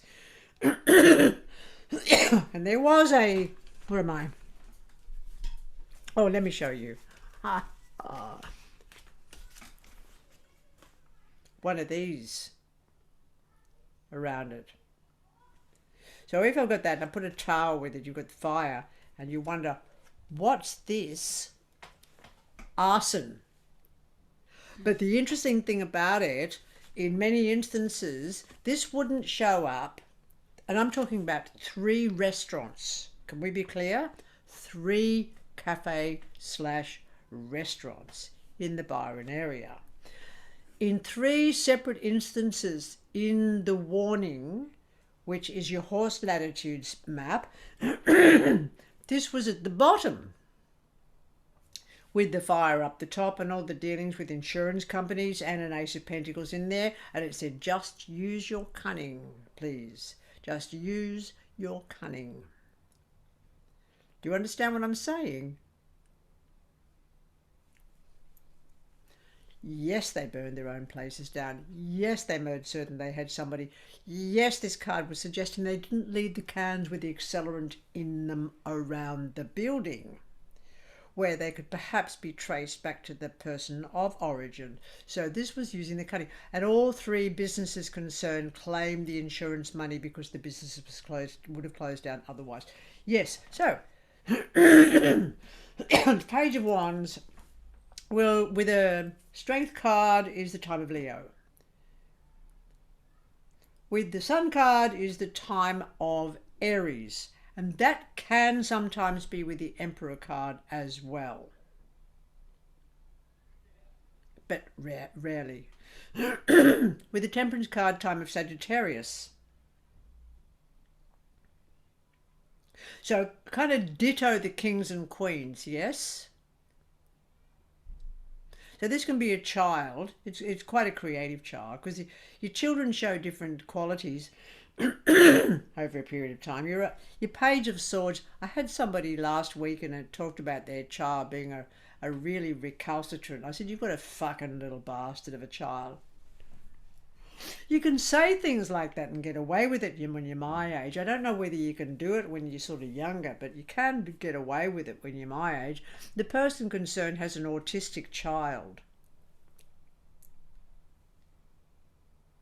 But they agreed with me that they were a little bastard of a child. So I was like, how are you going to deal with this? The conversation can then spread from there. But sometimes sort of like, I'm a Sagittarian, so I do suffer from foot and mouth dysfunction, and it comes with the job, and I think that some people get used to it. Anyway, excuse me, the day, spring. So this can turn up as a creative work as well. So this is for all my books. All my blog posts, all your writing, essays, books. This is also funny because this is for somebody who's got to, for example, if there's an Emperor card with this is somebody who's got to finish their homework and doesn't want to do it and leaves it till the last minute. Can you see that? Yeah? Okay, cool. Other than that, it's just pretty much any creative venture. But it's never actually fulfilled. It's just the beginning of it. It's like the Knight of the Page of Pentacles is the essence of a business. So also the Page of Wands is a creative process, but it's not there yet. It could, for example, look, if you put it with your fucking pentacles, for goodness sakes, where are we here? There's the beginnings of a forest, isn't it? See, it's the beginning of a thing. It's sort of like the child of a thing. So it's the child of the finished forest. It's the child of the garden. It's that nourishing, nurturing, young aspect of the garden. So it's not completely fulfilled. But it's also a very quick growing child, fire sign, Sagittarius, Leo, or Aries. This is the typical example of a boy who's just turned 12 and all of a sudden they're 6'2". You went, what just happened? What fucking happened? Okay, so there's your page of your Page of Wands. Moving along, Eight of Wands, country, rural land. In the majority of cases, this is country. Now, your terminology is going to differ depending on who you're speaking to, because if I'm working with First Nation people and I'm talking about being on country, that's their territory. That's the land of the Arunta people. That's the land of the Yorta Yorta people. That's the land of the Yolngu people, etc. Bunjalung. This is country.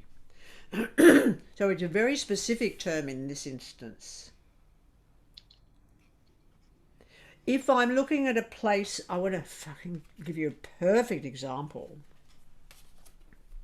Perfect example of Byron Bay is these two.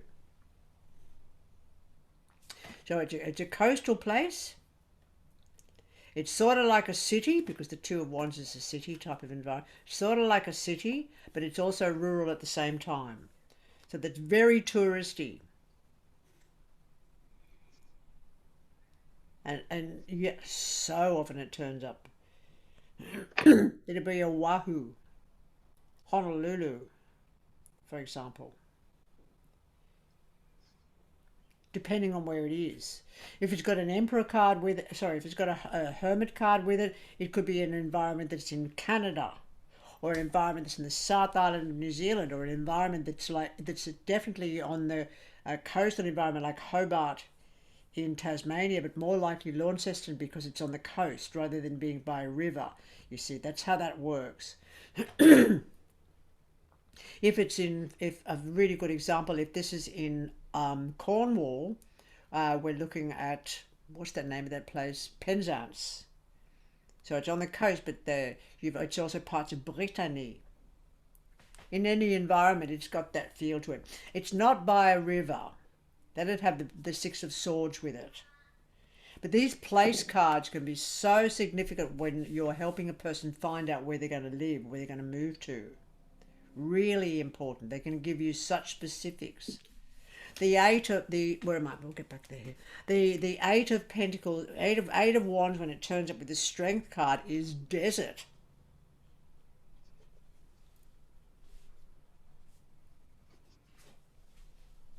For sure. On the odd occasion, it can be like sending out your resume to a whole group of people or sending out a whole lot of PR, but it's really never much that. It's not that much anymore. It doesn't work that way in the age of the intellect. Internet.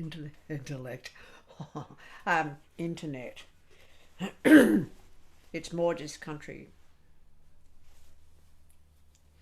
Okay. Your Two of Wands is usually, again, this is usually, city. The first city environment outside of Australia that I saw this for was Edinburgh. And I just fucking laughed myself stupid. And that's the little thistle down the bottom. I've got Scotland. And that person's like, oh, yeah, right.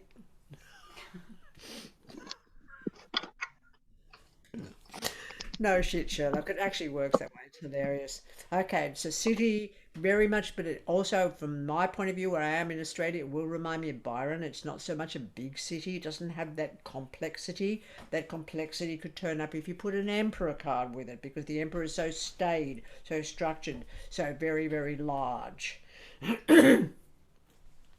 There's always a sense, it can also be parts of Italy, and weirdly, this will turn up with your fashionistas if they're going to have a show in Milan.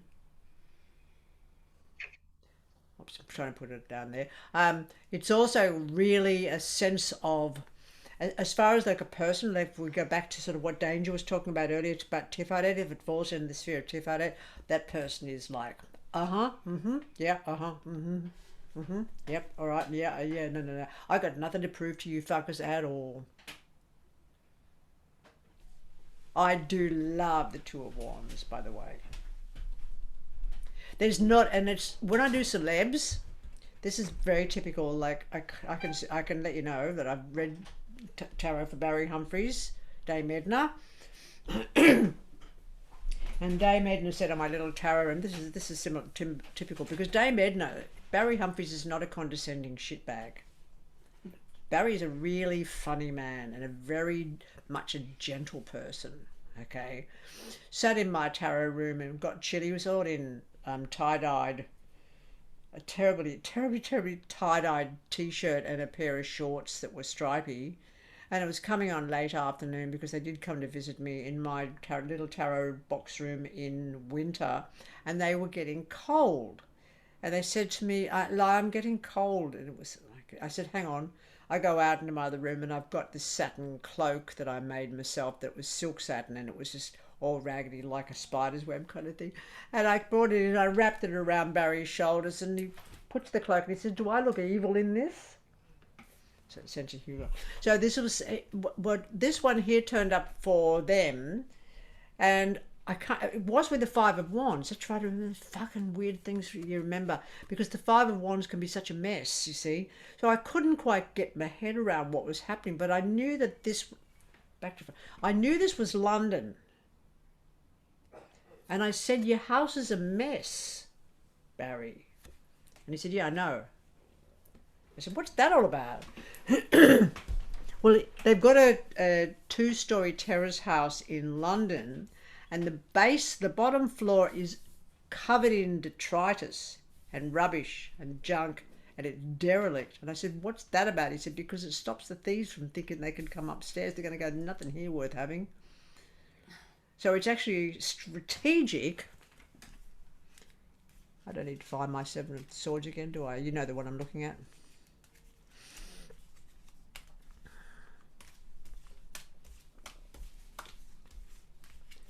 I've lost it.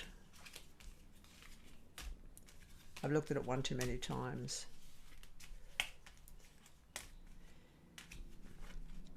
But it's not always near the sea. There seems that there's water there, is it? Is that? Yeah, it's coastal. It's coastal. Yeah. All right. It's San Francisco. Well, it also seems to come up for here, but we've only got 1,000 people here, you know, but it's right near the sea. If it's a major capital city, it's a major capital city. But it's not where I'm not is. It's a town, like, but it's near the city. It's going to turn up with the eight of wands. Yeah, it does. It may not necessarily turn up with the Eight of Wands where you are if it's people who live there, because if they live there, they don't consider it to be a coastal city in a rural environment. Like when I lived in Byron, I didn't necessarily think of it as the two of Wands with the Eight of Wands. But this is definitely by the coast. It's very often when, like, if I look at it and I'm aware of what I'm looking at, I'm definitely, when I'm looking at anybody who's living in the Byron region, I'm looking at between Lennox Head and Murwillumbah. Always. But it's interesting because when the further afield you are with people, if they're coming to you internationally, you've got to know where this is. And interestingly enough, if I think of the west coast of America, this is more San Jose than it is San Francisco. Yeah, because it's got a smaller feel to it. What would you say would be San Fran then? What would be San Francisco then in contrast? Just because now you're speaking my language, I get you. Yeah, it'll depend on what falls with it. Right. Yeah, quite often. I mean, you'll find things like the Ace of Pentacles will fall with the San Francisco because it's very established area, and it's also got a sense of gold or guilt about it. Yeah.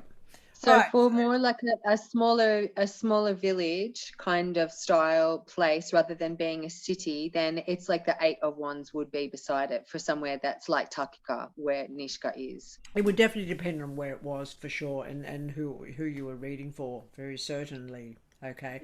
At the same time, it's going to change radically. For example, if it's got a Three of Cups with it, and if it's got an Ace of Swords with it, because there's your tattoo expo.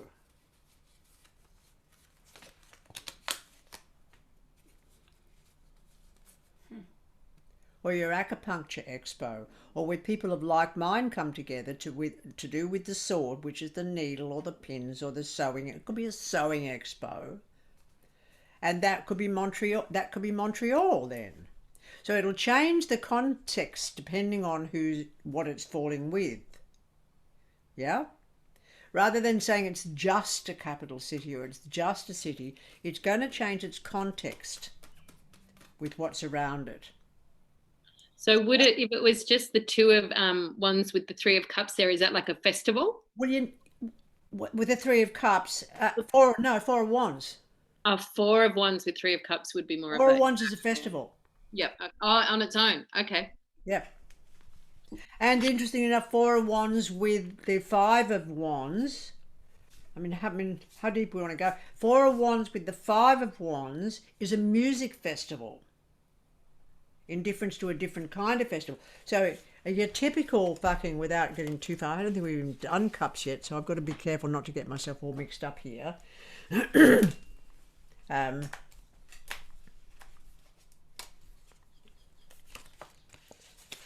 Fucking Blues and Roots. That's a music festival. Yep. And it's in a sort of a city.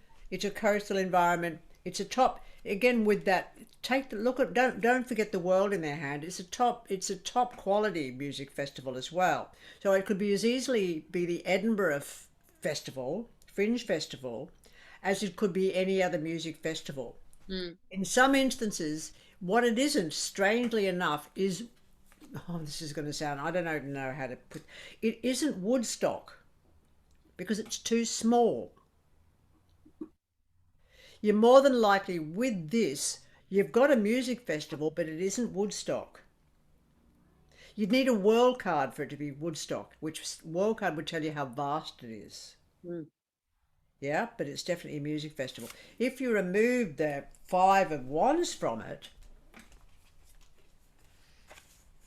it's like a lecture festival. It's where people go to learn. They go to learn, to train, etc. At the same time as that happens, this is a situation whereby a person's sort of at a lecture and they don't want to fucking listen to the lecturer. I mean, where am I up to? 2 of Wands. Oh, fucking, I got a bit ahead of myself there, didn't I? Puppies, you're going to have to pull me back sometimes. I get a bit excited about this work. Okay, I'll put my... Whoa, Nelly. Whoa there. Oh, yeah, pull me back. All right, so I've done the 2 of Wands. Coastal environment, could be Edinburgh, could be Byron Bay, could be Sydney. Now, I'm trying to work out. No, it didn't turn up. It was interesting. Oh, fuck yes. No. Okay, let me explain weird ones. So, Lover's card, Ace of Swords, Death card. Sorry, Lover's card, Tower, Death. Lover's Tower, Death, Lover's Tower, Death, Lover's Tower, Death, over and over and over and over again for years. Didn't bring this up, which was the City. But the Lover's card and the Tower was the Twin Towers in New York. Because the Lovers is twins. And the Tower's the Tower. When I saw it coming, I thought it was the Twin Towers of the Gold Coast. How stupid is that? Being hit by lightning. And Star Tower Death will also turn up. Star Tower Death, Lover's Tower Death. Because the Star card, of course, shows up as an aeroplane. Interesting. But it didn't bring this up, so it wasn't a generic thing. At the same time, if this particular card turns up with a Hermit, you're looking at a cold city. So you are looking at New York. You're looking more at Melbourne. You're looking at Glasgow. You're looking at Dublin. Because this particular card doesn't necessarily need to be just coastal. It can also be a city that's on a river. But it's always on every major capital city's on, if they're not in a desert, they're around water. People can't live if there's no water. So that's your 2 of Wands. Where's my tea?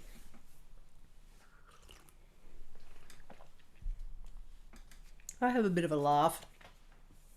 4 of Wands is a celebration.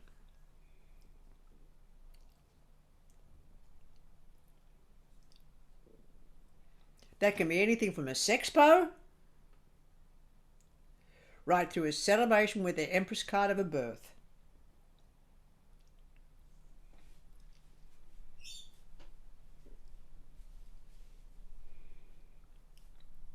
It can be when they stop the fucking lockdowns in Melbourne, everybody heads for the pub or the cafe.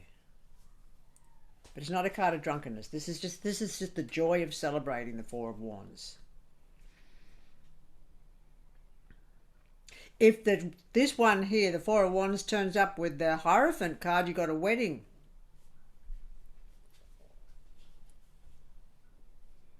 This one turned up with the Hierophant card and an Ace of Pentacles with one of my clients who's an Indian woman, and I went, what the fuck are you paying for your dress? She said $70,000. Because Indian weddings are rather exaggerated and eccentric, and they had no problem that wedding was going to cost a fucking fortune. Then I had one last week. Somebody last week, and there was this one in the Hierophant card, and then there was the very, very bottom was a tower, and I said, you're going to be, and it wasn't to do with the client, it was somebody they knew, and I looked at it and they said, there's going to be a wedding. I said, keep your mouth shut. And they went, oh, I know what that is. I went, don't you say a word about how this is going to end up.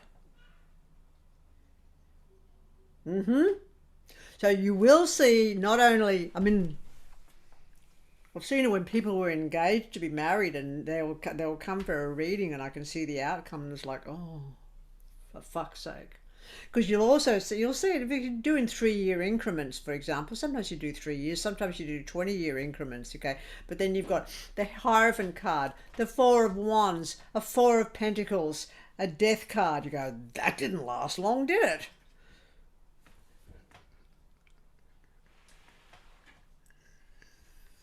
I'm so serious that it's almost funny. But that's how you're going to be with your clients, because that's the way, that's it. This is the way it just rolls. Okay, so it's a celebration. Like, you could say that if it was a time of year and it was falling with an Empress card and it wasn't a birth, it's going to be spring, rather the time of spring. So, you know, in the middle of winter. That's not going to happen in the middle of winter. Okay. Seven of Wands is teaching and learning.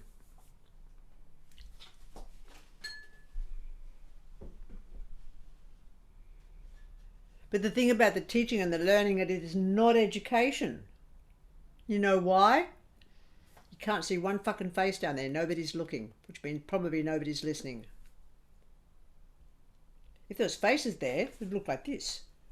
I haven't got a tarot card for the fucking Zoom meeting like this. But it is definitely teaching, or it's someone lecturing, etc. It can be people talking across the internet through IT, yes, because you can't see necessarily, you're not sitting with the person. So it can be talking at. You'll have this turn up with the auction for a house. So place your bets, ladies and gentlemen, place your bets. It'll be the same with horse racing. Place your bets, place your bets. But Tara doesn't like horse racing, so you're going to get a devil card with the strength card, aren't you? Mm-hmm. Sure as shit. Okay. This one will also turn up as a foundation if somebody's going through a lot of stress and a lot of struggle, and it turns up in the horse latitude. I'm going to say just keep on top of it. Bye, Artemis. Yep, see ya. Okay, so keep on top of it. That's it. You're keeping on top of it. You get it? You can see that. The reason I've loved these cards for 44 years, fucking 50 years or whatever, is because they're so obvious. When they come together and you trust the patterns and you trust the visuals, these visuals start...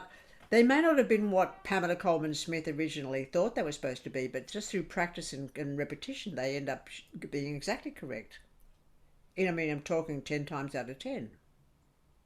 Okay. How would you feel about that one as an outcome law, the Seven of Wands? How about what? How would that stack up, I guess, in context with other cards, of course, but as an outcome? It's not an outcome card. I mean, I respect the question, Shell, but at the same time, it's not an outcome card. You just won't get it as an outcome. It's for example, if I'm just going to, you ready? Yeah, yeah. If this was a Monday, it would be Monday. Is a sentence. Yes. But there's no outcome to it. Okay. It's a sentence. Most often, when it's an outcome, very often I'll tell you it's an outcome. Most of the time, these are rolling from one thing into the next, one thing in the next, like a sentence, rather than being an outcome. If it turned up, for example, in Keter or in the Dead Reckoning spread as the final card, we haven't finished yet. We haven't finished yet. Okay. You've got to have more information before you can see the context. It won't be with this. This is not the context. Okay. But it is. I had it come. If, for example, you had this card turn up with an Emperor, which is your formal education as we know it, and then there was a Magician card, the Magician card would be the outcome, which means you've finished that course, you've completed that course, you've got a tick beside your name. Yeah? But on its own, it just says you're doing a course. No, it showed up in a Dead Reckoning spread on an outcome. Then you in that position. Yep. Okay. Absolutely need more information. This is why the Dead Reckoning spread on its own is just never enough. Yeah. It's also why when we do a Dead Reckoning spread, you do the so-called near future, then you do the further future, which also starts now, but you may have more information. Then you can put the two lots together and get an outcome. Okay. Some things are ongoing for life, and there is no outcome. Sometimes you're left hanging in the fucking air, and this can be that. It hasn't given you an outcome. Okay. In difference to the Nine of Wands. The Nine of Wands can be an outcome. So the wands are in their own way almost as challenging as the swords.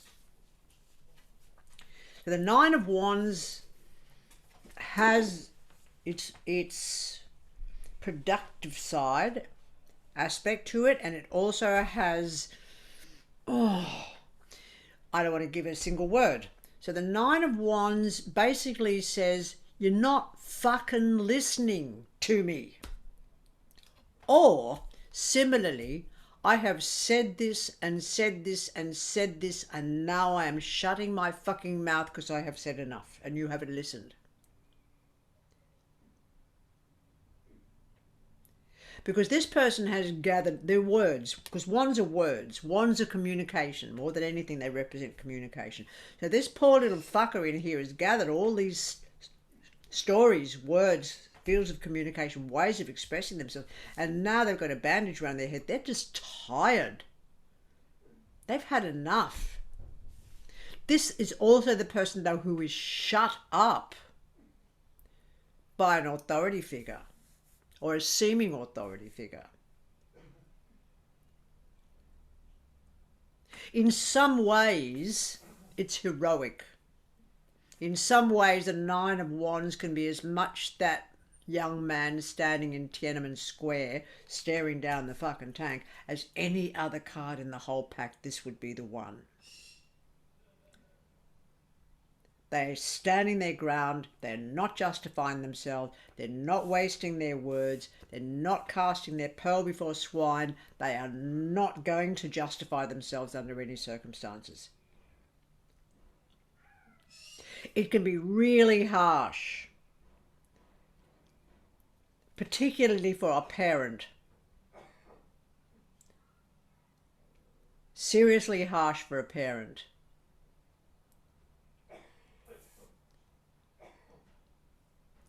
Do you get me? It's like, it's seriously harsh for a parent because the person that they're talking to, okay, look, let me put the Five of Wands with it. Five of Wands can be a mess. Everything's everywhere. Everything's all over the place. You with me? So, Five of Wands is a mess. This is you telling your offspring to please clean up the mess. Can you please clean up the mess? And they're not listening, are they? So what happens after a while? You are muted. This can be muting. So what's the point in fucking talking? Do you get me? So you've no point to. This is also that 14 or 15-year-old child that's making the mess who says, don't fucking tell me what to do, bitch. This person doesn't want to speak to you. This person, this Nine of Wands, they don't want to communicate with you. This Nine of Wands is not heard, is not being listened to. As such, it could also, if it's got problematic cards with it, be a person standing their ground, defending their position. But with the Nine of Wands, in difference to the Nine of Swords, the Nine of Swords, of course, we saw that one before. This is stress and worry and upsetting. The Nine of Wands, all of these wands are research, so they know what they're talking about. But they can be super fucking stubborn. Now, this is a really interesting concept because of one of the tarot collectives that I worked with, I don't remember when, there was a person doing the study with me named Steve Williams. And Steve Williams was an ex-priest. And Steve didn't understand that I could debate and debate and debate and never argue. He's like, how do you do that? How do you get away with that? I said, I don't bring the big guns in. He said, what are you talking about, the big guns? I said, oh, I'm not going to quote from this book. I'm not going to quote from that book. I'm not going to raise my voice and try and overpower you. we're going to discuss the subject until we go deeper and deeper and deeper in our understanding of the subject, and your opinion matters to me and my opinion matters to you. But this is also like, shut the fuck up and listen to this person talk for a minute. And they may not want to, but they have, you see, they have. They've already shut up. So poor Steve Williams, we were having a discussion, a debate in the kitchen one day about a subject, political or anything, and they started to bring in the big guns and argue with me, and I said, go to your room. And he went to his room for 3 days till he was trying to work out when he'd crossed the line. When he tried to power over the discussion and not listen to my point of view, where we could end up saying we can agree to disagree. That's okay, because we both learnt from having the discussion. But when somebody has to be fucking right, you've all known that, you've all experienced that, come on. I'm not telling you anything you haven't experienced. You've all been shut down at some stage. You've all been sick and tired of hearing somebody's fucking nag, nag, nag, nag, nag. Even if it's Scott Morrison. Pretty much it. She's standing there going, I heard all this before. That's what this little dude's doing. Get fucking over it. So the 9 of Wands is problematic. The 5 of Wands is music, a gathering of of people that are all talking at once. But at the same time, it can be mess, just mess, but not horrific mess, just the kind of mess your teenager will have in their bedroom and you don't dare open the bedroom door. It's certainly not an OCD person. An OCD person would be, ah, if they saw this. They go, how can you deal with it? Similarly, 5 of Wands is somebody who can do 5 things at a time, multitasker. And you're going to get cards that'll back that up. Magician card will turn up in that particular spread. Oh, there's a heap of them. A lot of your way shower cards will be around when this one's going to be affected by the way shower cards. Like, here's me talking all fucking afternoon. La, la, la, la, la, la, la, la, la, la, la. Okay, if you're dealing with a 3 numerologically, this can be the person who's got a 3 weakness or a 3 challenge, which means that they talk too much or they talk in rubbish and it all crosses over and it all gets messed up. So that'll turn up with a person who's got a vulnerability of a 3 in their numerology chart. You still going? You're writing things down? You're falling asleep on me? We all right? We together? Shh. Okay. Your Knight of Wands is your ordinary vehicle. There you go. That's sort of like, what's an ordinary vehicle? A car? It's a car. And it also represents travel. Just the word travel. It's movement, it's travel. If it turns up with a 10 of Wands, it can quite often be moving, carrying a heavy load. So it can be moving house. The 9 of Wands can almost be, it can be a small ute, but it's not a big ute. A big ute, a 10 of Wands. Sorry, a page of, a knight of pentacles. I'm getting tongue-tied. So that's your big ute carrying the heavy load. This is your smaller vehicle carrying a heavy load. But it can also represent moving. And this will turn up when you are working with people who work with import-export, because they're moving goods from one place to the other. That's why you can't just read one card at a time. It's supported by all, the more information you've got, the better. It's like the difference between having one word and a chapter, where there's some kind of relevance. And you're all hunters. You're all searching for the relevance. You're all looking for, how does this all join up and make sense? And it will. Again, once you plateaued, once you pass that plateau or even before you hit that plateau, you're going to go, oh, you're going to be so fucking on, seriously. This, look at it, it's nomadic. This is the person who's traveling with the teepee on the back of the vehicle. They're moving from place to place. There's no sense of stillness in this, but there's no sense of losing your bundle. Okay? So let's just go with the 10 of Wands, because the 10 of Wands is a heavy load. I love the 10 of Wands. There's certain cards that you go, oh, I can sit in the pocket with this one. The 10 of Wands is also when everything's been scattered. That's where it's come together. Look at that. Scattered together. Scattered together. Scattered together. And you might have it scattered, pissed off, together.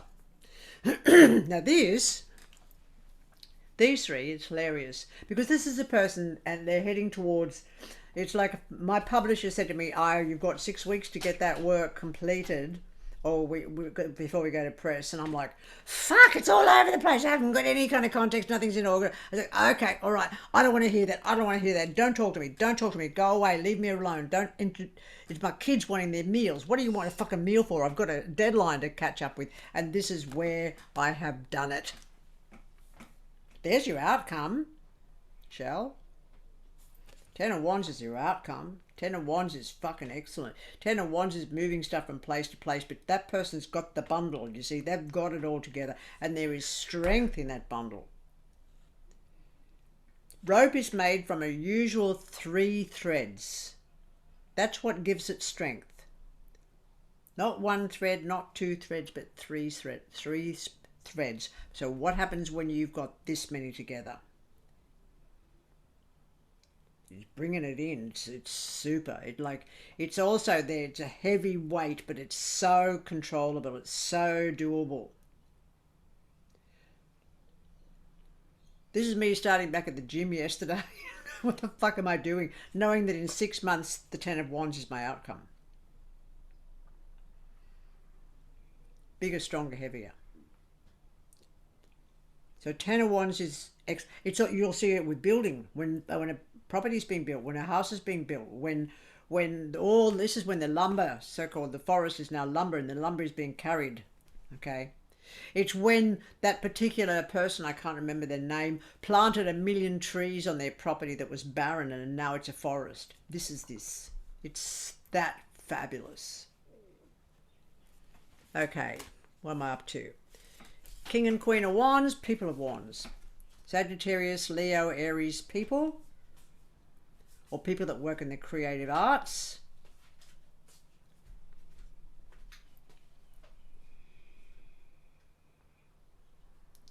That's all I've got to say about that. Who they are and what they're like, and everything will depend on what's around them. Particularly if we look at those wands we just looked at. Okay. If a magician falls between them, it's quite likely to be the same person. The one person. Okay, so moving right along. As the Chariot is the way shower of the we looked at last week, and is a card of victory, this also is a card of victory. So if I have somebody asking me a question, will I pass my exam? And will I get in as an ambo?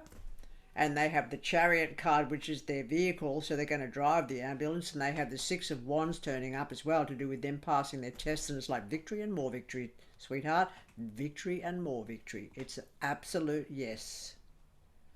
This is a yes. Ace of Wands is also a yes as an outcome.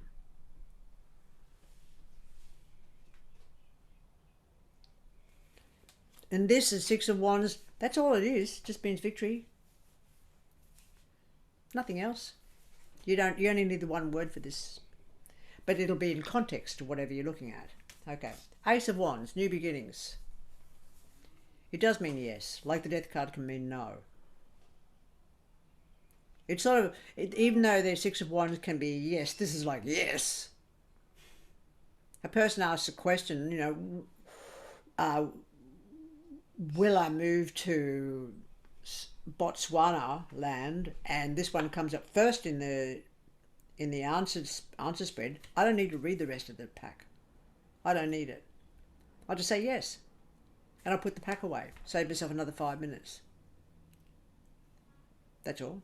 Ace of Wands is a book. Spoken in the written word. Fields of communication. The roots of the powers of communication. It's spontaneity and it's creativity. All in context with the rest of the subjects. Now, there's very interesting twists with all this.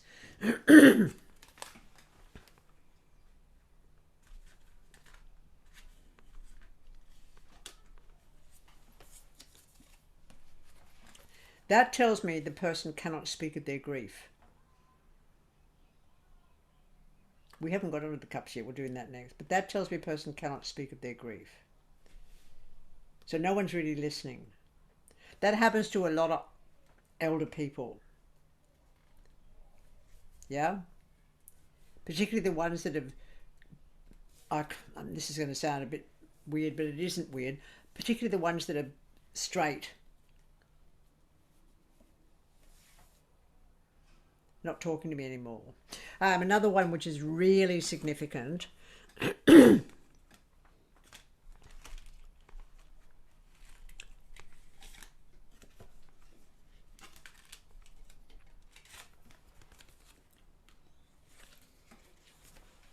slightly tricky birth. Because the Ace of Wands with the Sun card is always birth. The Knight of Wands, the Nine of Wands doesn't say it's messy birth. That'd be the Five of Wands with it. But it says it's slightly tricky. So it's a slightly tricky birth. But if this turns up to do with the birth, I'm going, oh no, that's fine. Is the person who is, they are very clear about the way they want to have this birth, and so they're also very, very stubbornly saying, I'm having this birth the way I want this birth to be. This is me wanting a home birth. And somebody says, you've got to go to the hospital. It's like, I'll do this my way or the highway. Kind of thing. It can also turn up, I mean, I don't know which were the major arcana, it's a bit tricky. Oh, this is very sad, very sad. This is the, without going into too many stories, because I've got a million of them. When my eldest son was born, I was a single parent in the 1970s, and I got some work as a young 20-year-old in geriatric hospitals as a nurse, nursing aide. In pretty much one-way coffins, one-way doorways to the grave. They were. These were living coffins, and this here, this is so significant. I would like to share the story with you. There was one man from Orkney who was in this hospital because his family had put him there. He had had a mild stroke, so he was walking with a stick. And part of his face slightly was paralyzed, but the rest of him was fine. This man had served in 2 world wars, had crossed from Orkney in Scotland. He spoke 2 languages. He spoke fluent Gaelic as well as Australian. He was in his 70s. He'd been put in this hospital, this time to die type thing.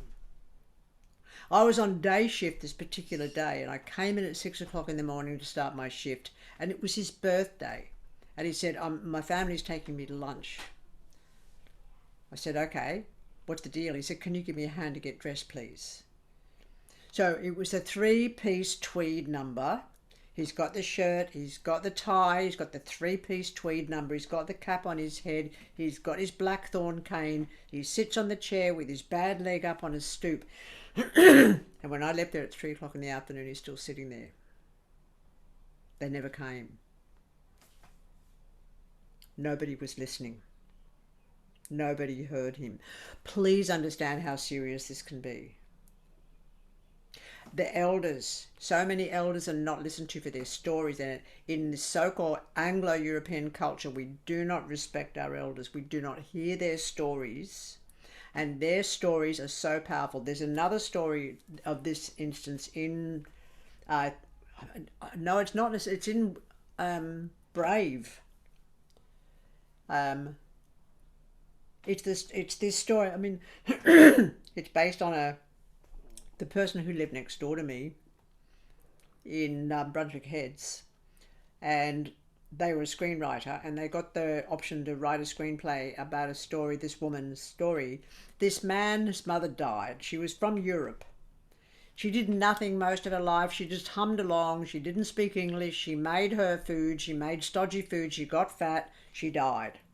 That was it. I think he was the only person at the funeral. Now, he's like, hey, she's fucking dead. Excellent. He goes through the house to clear out the house to get it ready for sale. And he thought to look in the manhole cover of the ceiling. And hidden in the roof, between the roof and the ceiling of the manhole cover, were all these diaries. And she'd recorded everything. She'd been the mistress of the butcher of Riga, an SS Oberführer officer of incredible violence in World War II in Prague. And she recorded everything he did to her and everything else she saw him do. And she told nobody in her lifetime. What is wrong with us that we cannot listen to the elders? That we cannot hear their stories and understand what we maybe have lost in our society? The elders have got stories. So many of them, the time. I can remember sitting in the dentist and these two women came in. I was in full-on menopause at the time. These two women came in, and one of them would have been slightly older than me. I would say she was in her middle 60s at the time, and her mother was with her, who was doddering in her 80s. And they sat opposite me, and the doddering elder woman looked very frail and fragile. And I looked across at her in the middle of a sweat, and I said, it's pretty fucked, isn't it? And she looked up at me, and she said, I beg your pardon? I said, having a sweat. Whew, this shit is harsh. And the daughter said, you can't speak to my mother like that. And the mother turned to the daughter and said, you shut up, I want to talk to her. And we spent an hour having the conversation. And even the receptionist got in on the conversation about menopause and what a woman's to expect, etc. And this woman was a font of information. But her daughter tried to shut her up. You with me now? Okay, cool. Right. Moving on. Last one in this section, 3 of Wands can very often be a time sequence. 3 days, 3 weeks, 3 months, or 3 years. This also can tend to be a coastal environment, but it's like along the seashore, along the coast. This is not as big as the 2 of Wands. In answer to your question earlier about, Nishka, about your environment, 3 of Wands. 3 of Wands, 8 of Wands, that's that area. It's much smaller. It's a little bit like sort of being on the coast of somewhere in Tasmania, but not Hobart, not Launceston. It's somewhere down the coast, like in Victoria, it could be Mornington Peninsula. in the Northern Rivers, it's Pottsville. Yeah. Well, yeah, it's just not very well known wherever it is. It's just a little bit like whatever. Okay, so it's quite simple. It just says the person's coastal, or they're going coastal, or it's that 3-year period of time, so it's a bit distant time-wise. It very often times turns up at times. Now, I don't know why these turned up at time sequences, but this is what tarot taught me. And it was just like on. Okay, so the last lot we've got to do for today is our cups.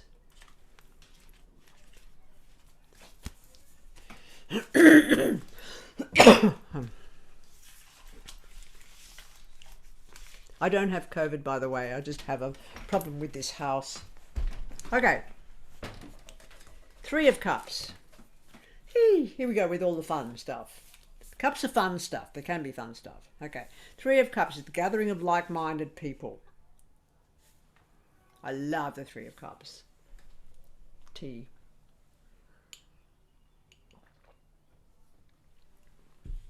It'll definitely turn up with the Two of Cups for polyamory. And if you don't know what polyamory is, ask somebody. You do need to know this.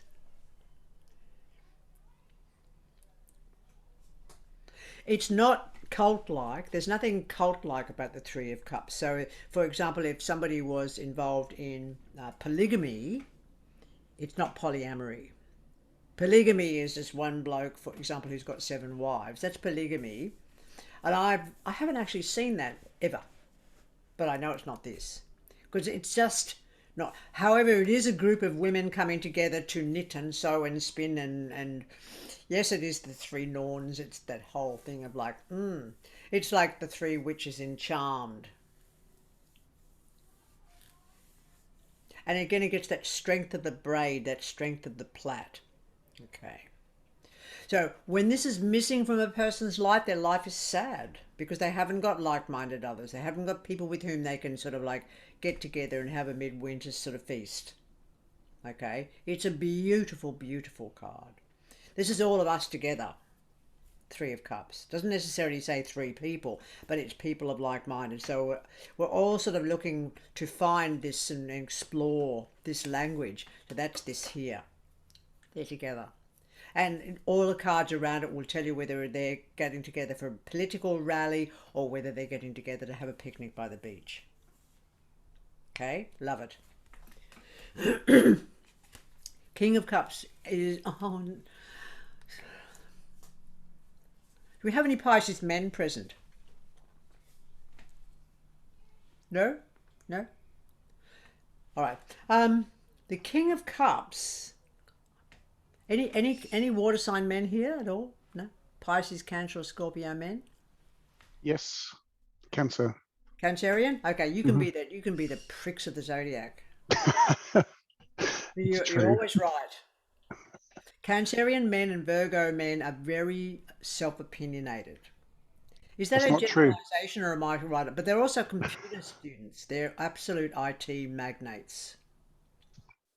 That includes all 3 of the water sign men. In the 21st century, they are into IT well and truly, creatively. And that can be the building of websites and could be the working out of cryptocurrency, all kinds of aspects. I have a son who's a Pisces and he is a typical, I call them Grommel men. But he's like this wizard with it because he also has this deep philosophy because he did a lot of LSD in his teen years.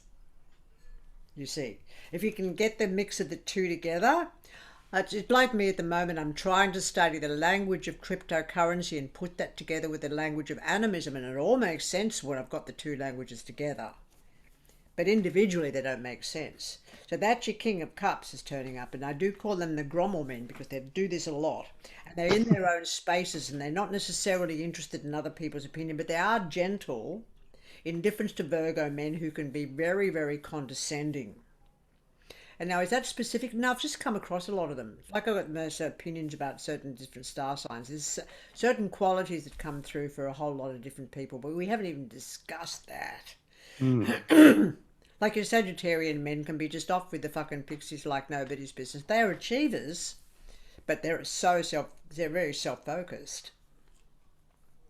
You know, and I've met their wives and lovers who go, what the fuck do I do? I said, these are permanent Peter Pans, leave them alone.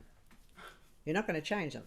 Okay, so understanding that about certain star signs is really handy. So this is your King of Cups is a Pisces, Cancerian, or Scorpio person of either gender. Same with the Queen of Cups of either gender. Okay. 5 of Cups. Now, the 5 of Cups is a bit of a fucking paradox.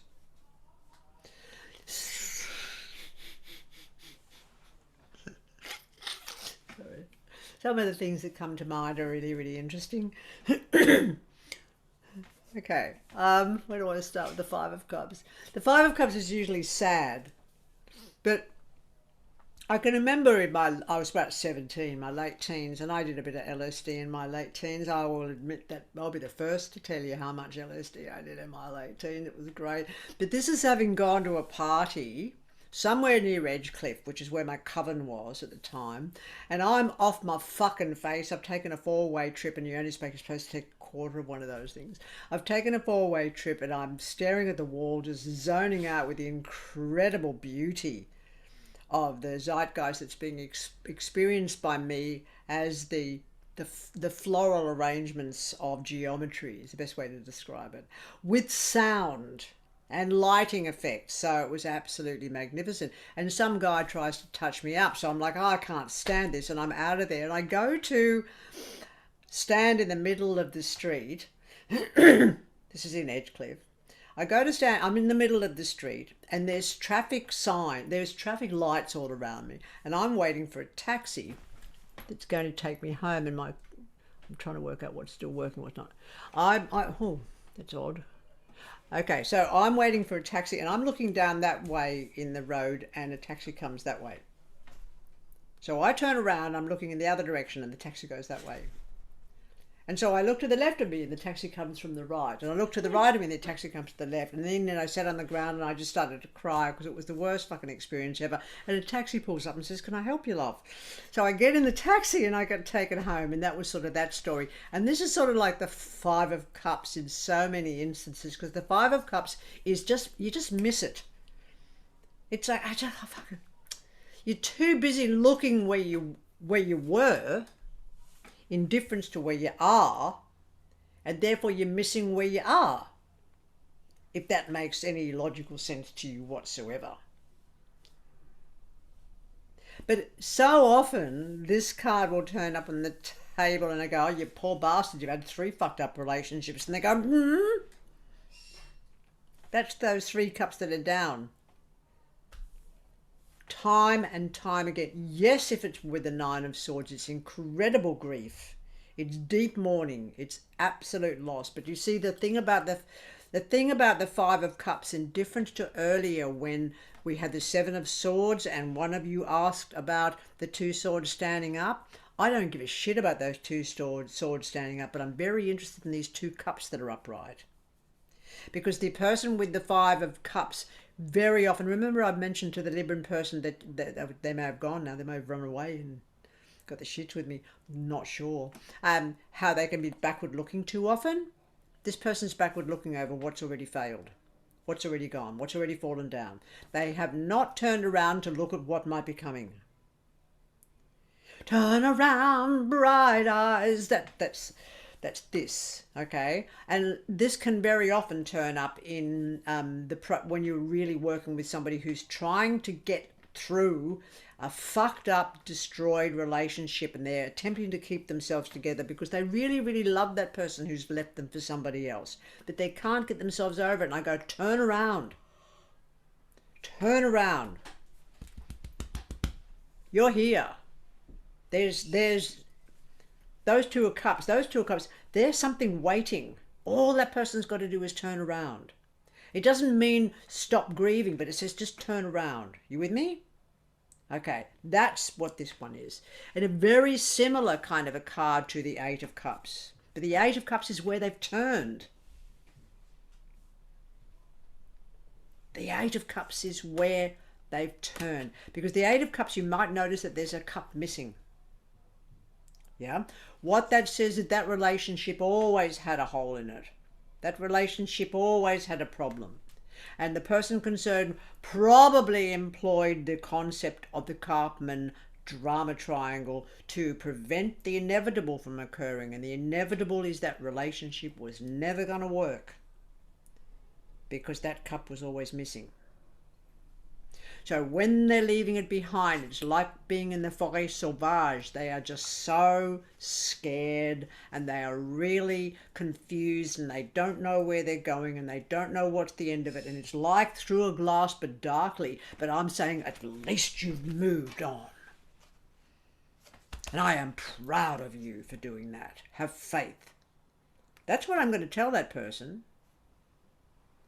And you watch their faces change. You watch their faces change immediately. Because what you've done is you've said what you've done is correct. What you've done is you walked away from that. That was never going to be clear. That was never going to be honourable. And they are courageous to do this journey on their own. I've encountered so many people who've had this Eight of Cups. And they can be consumed by grief, but as long as they keep walking, they're safe. It's such a big deal. You know, and when we're fed the fantasy of the Disney wedding and marriage and life ever after, and that can be there. I mean, people can get to 85, 95 together, and one of the fuckers is going to die. Sooner or later, you're going to be sad. Sooner or later, you're going to, why did I stay with that person for 50 years and I'm still making their breakfast?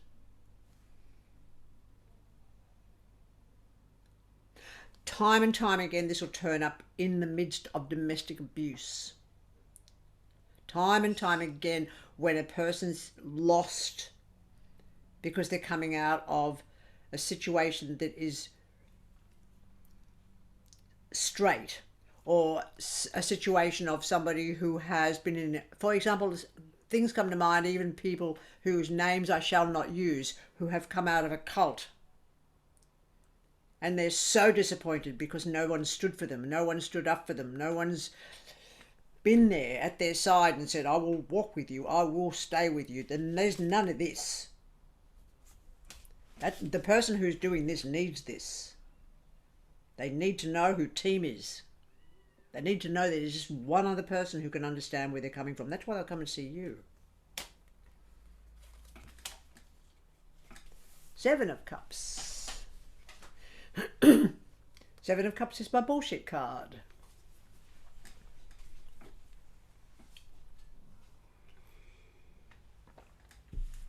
Now, there's an oddness about this. And I don't even remember when it started. Of course not. I mean, fuck, I'm so old. But when it first started to turn up in the tarot was, I do remember the first time it turned up when I was so clear,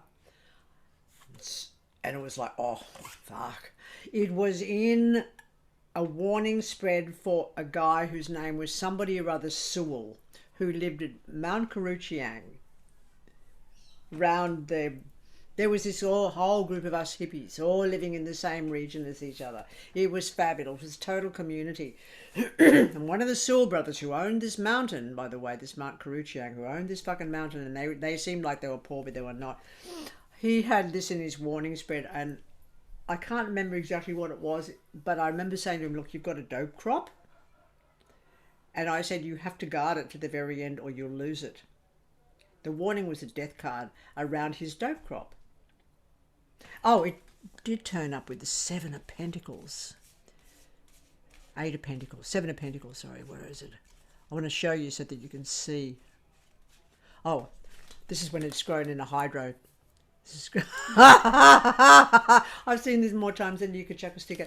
There's the Seven of Cups. Is from 1980 until the present day, there's your marijuana crop.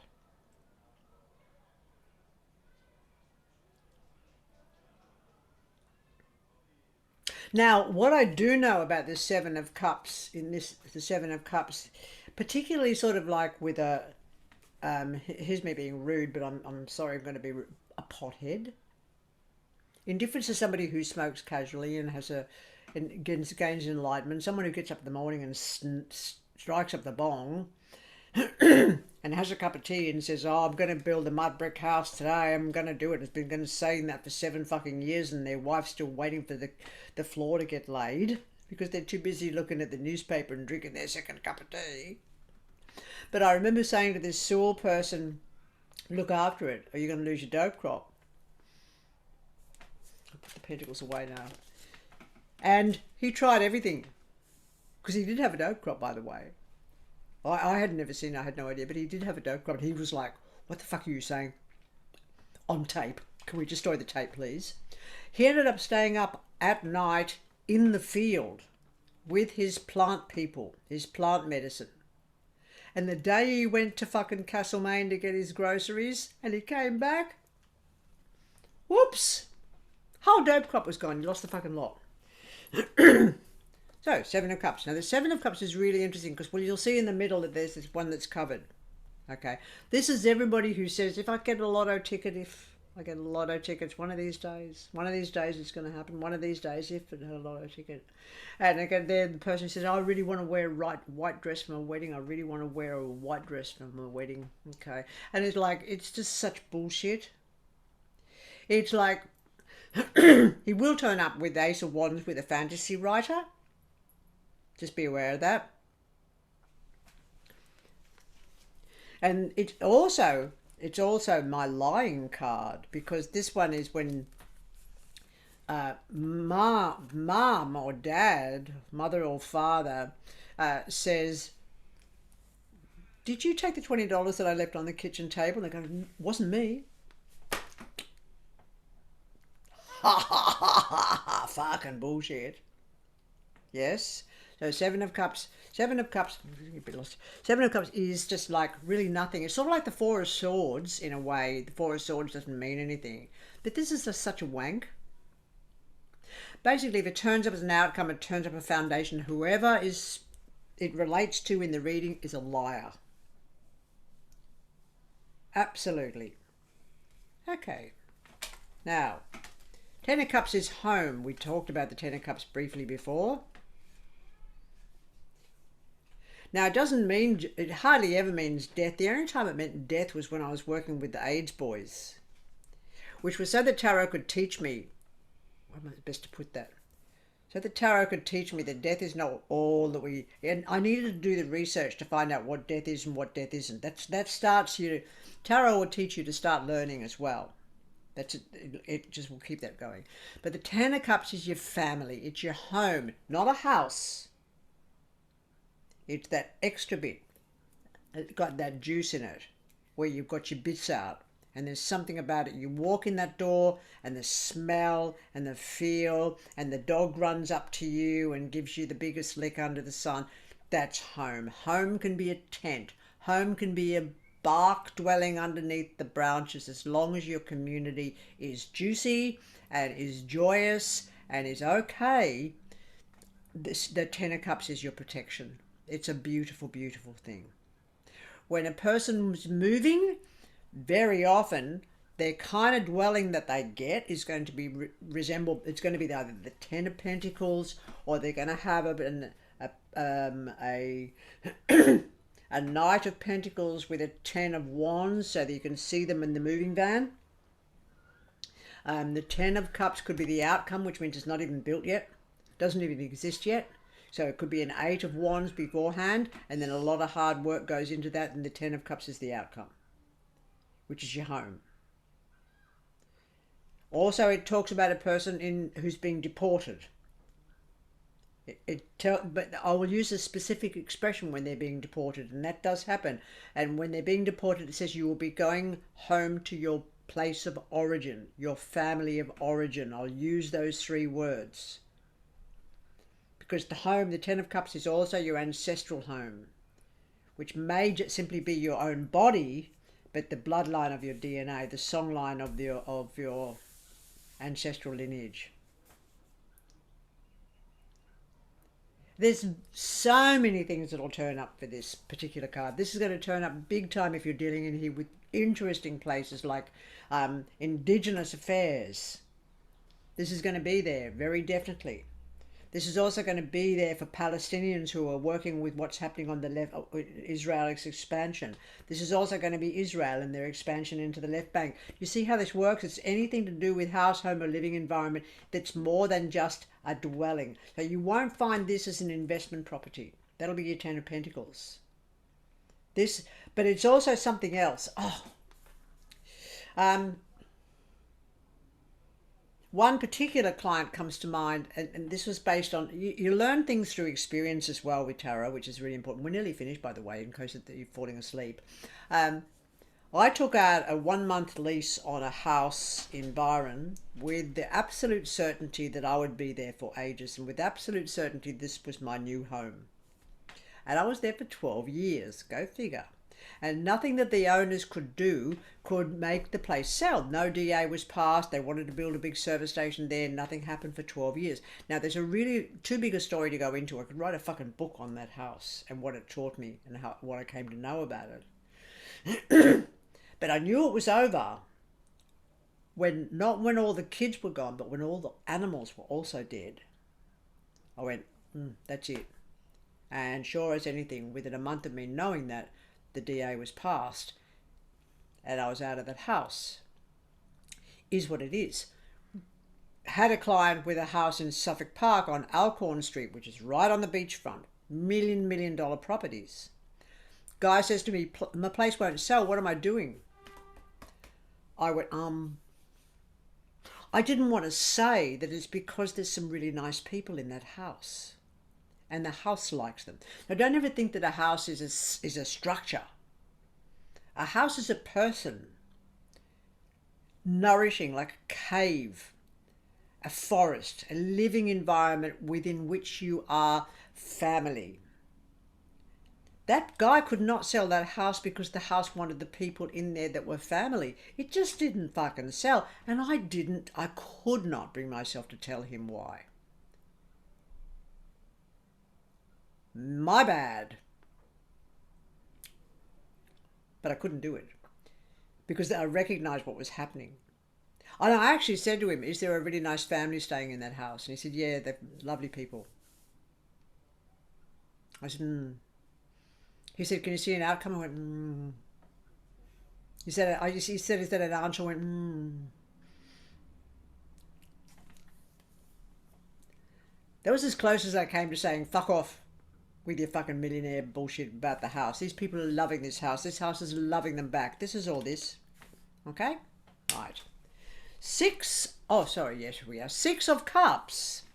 6 of Cups is almost always the past.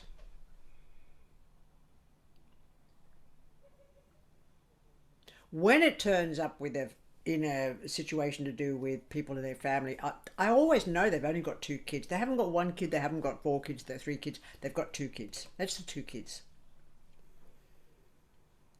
If there's 2 kids turn up with the Lover's card, that's twins. But this is your 2 kids, and it's got to do with the past. So it could be somebody, it could be, there's so many things, but it's just, as long as you know that it just represents the past, there could be ancestry, but it's usually experiential, which means if somebody says, where am I going to move to? It says you've been there before. And they move back to a town that they used to live in.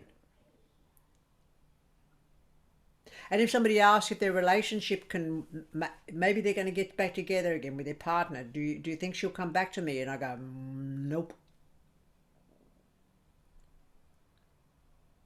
It's in the past, you see. So that's that. 2 of Cups is sex.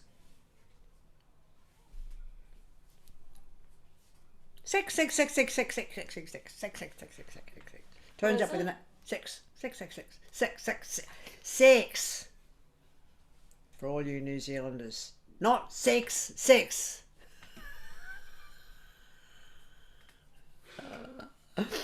funny. So this one in here is sex. So if it turns up with a devil card and a 7 of Swords, it's rape.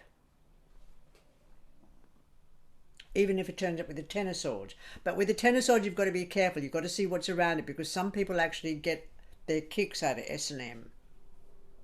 But the devil card doesn't usually turn up with S&M. Quite often you'll turn up with the sort of like the 3 of Cups. You're like, oh, we're all in on that. Okay, sort of not all aspects of some lots of sex are really interesting. Okay, so you get a good education by learning the way other people fuck. Straightforward, isn't it? It's sexy, it's sexual, it's erotic, it's yummy, it's even just flirty. Whatever it is, it's really like that, and it's pleasurable. It will turn up with the 10 of with the 8 of Pentacles if a person is a sex worker. And a sex worker can be anybody from someone who works tantric sex to somebody who sells red Ferraris. Serious. Because sex sells. And anybody who doesn't know that doesn't know the world of economics very well. Sex sells. Okay. That's pretty much it. It can be very, very dysfunctional if it turns up with the devil card. The Devil card, Nine of Swords, is a very, very problematic situation. The Devil card, Nine of Swords, can very well, more so than the Devil card, Ten of Swords. But the Ten of Swords is usually a sexual predator. And when I first, again, learned about sort of AIDS or sexually transmitted diseases, the Two of Cups, Devil card, Temperance card, sexual disease. That was it. And that ended up being chlamydia in so many instances. It was gonorrhea. It turns up with human papillomavirus. It's turning up with AIDS. It'll be all over the place. But it's got to have the Devil card with it. And again, it can be someone who is being predated on. If it turned up as being the predator themselves, I would ask them to leave, because I just don't consider predators to be very nice people. And I haven't, like I said before, I've only had one. So that's sex. That's sex with, that's polyamory. Okay. That's a sexual relationship that was a bit of a disappointment, wasn't it? Look at that. Okay, that's there's your one night stand. Okay. Oh, that was I think you're getting the picture now. You can see him. Yeah. Okay. There's somebody who's thinking about sex. Wrong card. Other card. Whoops, other card. Somebody who's thinking about sex. There's somebody who's really good at it.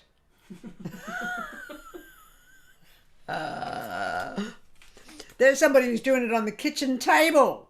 Come on.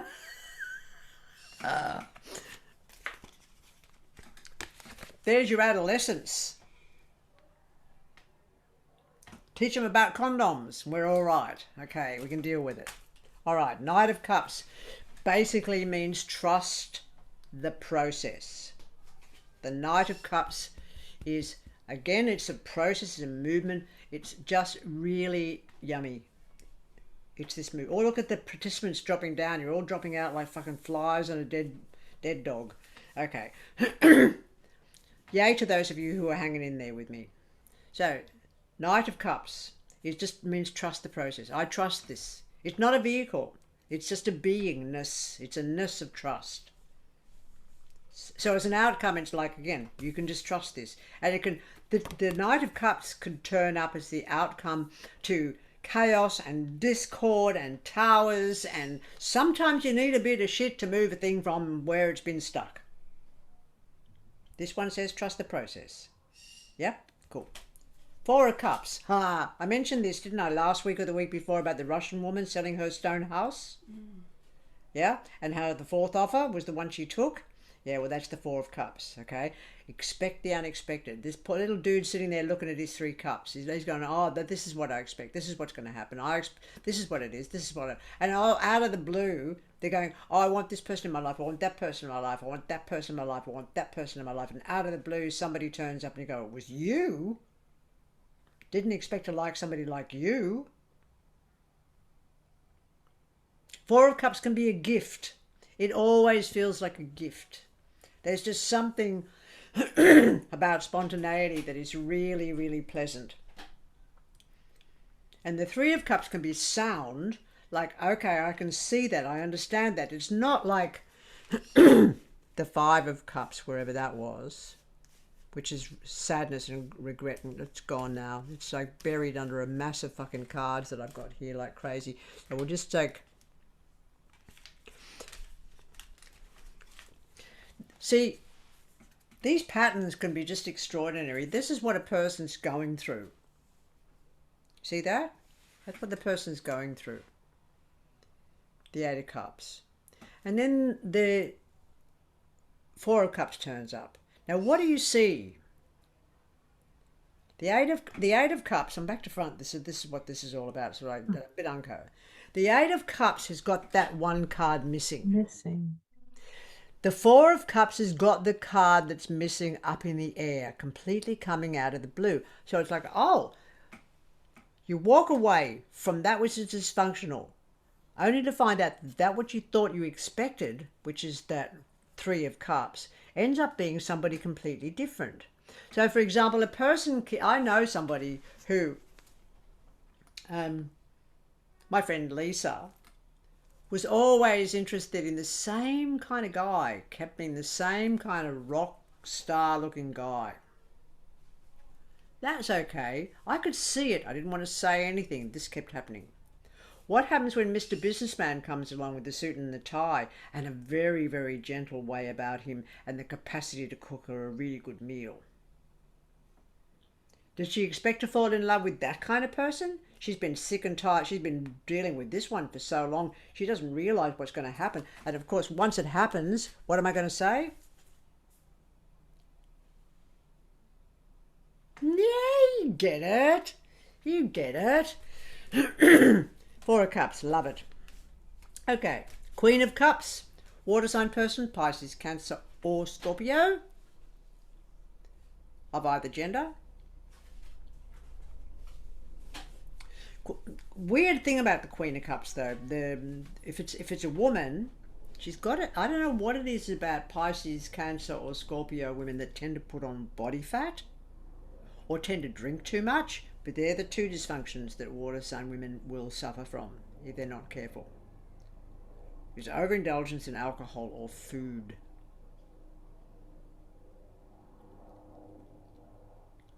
And it probably because their cup's not full. This has also turned up, interestingly enough, this particular one has turned up on the table in the middle of something else for no particular purpose whatsoever. And I said, your grandmother's here. And they said, how do you know? I said, she was cremated. They go, what the fuck? And it's the see that? That little thing there? That's the cremation urn. And it'll pop in your face. And then you'll know. And then there's a whole lot of understanding about what's happened, because there's quite often, the so-called dead can quite often have a lot to say. And it turns out that nobody's spread their ashes. And they're a bit pissed off. My body may be gone, but it doesn't need to sit in the fucking jar forever. Okay, so how can they be dead? Okay. Page of Cups with the Chariot card, that is the time of Cancer.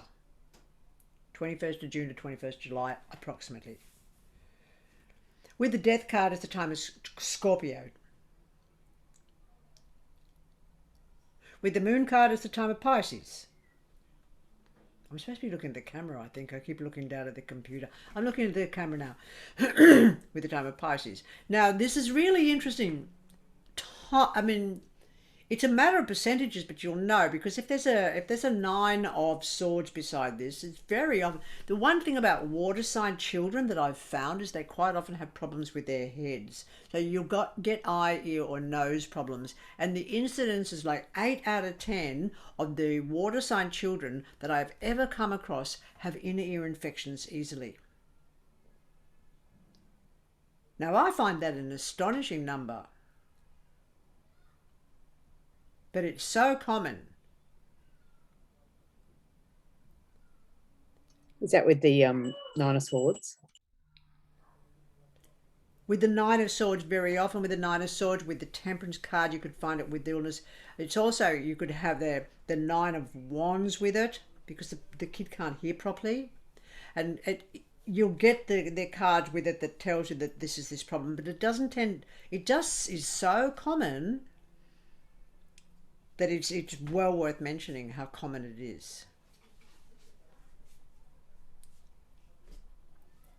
It doesn't tend to be eyesight problems. It just tends to be inner ear, adenoids, tonsils, that thing to do with water sign kids that can get sick in those areas. It's just odd, but it's all, and I'm talking decades of seeing this in that instance. Not all the time, but when it turns up with illness, that's what's going to be happening with them. Ace of Cups is love, the roots of the powers of love. And we have discussed on week 1 what love is and what love isn't. Remember that?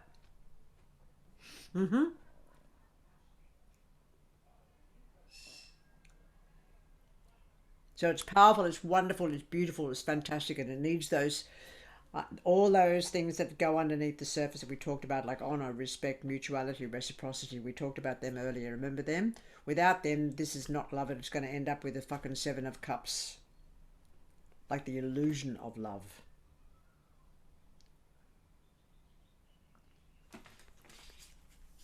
I love my home.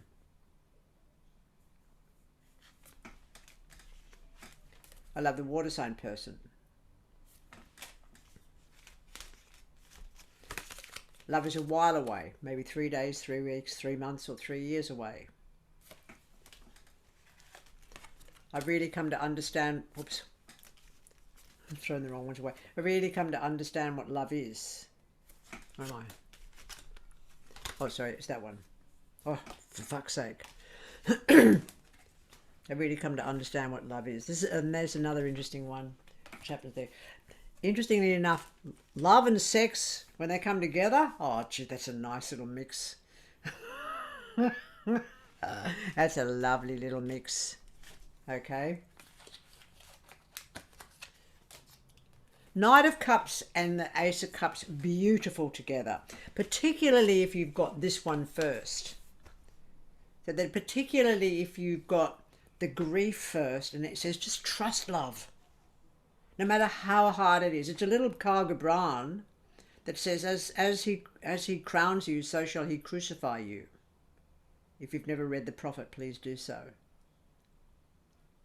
It just altered my life from my teen years onwards. Okay, so that's that. All right. Now here is the final one for today, is the 9 of Cups. Now the 9 of Cups is called the wish card. That comes with a bit of a bite, I can tell you. I'm not sure if the upper phone makes a difference or not, however. Just making sure that it's all happening. 9 of Cards is called the wish card. Makes me happy. Okay. It's like the Ace of Wands, it's another yes card. Like the Death card's no. The 9 of Cups is yes. Oops. Yes. It's the wish card. Why I sort of say it's a little bit like careful what you wish for, okay? Because some fuckwits in the Byron region have said, I wish you abundance, and I've got, of what? And then I've got head lice for my kids.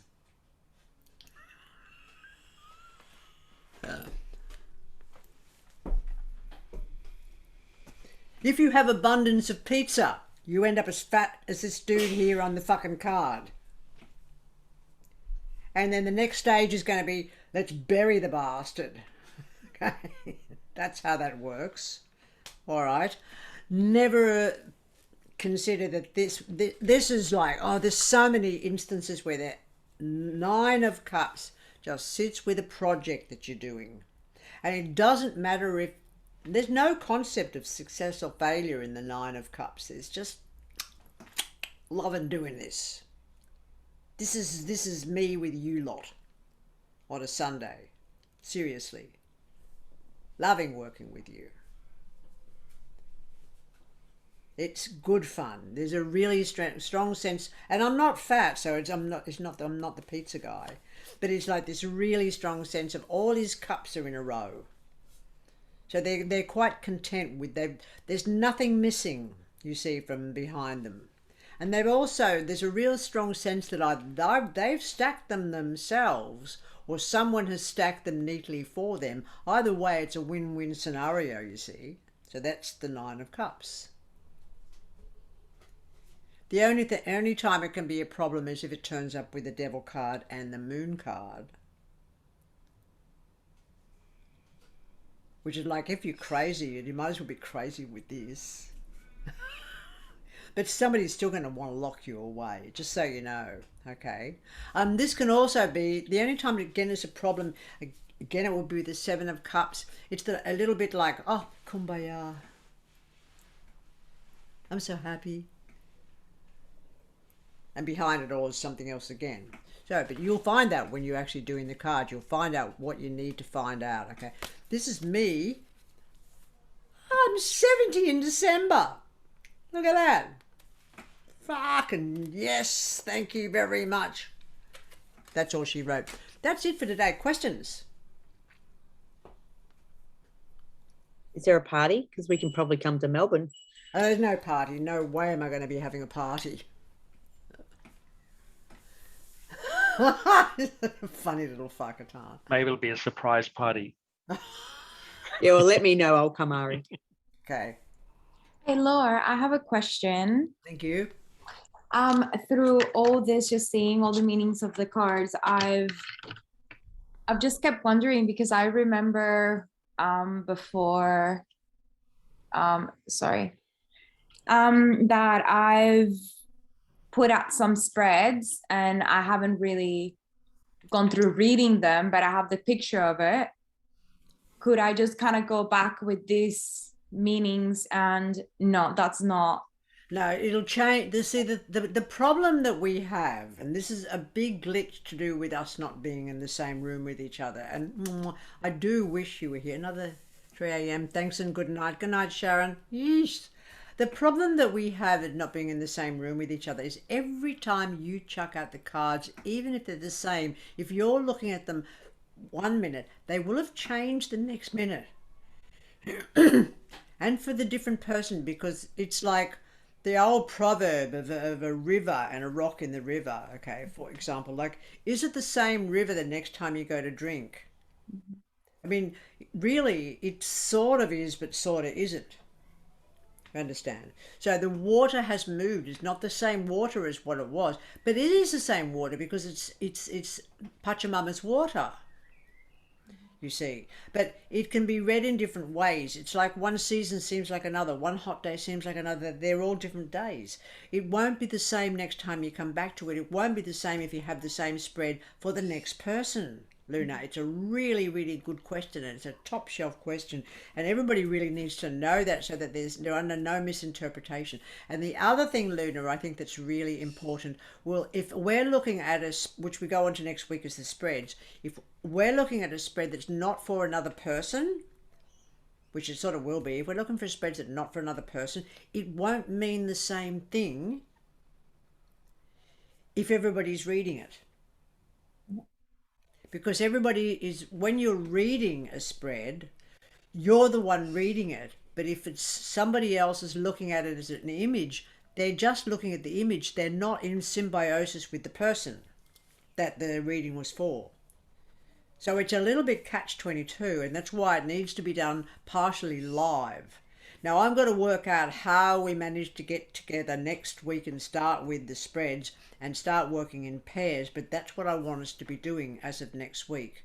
So I haven't worked out the technology yet, but that's the next trick, is to work that out so that you can work in pairs and you can read for each other.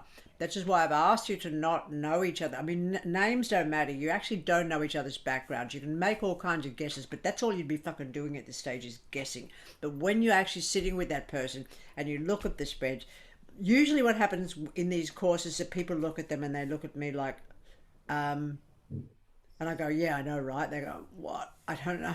There's just like, you get this fucking blank, like I don't know what's going on, and your bodily reactions can be really frightening, really anxious, frightening stuff. And I know this because I'm still going through it, but not with clients, but with, you know, we're trying to learn crypto.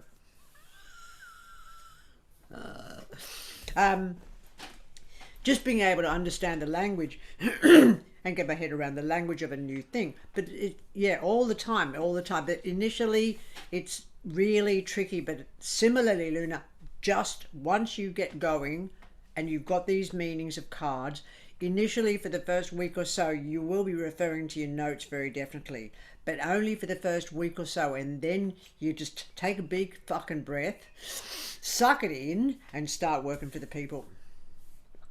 And initially, if you just start out with your 2 spreads and a 15-minute reading, for example, never do it for nothing. Whoever talked about doing it for $5 for a fucking reading, it's just like undervaluing yourself completely, okay? You need somebody to feed you a really good meal, if nothing else, okay? Just to sit with you. If a person wants to sit and have a cup of coffee together, that's not a deal. But if they want you to bring out your cards, and they will, It's the same with if you mention doing numerology. They're going to go, can you do me, please? And they will. And you're working it. But what about you? You're going to, if you don't get some kind of reciprocity, you're going to dish rag it. Yeah? And you'll wear out. And that's when when the plateau hits, it's dangerous. And that's where you can fail. So it's a matter of really, really respecting yourself and how you're going about this work and trusting it. But right now, you've got all the journey cards, you've got the way showers. Please memorize the fucking lot. And I know it's a lot of information, but by talking it through like this with you every week, what happens is when you get, because we're talking it through, in difference to reading it from a book, this is mouth to ear, which is what Kabbalah is. In fact, the actual term associated with this is Merkabah. The word Merkabah, Merkabah, means it's the realm, not only me talking and you listening, but the air between us and the way the words move across time and space.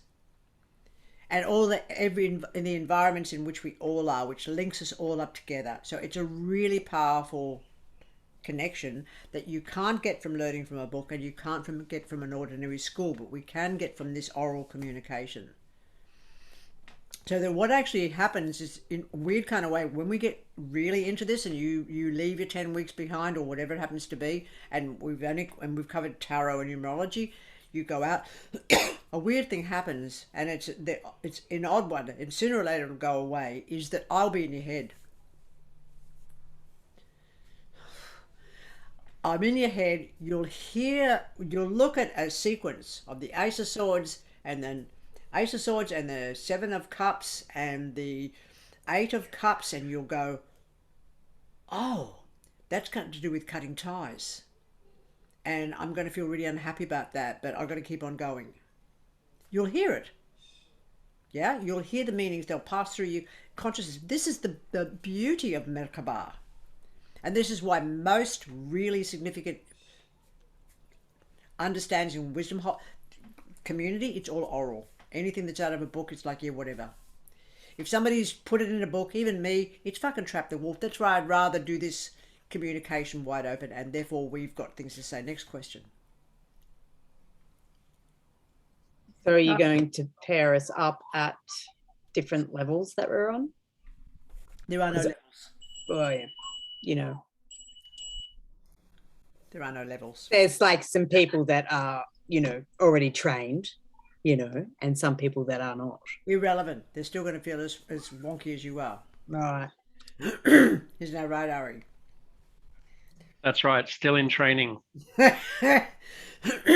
Unless you're doing this full time, you're still in training. Can I ask a quick question? Sorry. Yeah. Do you have people come back to you, like you've done a reading and they want further support down the track? They have questions that come up. Like, do you ever do that? I hate that. Yeah, that's what I was wondering. Yeah, but does it happen? Are you just very clear? I will usually, I don't like seeing people more than I would minimum, and except on odd circumstances, on the odd occasion, like that Russian woman I mentioned years ago. Person's got to give me a minimum 6 months before I see them again. Because what actually happens, it's actually a brilliant question, is, what is the name? Is it Katastroika dolls? The Russian dolls? Mm-hmm. Katastroika? Is it the Matrushka? Yes. One within the other. So what actually happens with that original initial reading that you do for that person, even if it's 10, 20, 50 years, that initial reading is the... Okay. Tarot knows when they're coming back. That's the thing. So when they come back, if they come back under 3 years or even a year, the next reading is going to be inside that first one. And it could seem bigger than it actually is. So they may have on their outside a devil, death and tower, like they're going to go through a dark night of the soul. It might be taking them 28 years to go through that process. If they come back for a second reading within 12 months and they get devil, death and tower, it's going to seem much bigger, and it will be. If they come back another time, it's going to seem much bigger even still, but it might just be them falling over a tile in the kitchen. Because it'll seem as big, but it's actually much smaller. So they're reading within reading within reading within reading within reading. It's not. People say to me, when should I come back? I said, when the events have happened. Or give it a year. Because if they come back before that, it's bullshit. It's the same as reading cards for yourself. They're going to be after an answer that they haven't already got. You've already given it to them. And it may be yet to play out. And because they're impatient or whatever else down the line, they will come and they're buying you. If you want to be bought, not my choice, not my problem, but you better know the difference. Yep. Thank you. Good question. Thank you. Any others, or are we done?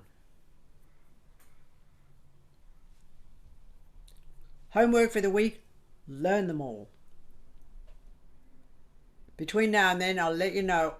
I'll sort of, I just want to try and get everybody's name, because I don't know anymore who's doing this with us. I've got no fucking idea except for the few faces that I see up to the side. I want to be able to sort of like pair everybody up in groups, rather in pair everybody up. And if it's America and it's 3 o'clock in the morning, it's a bit sort of fucked up for the people concerned there. So we're going to need to do the people that are going to need to go to bed before the people who can sit up. And then if each of you can watch, the best way to do it is to get them. We're going to need you're all going to need your cameras working down. Do you know what it's like when you do a Skype reading with me? Anybody here had a Skype reading with me? Just watch something for a bit longer. Yeah.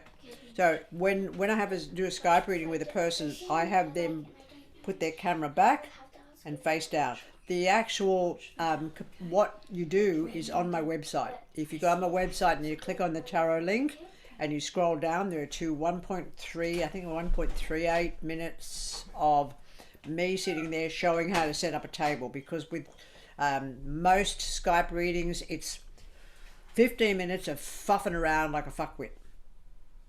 And that can be sort of really annoying, but I'm used to it. So they don't get the same number of spreads or maps in a Skype session. I'll do 5 instead of 8, because that 15 minutes fuffing about, the videos have been there the whole time. They could have checked them out. I've let everybody know that they're available if they're going to do a Skype session with me. It's their problem if they're wasting my space and I'm just sitting there having to tell them what they could have already worked out just by looking at the videos. You with me there?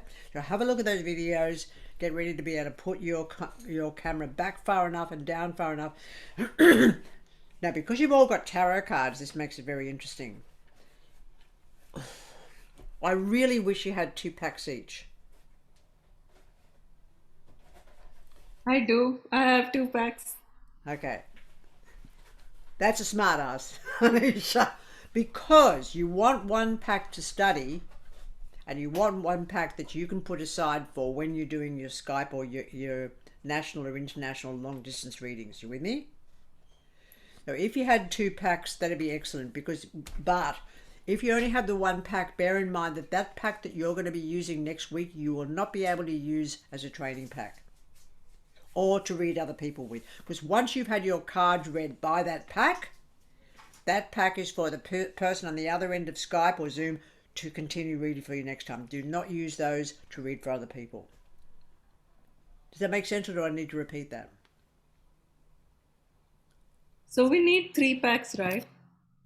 1 for training, 1 for someone to read, and 1 to read for others. 1 for training is the one that you can also use for reading for other people.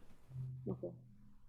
But the other one is for when you're having a reading in Skype that you shuffle your own destiny into, you lay it out, and I'll read for you from the other side of the screen.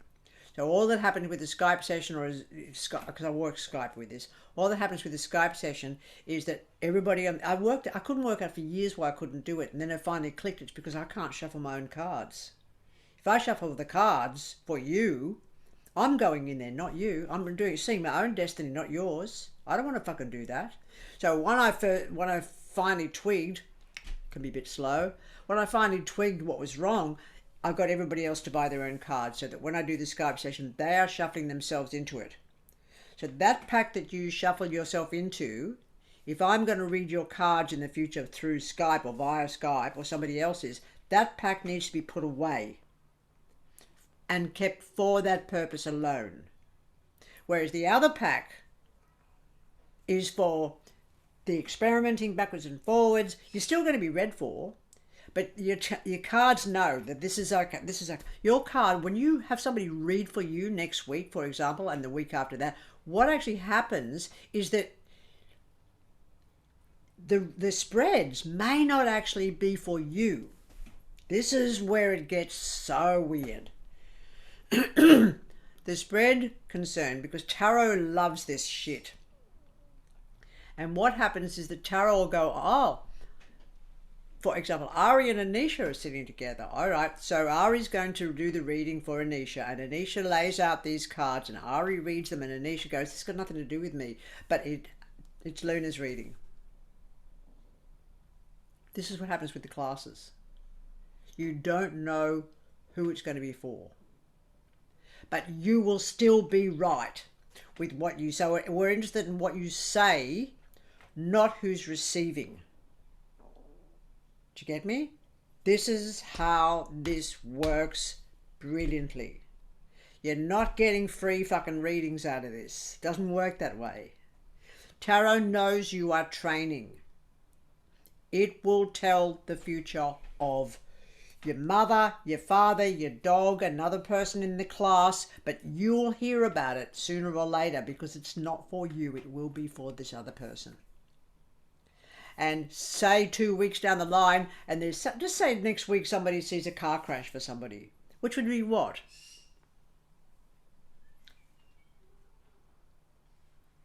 Knight of Wands and Tower, Ten of Swords. Yeah. If it's a motorcycle accident, it's going to be a Knight of Swords, a Ten of Swords, and a Tower. we don't want to talk about those. We don't want to talk about those? Okay, but we don't know what that's going to be about. You just gave something away you shouldn't be giving away. Okay? If it's going to be somebody who has migraines, what are they going to have? Now, we haven't gone into... We haven't had time. We haven't got time to cover any of this, really. We haven't got into what a migraine looks like, but a migraine has got to do with a moon card and a tower, and moon card and a tower and something else. But the moon card is called Koph, Q-O-P-H. And you could also have a sun card and a tower, which is really, really interesting to do with the person, because the letter Koph has got to do with the back of the head, and the letter Resh has got to do with the front of the head. And the letter Resh is associated with the sun card, and the letter Koph has got to do with the unconscious at the back of the head. And of course, you guys don't know that yet because we haven't had time to cover anything to do with Kabbalah.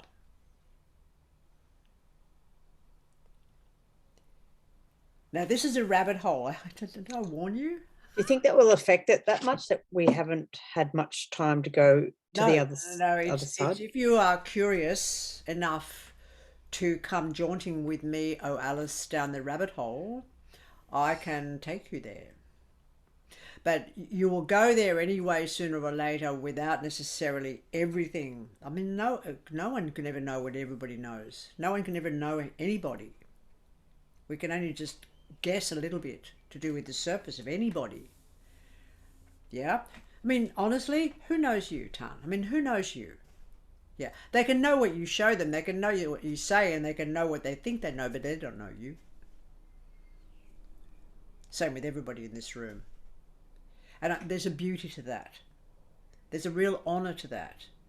The acceptance of a human being despite what you don't know. And you know what that is? It's interesting enough. It's not with this room, but what this room is really powerful for is energy to energy, not body to body. Some of us were picking it up body to body because there's somebody else in the room with me. And yes, there's physical body, wisdom, knowledge, learning. And then there's fucking Adobe that I hate trying to infiltrate me because I'm a pirate. Shouldn't say things like that and get away with it. However, oh, there they are again. I knew they hadn't fucking gone. You can never really know anybody, and the beauty of that is we can never make assumptions that we think we do know. And particularly like parents and kids and all those, we never know who those people are. And a person can live and die and you never really know who they are. And I am a storyteller, and every one of you, this is the work of a storyteller.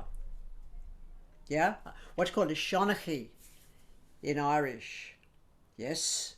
Beautiful word. Beautiful word. Okay? And this is the word. There's so many other directions we could go. And if I could speak the languages of every fucking person on this earth, I would be a happy person. Because it's within language that we discover what we don't know about culture, about spirituality, to do with economy, love, culture, relationships, tradition. And I think it's one of the most important things we can do is to broaden ourselves to be able to embrace a person of any background. I had a weird thing happen to me this week. I'd gone to fucking pick up a kettlebell because I was like, when's the gym going to open? I can't stand this anymore. I'm going to end up with osteoporosis. I'm getting old. So I went and bought myself a fucking kettlebell, and it was click and deliver kind of thing. So I went down to Rebel in the whole heart of Melbourne and picked up the kettlebell, and I'm heading back up the middle of Burke Street Mall, and there's two young men sitting on a bench on the side of Burke Street, and I've got this thing, you know how you can sometimes just know a person's ethnicity? You just know? Well, I've got this thing about picking up people's ancestry and being able to see it in their faces. I just know where they've come from. Looked at this guy, and go to walk past, and this happens a lot, and I'm certain you all do the same thing. I'm going to walk past this young man and his friend, and I stop, and I turn back and I nodded him, and he nodded back at me. And I said, "Are you from Ethiopia?" And he said, "Yeah." I said, "Are you from Addis Ababa?" And he goes, "Yeah." I go, "Okay." And I went to keep walking. He said, "Excuse me." And I said, "Yes." He said, "You would be treated as a queen in my country." And I put my hands to my heart, and he put his hands to his heart, and I just kept on walking. Just a moment. And it makes me want to weep, because now I want to go to Ethiopia, and I want to hear the language of a first people, an original people, because the Ethiopian language hasn't been bastardized through people who've gone in. It's like Czech.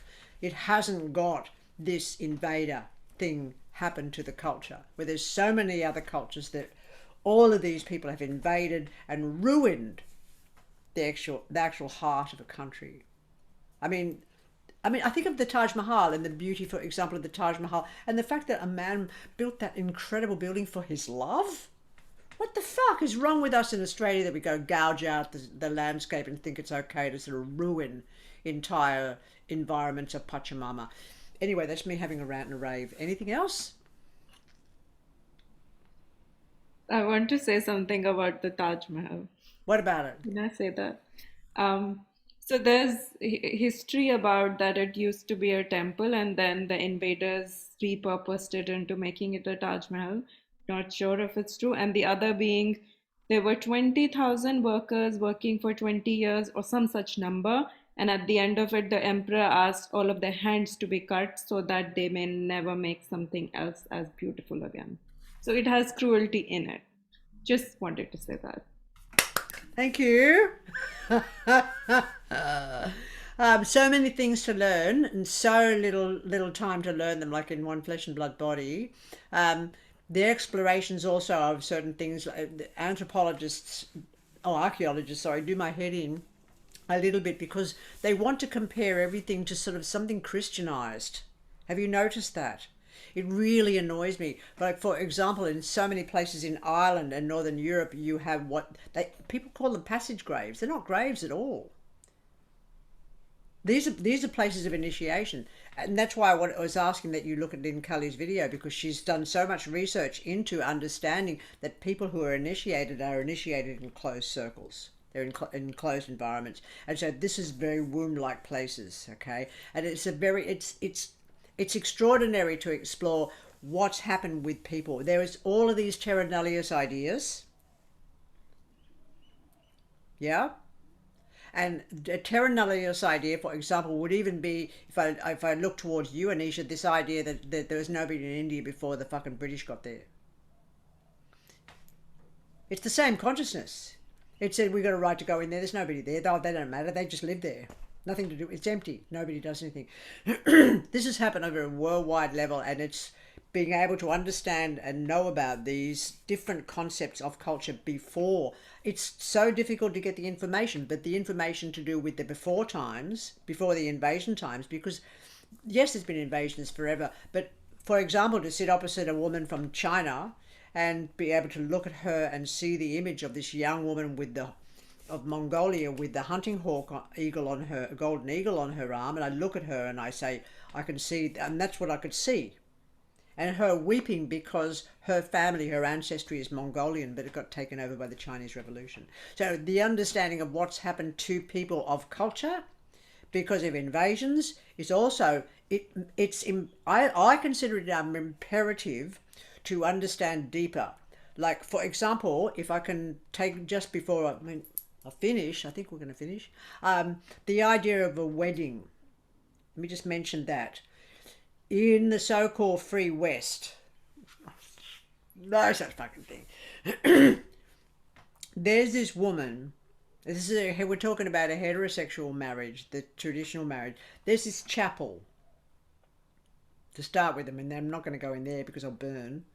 There's this chapel, and this woman is wearing this very, very frunchy white dress, and her father is walking her down the aisle, and they get to the front where the priest is and the thing and the flowers, and everybody's sort of like really cheery, and the bride's family's on one side of the aisle and the groom's family's on the other side of the aisle, and they get to the bottom of the aisle and he hands her over to another man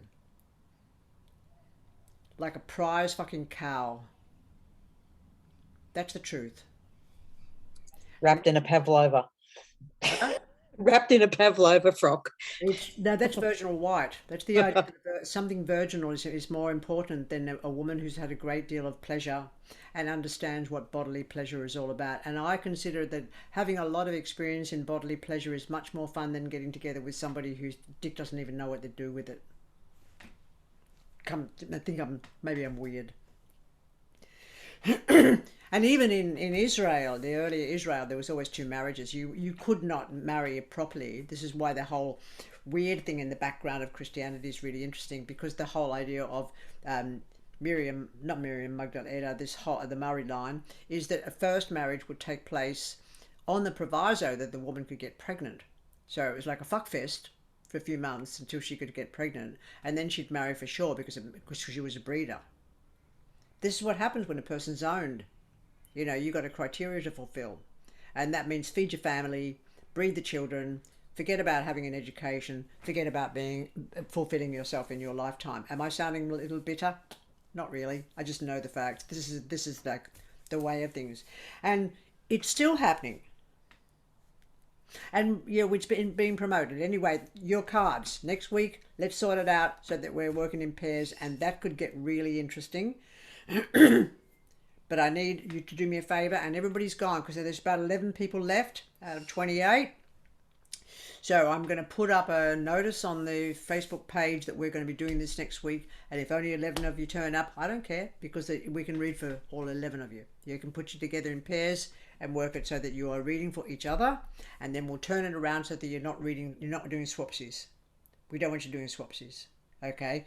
Each time needs to be for a stranger, and you will get the opportunity to be read for, despite the fact that you're not going to have your cards read as a prophecy for you.